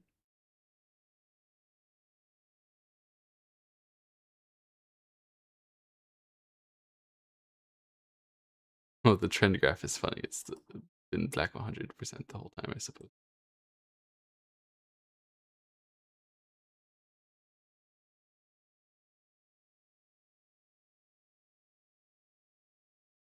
Yes, the Fox coordinates and Katrin coordinates are different. But I understood what you're talking about. Thoughts on J14? So thoughts on the turn outside? Seems bad, but worth considering if it simplifies. So the reason why it seems bad is because it creates a split shape where white is splitting you off from the 3 stones. But on the other hand, you're hoping that you could reduce the white area. I think we absolutely must win a fight on part of this. Like, we have to convert our power advantage against these white stones into some territory advantage. I don't think we're allowed to give away our 3 stones and not and just get a reduction and then still win. I think we have to trade territories in a way which is favorable now as we break stuff. There's still a high chance that Shin Jinseo breaks. There's still a good chance. I agree. I don't know about high, but definitely a good chance. I feel like Shin Jinseo is very alert today. I feel like he's been spending all of his time in all the right moments. Like right now he's spending his time, and he still sees on his clock 1 hour and 56 minutes, and he knows this is the last thing. He will, like, before he could calculate through the endgame, assuming that it was stable. It was not stable. White found amazing ways to fight back. But if you can calculate through the entire endgame, you can calculate through one fight. He has 2 hours. He's one of the best readers, calculators of Go in human history, and he has 2 hours to solve this. Yes, it's a huge mess. It's really hard. But I do believe there are ways through the mess where there's no way but for white to accept a small territory loss. And I do believe that Shin Jinseo can take, like, I think KataGo is going to be brought to a position where it's down by like 3 points or so, and I think Shin Jinseo can take that all the way home. This will be the last big fight. There will still be some fights in the upper right, I think, during the endgame. But yeah, this center thing will be the last big fight, I agree. And I think that Shin Jinseo knows that, and he knows he has 2 hours on his clock. So he's gonna spend some time calculating. I said that before, but he's gonna do it again. I need a small break here, guys, to eat another snack. because we will be here for a little bit longer. Yeah, gonna go to break again. Maybe I'll give you some kind of tune, some kind of music. Listen to. Till I get back. What to do?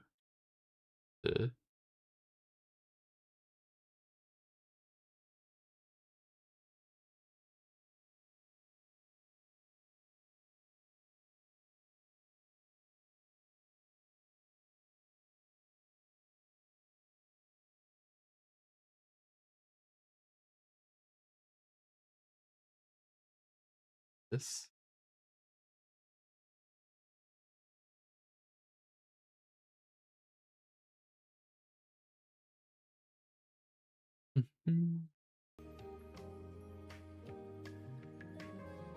Okay.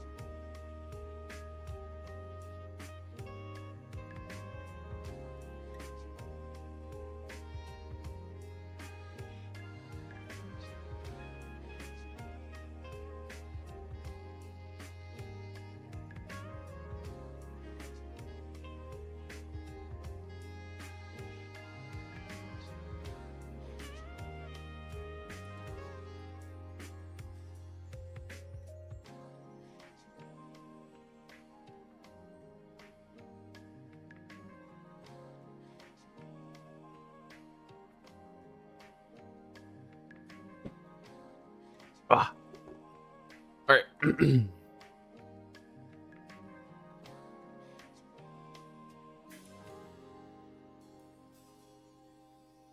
That's the end of the song too. Nice. Good timing.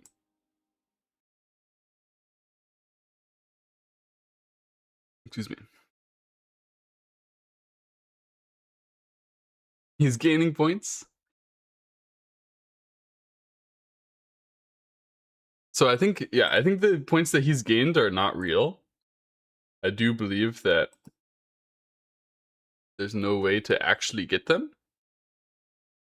Oh, but maybe if it's the Baduk TV AI that says he has them, maybe they are real.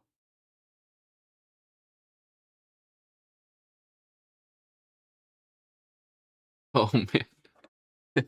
It looks like there's 4 water bottles to the left of, or to the right of Jinseo. That's almost as much water as I've gone through. It's tiring business, guys. Whole brain sport, mind sport,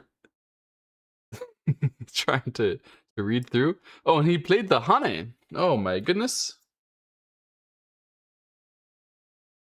He played the Hane here. He did not go for the straightforward cut, but he's fighting around it with the Hane here.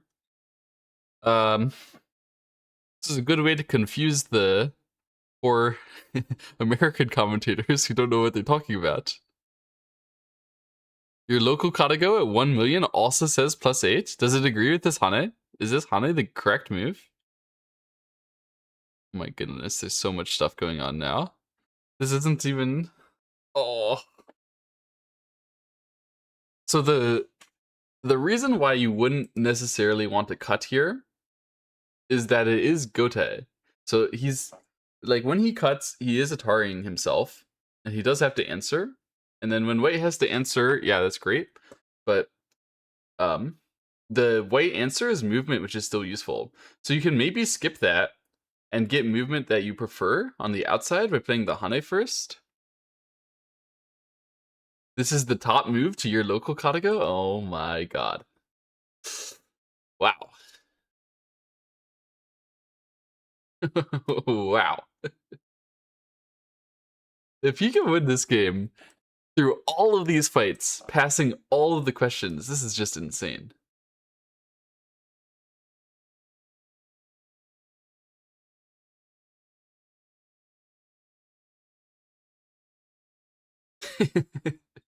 This is like acing a test that was not designed for humans.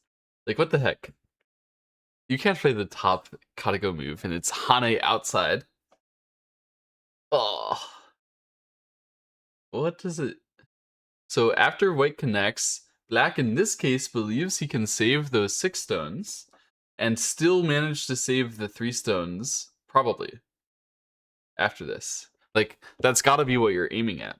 And he even saves the 6 stones without filling a Liberty of White, which means he doesn't think the Liberty is important, at least as important as the reduction of the top side. So the premise of why you would do it like this is that in the future, you get to push in on the top side to chase this White group on the right side. And you get to do that a long way, long enough that it actually allows you to be able to break the top side territory.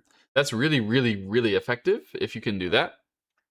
So it's way, way, way more valuable to play the connect out here rather than to play the connect here, so long as you don't need that Liberty in order to save your center. I personally would have been certainly scared and thinking hard about whether I need the Liberty. I mean, he probably was thinking hard about whether he needs the Liberty as well, but he has decided he doesn't, and White has decided that White has given up. White has decided that this game is impossible. White is wasting a co-thread again. The turn here is like excusable because it can kind of like reduce a territory point.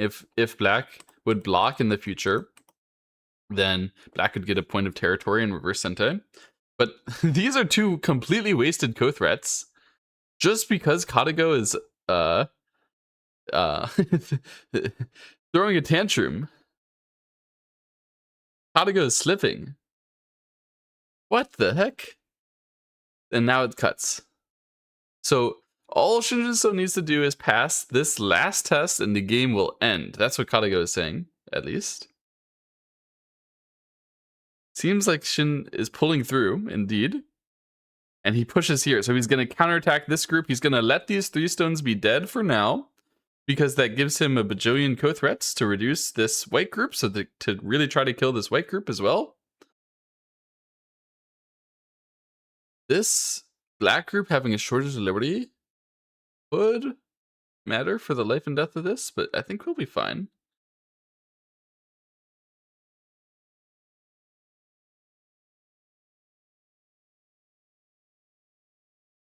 It seems like Shin Jinseo is going to beat the AI. Yeah, on 2-stone handicap no komi. 2-stone no komi, and it seems like Shin Jinseo will win.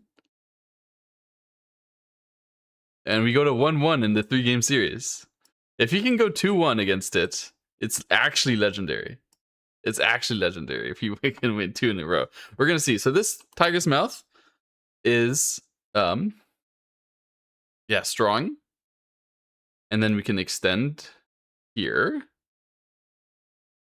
which means that if white plays like this, normally speaking, you would say that's not an eye because you could Atari and then push. But in this case, you would just push because white has this threat to use the throw in all the time. They could connect, but if they connect here, you can still throw in like this. So locally speaking, this is still 0 eyes when I push here. And then I'm forcing. So Shin Jinseo is playing, not me, right? But Shin Jinseo is forcing white to connect all the way through here and then able to reduce and break into the upper left with this sequence. Reducing and breaking into the upper left while dying with these 3 stones? Probably worth, right?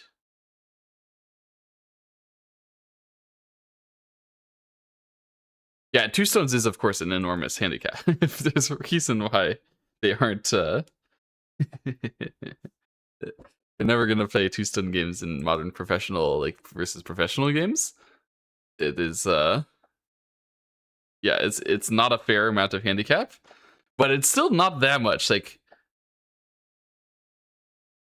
when you compare to AI, this game is 218 moves long already, right? And he got less than 20 points of leeway at the start. Shin Jinseo has lost less than 0.1 points per move compared to the AI. That's good. That's really good.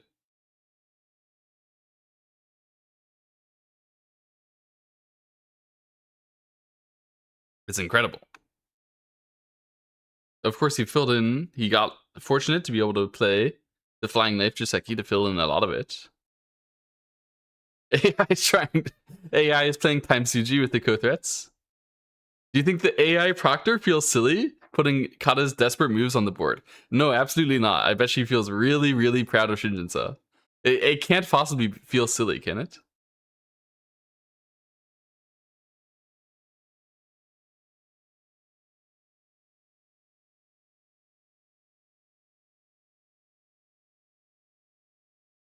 S3 is well known, very famous to Suji. Oh, S3. Maybe it'll be well known after this game. No, so the AI gets pondering. So the AI is also thinking on Shin Jinseo's time. The gap is not 3 or 4 stones.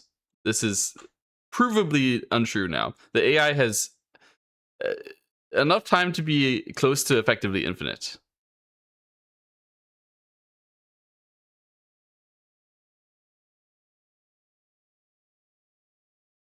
We're pretty sure, at least.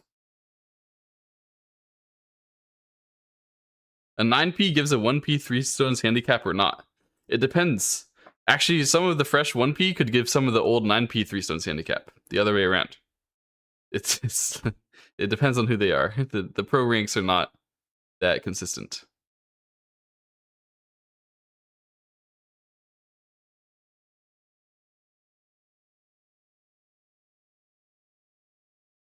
And obviously, if Shin Jinseo played some of the weaker 1p, then a 5-stone handicap would be more apt.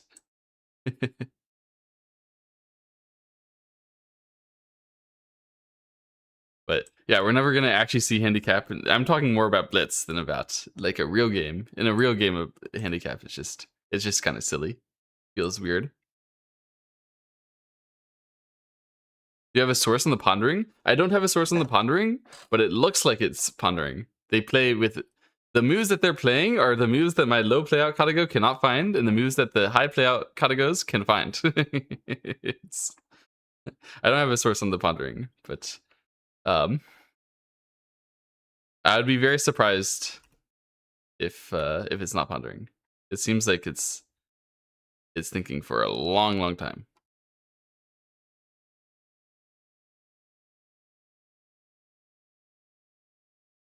Pro ranks are achievements, not strength. This is true. How it works.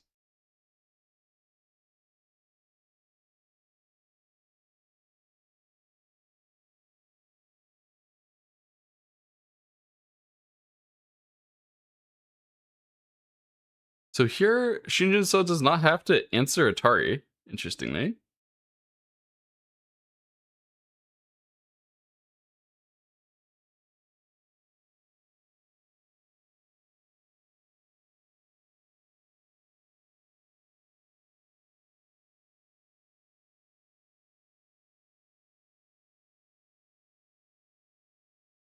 If the 2 stones or the 3, right? The question? If we save these stones and white captured, then obviously capturing these is bigger. So he seems like he's saving the 3 stones. What's actually going to happen when you do that is simply that you could then capture, let white connect, and then the game will slowly end. Oh, in this case, isn't white in big trouble with the 2 stones? Because if white connected, then there could be Atari first, and then connect, and then cut on the other side, and white would be broken. White would have died with the 2 stones if white connected. So that's why white did not connect. But that's also kind of broken. So now black can play maybe even Atari out here. Yeah, you get 3 liberties in the end. You can Atari here if you want. But it would make a Ko, so maybe he won't want to. He might prefer not to fix the cut over here. And instead just... honestly, you could even still connect. But probably he'll capture. No, you could actually fight the Ko first. I actually don't know what I would do even here. It's so tough. It's so tough. This game is not easy, man. This Go game is hard.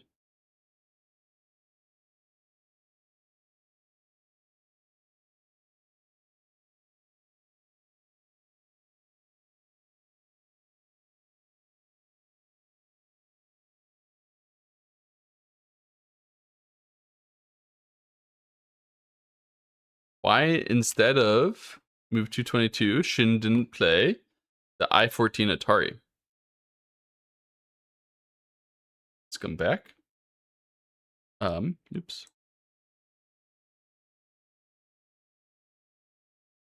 So why didn't Shin Jinseo play Atari here? The goal that you have is that when white answers here, I can play another Atari, right? And then I can try to go after them. But actually, at the end there, you'll notice these 2 are Miai, so I actually can't save my 3 stones. Okay, so then maybe your goal is instead, oh, I'm going to Atari here and cut this way, right? And then connect back. That would be great. I think after Atari here, white might try the counter Atari immediately. And yeah, so that's the correct way, is to counter Atari here. If you push, then they could capture.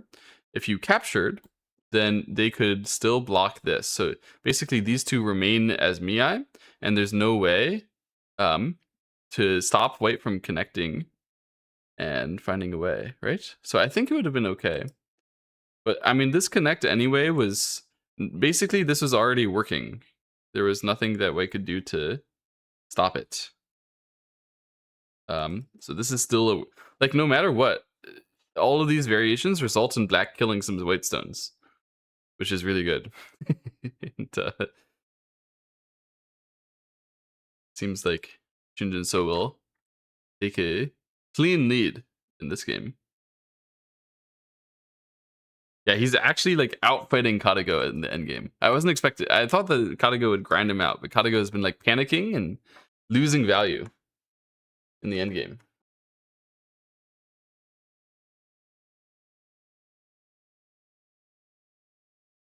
Connecting, you prefer to connect to play... oh, connect here? I don't think connect here is particularly valuable, is it? Just save the 2 stuns? Like, I understand we save the 2 stuns in Sente, and then we connect back here, and we try to aim at the same thing existing, but they get to block here in Sente and make a full squeeze on the left side. I feel like it's very bad. to lose the control on this side? Not really sure.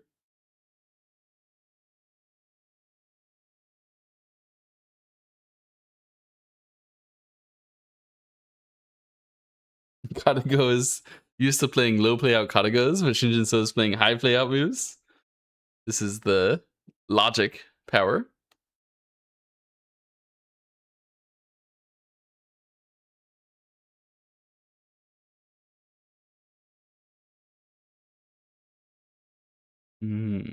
What did the Chinese commentators say? The one variation is black captures the 2, white captures the 2, black pushes in through the top side, and then black wins in endgame. The next variation is black captures the 2, white captures the 2, black pushes here, white blocks, black actually gets the cut on the right side, white tries to live, black can hit this vital point and then this vital point, and then there will be no eyes for this white dragon. I mean, well, there will be one eye, but there will be no 2 eyes.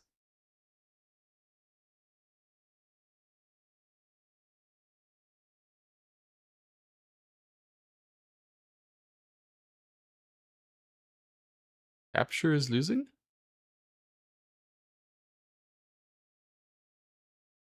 Sure, which move you're talking about? This. I have to like see it in a different font.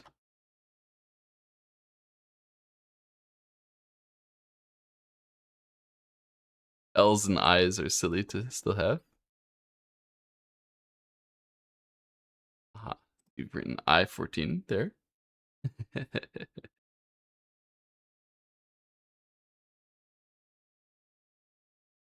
The throw-in? Oh, so the double Atari. Yeah, the double Atari was getting, or the Atari was getting counter Atari'd, right? And then the stones were sealed and impossible to save. Yeah, I believe so. He's crossed back over the 99% threshold after falling back to being under 99%. That's so sick. Black wins by 6 points. I'm sure the game will not be entirely basic from here. We have seen that KataGo is not willing to make this game a boring and basic game. This game will be interesting no matter what. So eventually, Shin Jinseo has finished calculating and decided to capture the 2 stones. I'm sure that the reason why he thought so long was to decide whether he wanted to Atari the 1 stone or not. And by not Atarying it, what you save yourself actually here is you save yourself the jump. So the jump can reduce further. And when white pushes, you can Atari and connect on this outside here, which is aiming at the cutting point on the bottom side. So, I mean, yeah, maybe you would even push that first. Okay, we see the full variation here.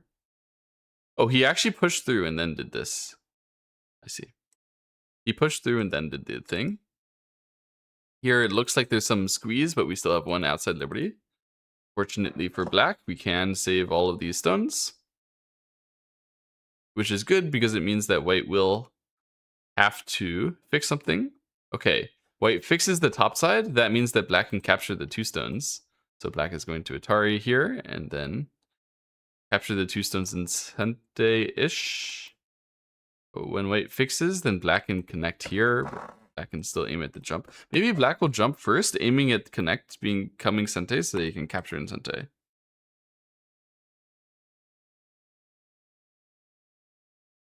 Seeing G14 was so nice. Yeah, this response to, wow, the opponent is fighting really hard, to be like, okay, let me sit here for 15 minutes and think for a long time, and then Hane is sick. That is a sick response by Shin Jinseo. That is so cool. That is so cool. I don't even understand why this is so effective. And I mean, I am tired, but like, I can usually understand when the weaker players are doing things even when I'm tired.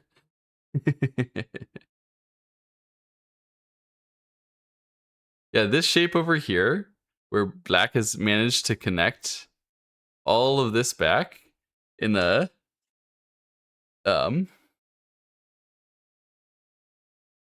in an odd dumpling, and then white is in an odd dumpling, like Atariing it. Everything is it's a very thickened, like, if we were playing one color Go, we would have forgotten where all the stones were in this box. It's guaranteed. There's no way to remember. It's very thickened, and there were very little capture stones to make it that way too, which is rare.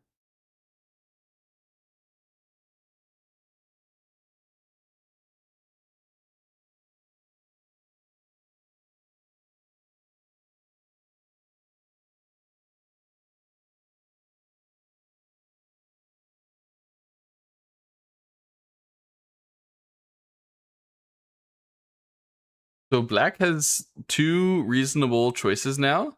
He can come in through the bottom side, something like jump, or he can capture the two stones. I think those are the two top choices. This group on the top here will never have to fight a Ko to capture the inside, because if white plays like this, black can play here, and if white plays on this side, black can play here. And these stones are not shorted of liberties or shortable of liberties. So there's no way for white to like key in on the liberties on the top side there. So these two shortages mean that there's no Ko on the inside. This is a thick and finished territory. This territory is not finished, but nearly finished. We can imagine white could Tiger's Mouth at any time. I think part of the reason why white is not Tiger's Mouthing is that it can actually end up being a little bit of a bad exchange. When black plays the Atari, it's a bit better of a shape for black than if black would play the first move by themselves here, maybe locally. Not really sure. You tried and your visualization skills are not good enough for 19 by 19 one color Go. Once the game goes deep. Yes, it's harder and harder to to keep your wits about you in one color Go. I actually haven't, I think, ever played a one color Go to counting. It does get quite difficult. Usually, either there was a huge error and you have to resign, or somebody forgot the stones and you have to stop. So he did choose to go in from the bottom left here, which gives white the capture, but he gets to continue to reduce the bottom left territory. This is obviously also very, very big. But the capture was very, very big too.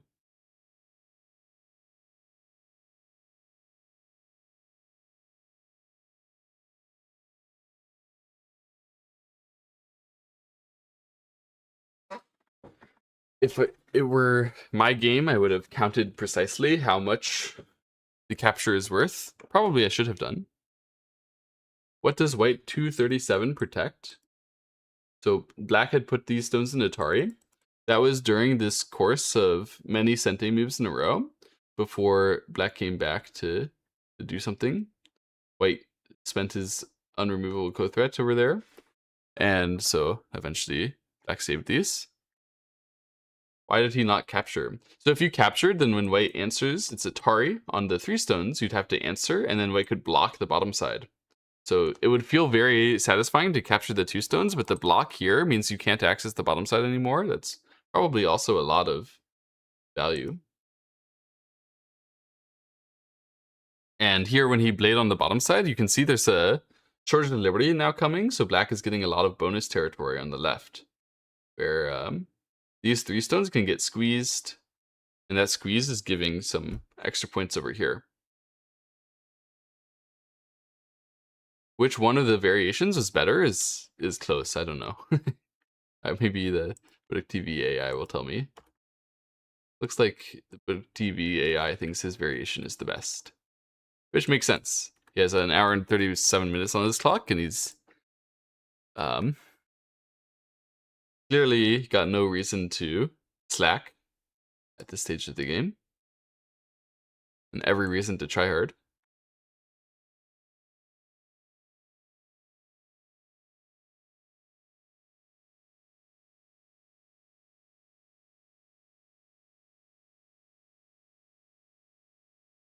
Goodness.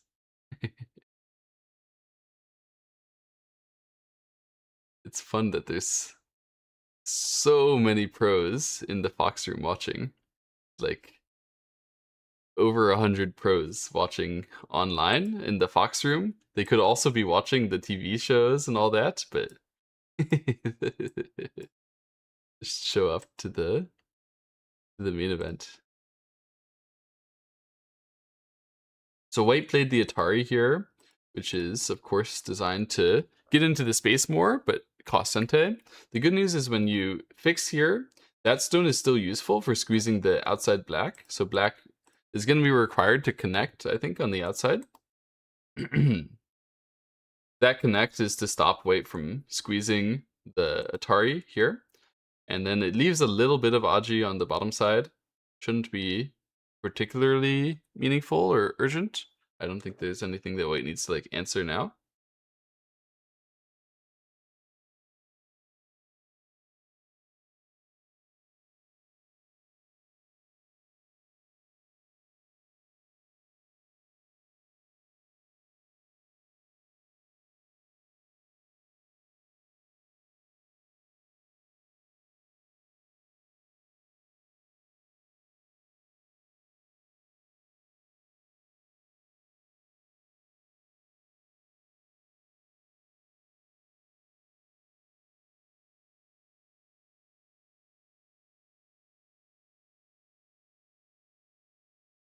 And so that ended up spending Sente, right? So the full sequence here was that he spent Sente on the bottom side in order to give up the 2 stones and reduce the entire bottom part here.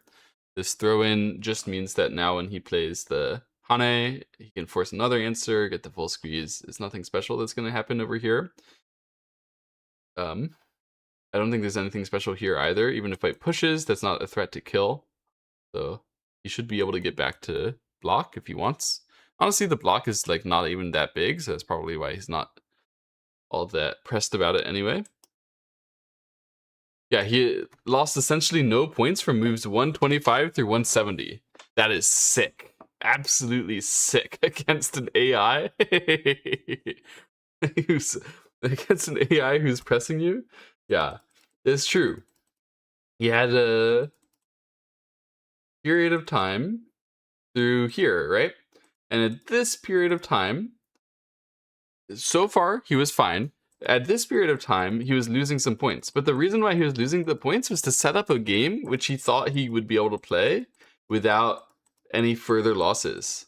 And so he lost some points in all these variations, but got super thick. And then from here, you have to be able to be like, okay, I set myself up to make no mistakes. Let me just make no mistakes. And then that's what he did. And he made no mistakes throughout this whole sequence here, finding the right timing to peep, to come back through here, to get challenged by the AI, and then to accept the challenge, go straight into the fight, make no mistakes in the fight, control the fight. I mean, the only mistake in the fight is the fact that he didn't send it to try to kill white even harder, but he could keep an easily winning position for the endgame this way, and that's what he did.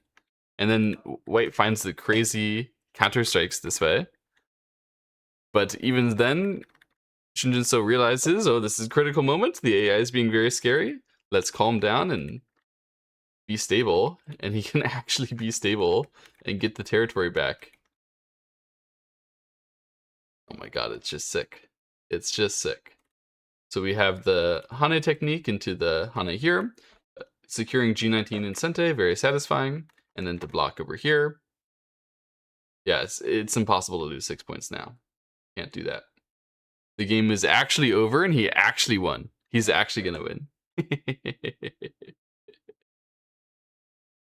Thank you, chat, for voting to bet on Shin Jinseo. Well predicted. On move 150, you guys all knew that in fact it was going to be Shin Jinseo's victory.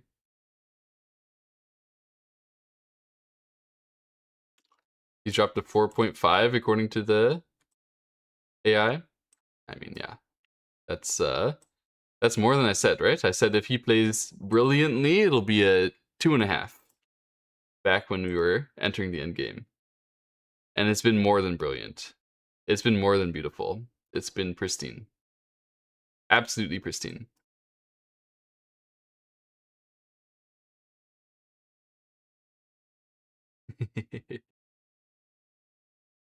I was here. What a birthday gift. What a birthday gift from Shin Jinseo. I'll take it.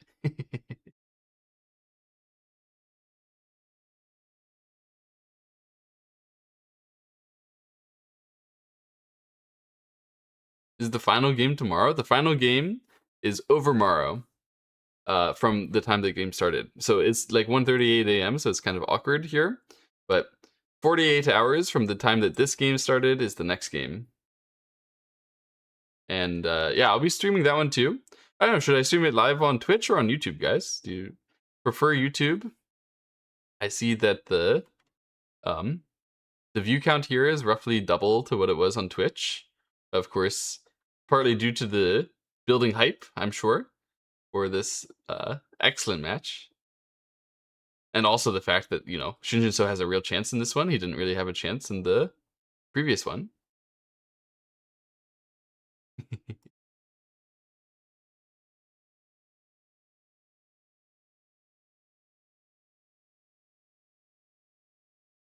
Kick! You want me to be a kick streamer? there, um, there have been some Go streams on Kick, I heard. I think I think the streamer Go Saigon did some Kick streams, but I don't think Go is the right game for Kick. You can't use Twitch, so you prefer YouTube? I feel like there's a lot of people who do prefer YouTube in general.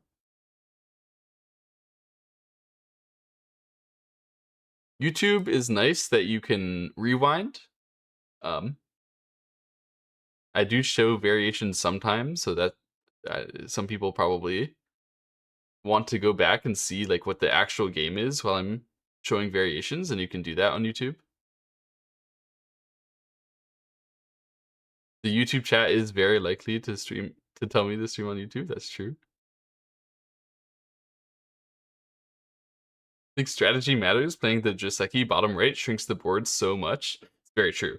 That flying knife was a you know, 1/6 of the way to victory for Shin Jinseo. It was a very, very auspicious start to the game.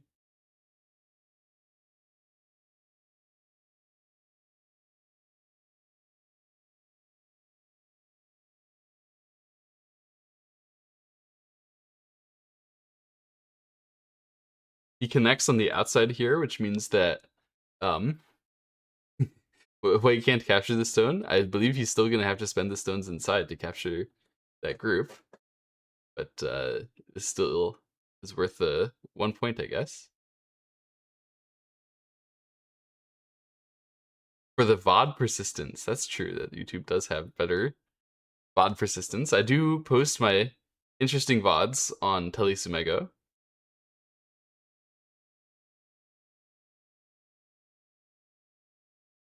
We can expect another flying knife next game. That's only if KataGo chooses to 3-3. Like in game 1, KataGo did not choose to 3-3. Jinseo was saying after game 1, I had all these strategies lined up, and then KataGo ruins it all in move 3 by playing the 3-space high approach to my 4-4. What is that? And I guess in this game we saw one of the strategies that Shin Jinseo had cooked up was to flying knife away the entire segment of the board. It was a good strategy. It worked really well. So KataGo might not do that because it didn't do that in game 1. If it does do that, I guess Shin Jinseo will have really good chances, but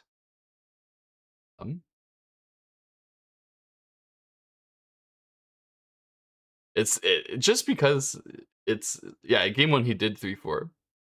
He did say that in the post game interview of game 1. far as I had it translated at least. Is this KataGo the strongest AI version? It's pretty hard to say what the strongest AI is. Fine Art, Galaxy, KataGo, even the AlphaGo, like the old. How do you know which one is better, right? I'm not better than KataGo or Fine Art or AlphaGo. So the only way to know is to make them play each other. But then when you make them play each other, well, what if my AI was using more playouts than yours? Okay, but maybe my playouts are cheaper in compute, right? So maybe my playouts come faster. Maybe my AI is better with the lower time than yours.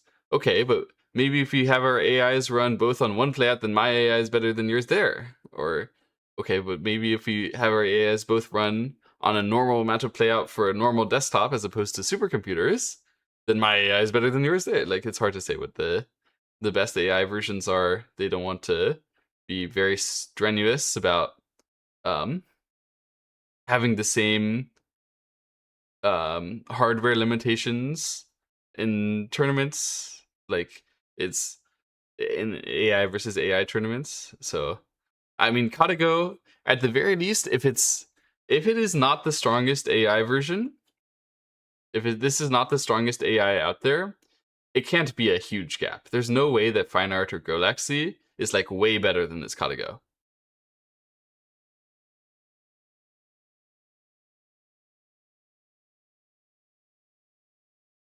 Jinseo takes the eye on the outside, by the way, which should mean that he doesn't need another move inside at all. So actually, that topside move is bigger than I thought, if he could potentially get an eye here. Why did he get an eye? I thought that White was always going to stop an eye. White did not stop an eye because White was busy playing another 2-point move. So White thought this one is 1 point plus another point on the inside. Ah, that's true, actually. I guess. Yeah, I guess that's true. Interesting. But this White is not even trying anymore, so yeah, makes sense. It didn't put the maximum pressure on in the endgame just there, the KataGo, because it saw that this way is equivalent in the way that they will actually work out in practice.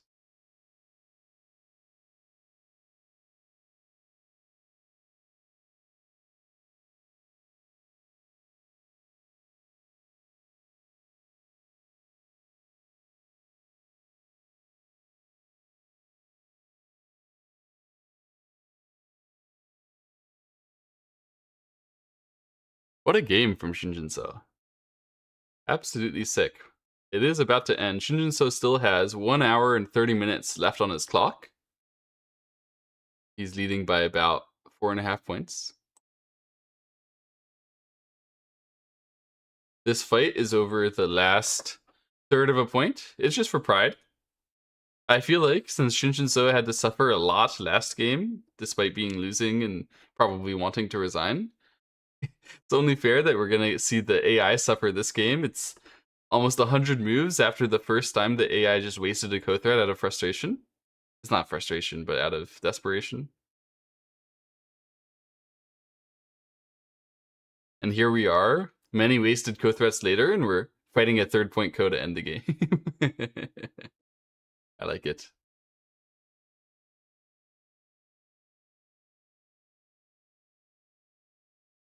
He's up by 4.5 points. It's impossible. Yes, it has been impossible. But now it's impossible even if you subbed me in.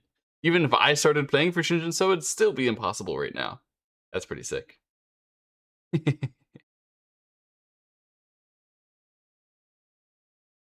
Oh, Shin Jinseo actually let that ko happen. So the Frox transcriber just assumed that Shin Jinseo would fight the ko, but Shin Jinseo actually chose not to fight the ko, which is funny. Yeah, the N1 throw-in does mean that Black needed another move. If Black would never spend a move there, then White could fill all the liberties and then make a ko to kill these stones. So that's why this one was not that important. And the eye, like Black still needed a move after getting the eye. It's true. I forgot about that earlier. But yeah, Shin Jinseo did not contest the ko over there, realizing that he will win easily without the ko. It's nice to speedrun straight to the win. Oh my goodness, I want to watch live the Korean TV feed as it happens, as the AI resigns. See it there?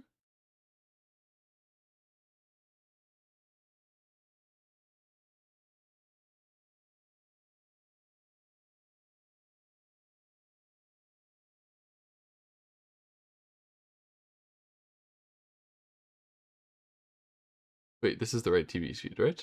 Did I mess up? Why am I only seeing a far, far earlier version?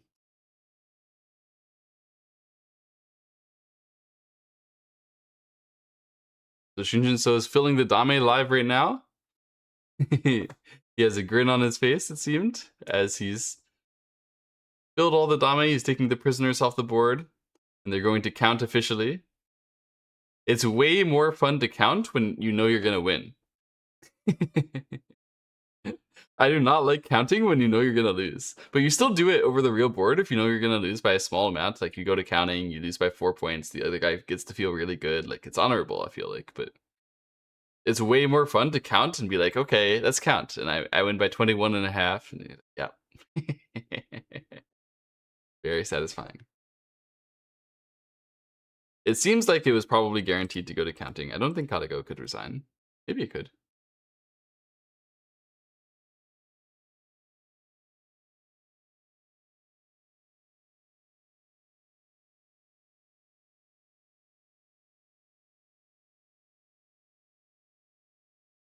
And Shin Jinseo victory! They put the 1 win up on the graphic there.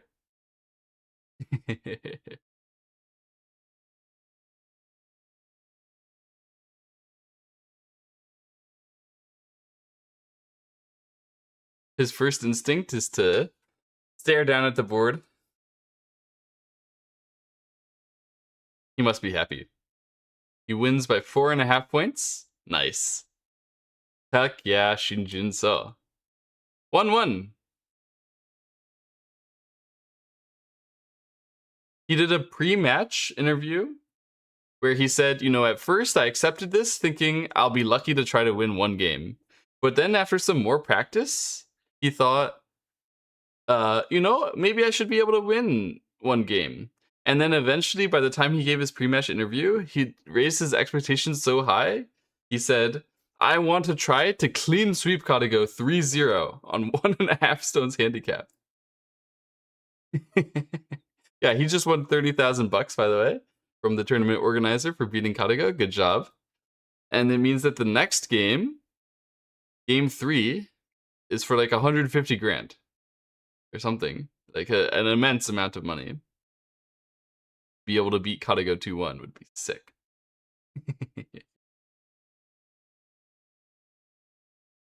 Yeah, he's playing back the game.